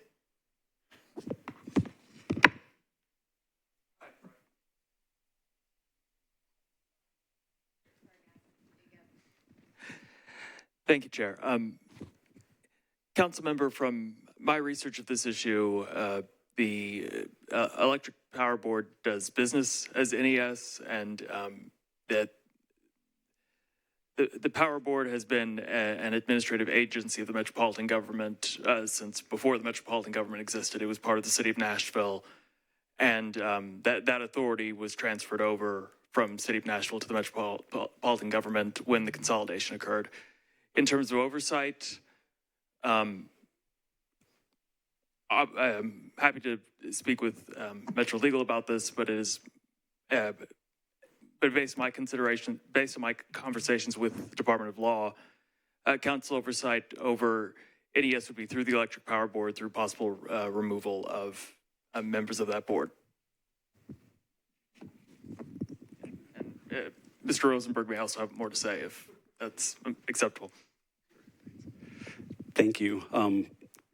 Yes, all of that.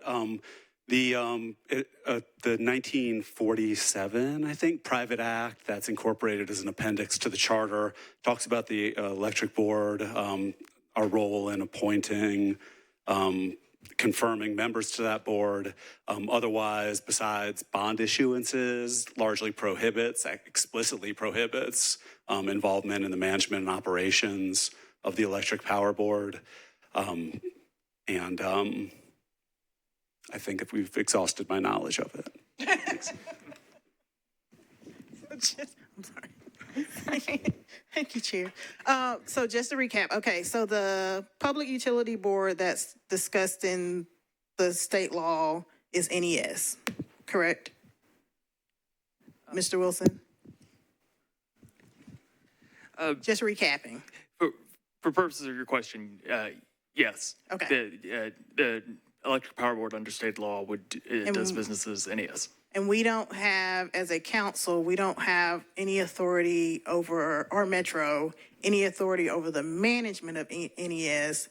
However, as we all know, the mayor appoints board members, the council confirms those board members, and the council has the authority to remove board members. That's correct. And that's the full extent of our authority over NES. That's correct, Councilmember. Okay. All right, thank you. To add to that, I would love if whether it's Metro Legal or the council office could provide that authority, because I've reviewed our charter, which is different from the general state law. And I think that they say different things. So I'm just curious on the removal provision, what we are actually relying on, because I don't think that is in the charter. Yes, I'm happy to get that citation for you. Thank you. Councilmember Hill had one more question. This one's for NES. Can we all come to the table and start really talking seriously about underground utilities? I know it's a 20 to 30 year program, may even be longer, but we've got to start somewhere. We've got to start putting things underground. It's proved in many other cities that it's better. I don't know if you read my op-ed in the Tennessean, but it's something that we need. We've got to move forward with this. Over the last few years, we have been looking at doing strategic undergrounding, where we see a need to underground infrastructure that may be critical to feeder lines, things of that nature. We want to do an undergrounding study. I think this is just this storm is just a reminder that while we've looked at undergrounding in the past and have considered it to be prohibitive, like many years ago, considered it to be prohibitively expensive, I personally have always liked the idea of undergrounding, and that's why we've started looking at strategic undergrounding opportunities. So we plan to do an undergrounding study for the city to figure out where that might make sense for us.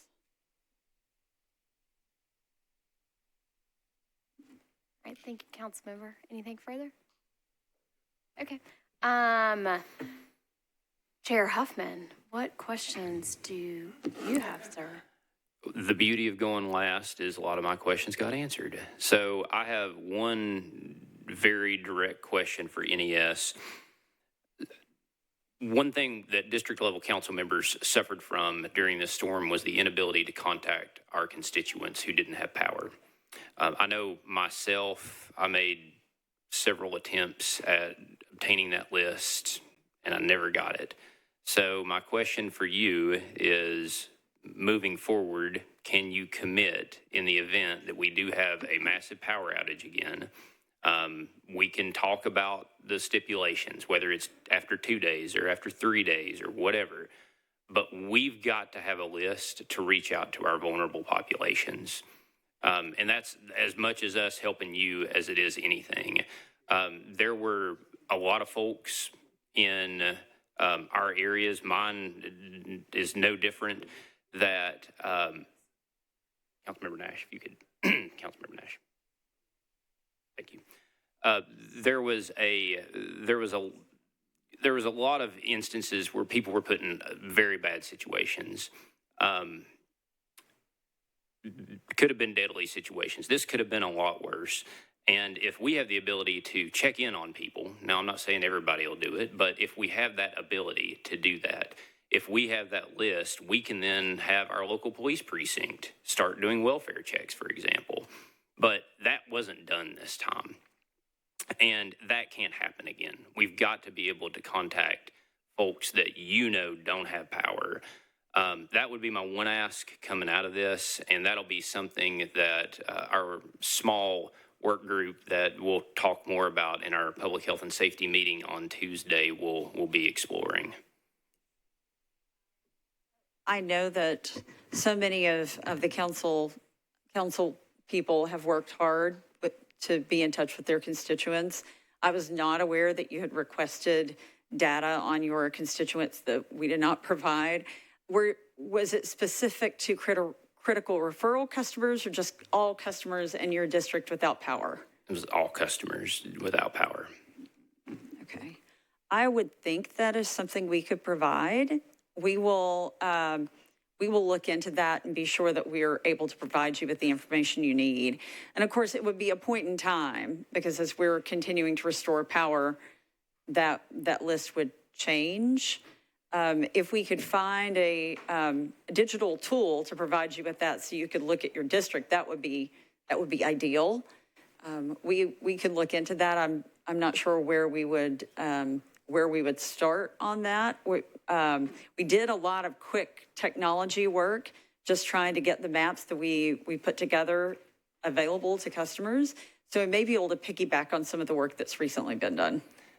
So I appreciate that answer. With all due respect, a static map that I have to zoom in on to see dots that are power outages that were reported a week ago is not helpful. So now an interactive map moving forward would be very helpful. So as you are exploring options, that would be amazing. Just to be able to have that ability to say, okay, I have one neighborhood that's out, I need to contact all of these people. Or, oh, I've got a one-off right here that I need to advocate for because I know that they have dialysis that they're doing in-home. So it's just things like that that we have our ear to the ground on our level that we can be very helpful with, and some of the more costly situations can be avoided. I agree. And I think there are definitely some tools we can explore. We put together a lot of things in a very short period of time due to the magnitude of this storm. I think things can be refined and improved, but I don't see why we wouldn't be able to provide you with a list. Thank you. All right.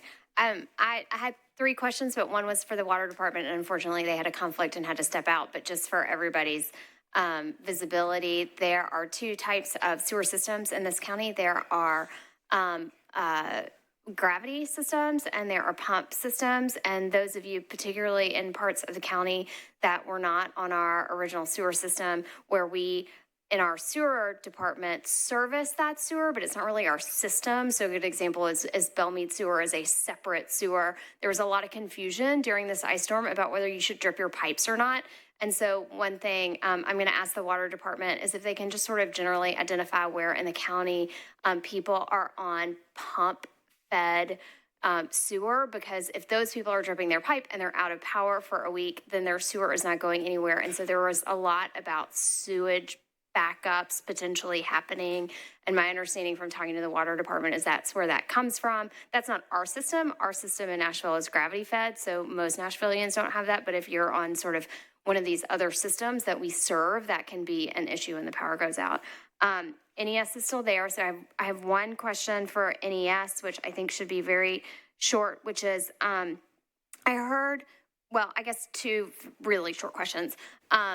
One is I've heard over and over, people don't get charged when they don't use power, but a lot of people experience brownouts. And so their home was not habitable because they couldn't like turn on their stove or run their heat, but their lights might have been coming on because a little bit of power was dripping in. And I'm assuming that that does run the meter. And is that accurate? Are people, if say they have left their home because they don't have enough power to run it to live in it, but you know, the lights are on because they didn't know they, you know, were gonna be on when they left their house, and just the lights are running, are they gonna get a bill for the power used for that sort of service that is less than habitable service? When you have a situation that's a brownout, as you've described, the meter is running. And from our system control, we can't see that they don't have full power.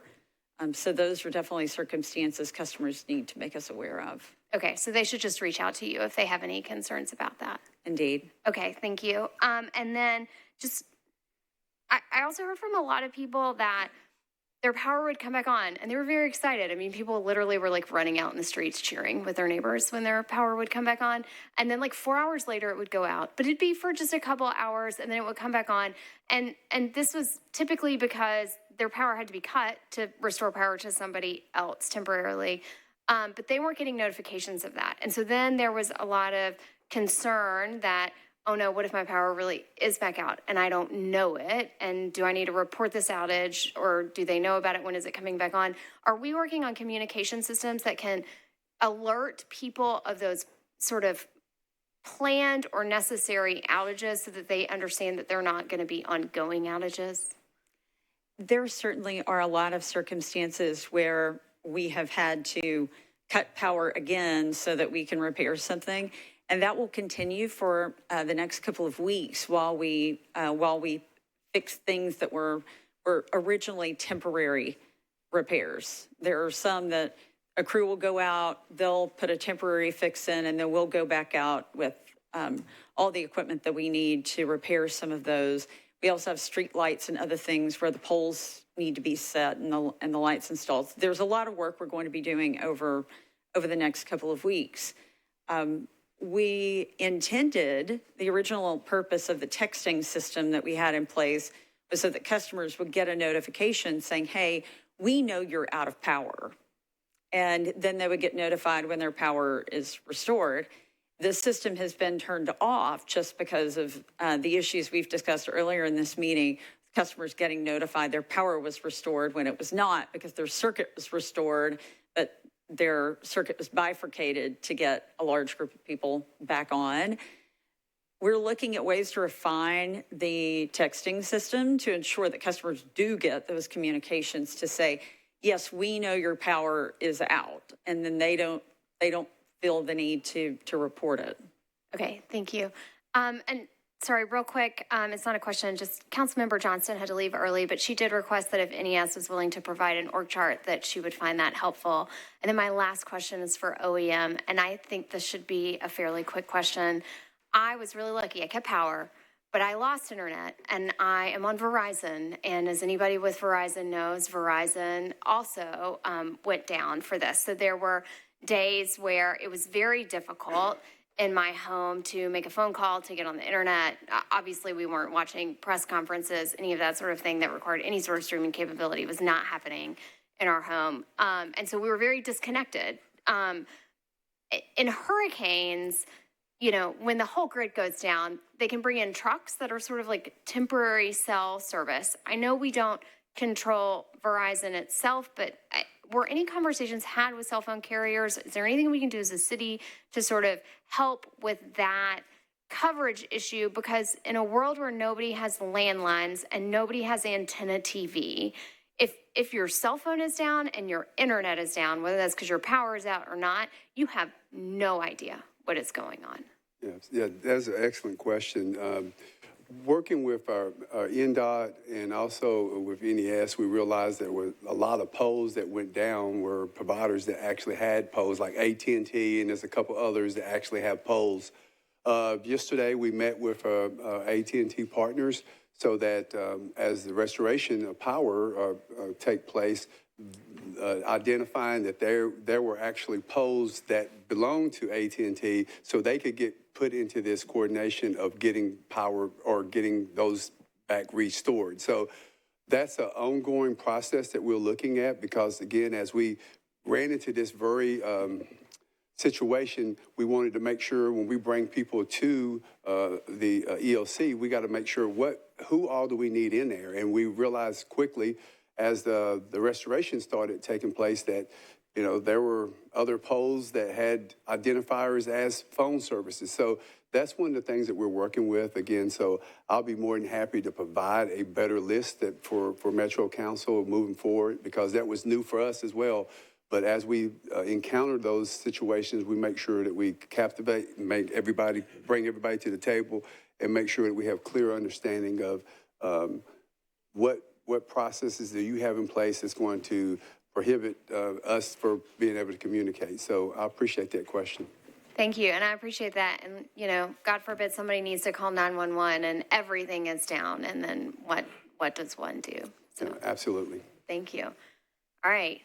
I think a lot of questions have been asked. I don't have any particular closing comments to add to the discussion other than I expect that both of our committees going forward will have a lot of processes to talk through with departments and work to do.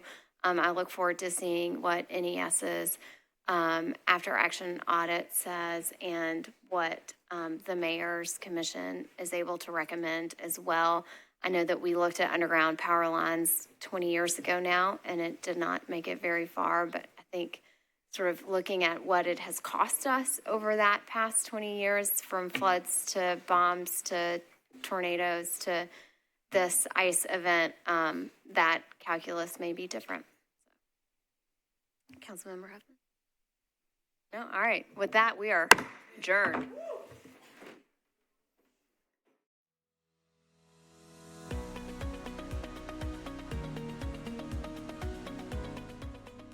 This has been a service of the Metro Nashville Network. If you would like to see this presentation again, or for more information on this and other programs, visit nashville.gov.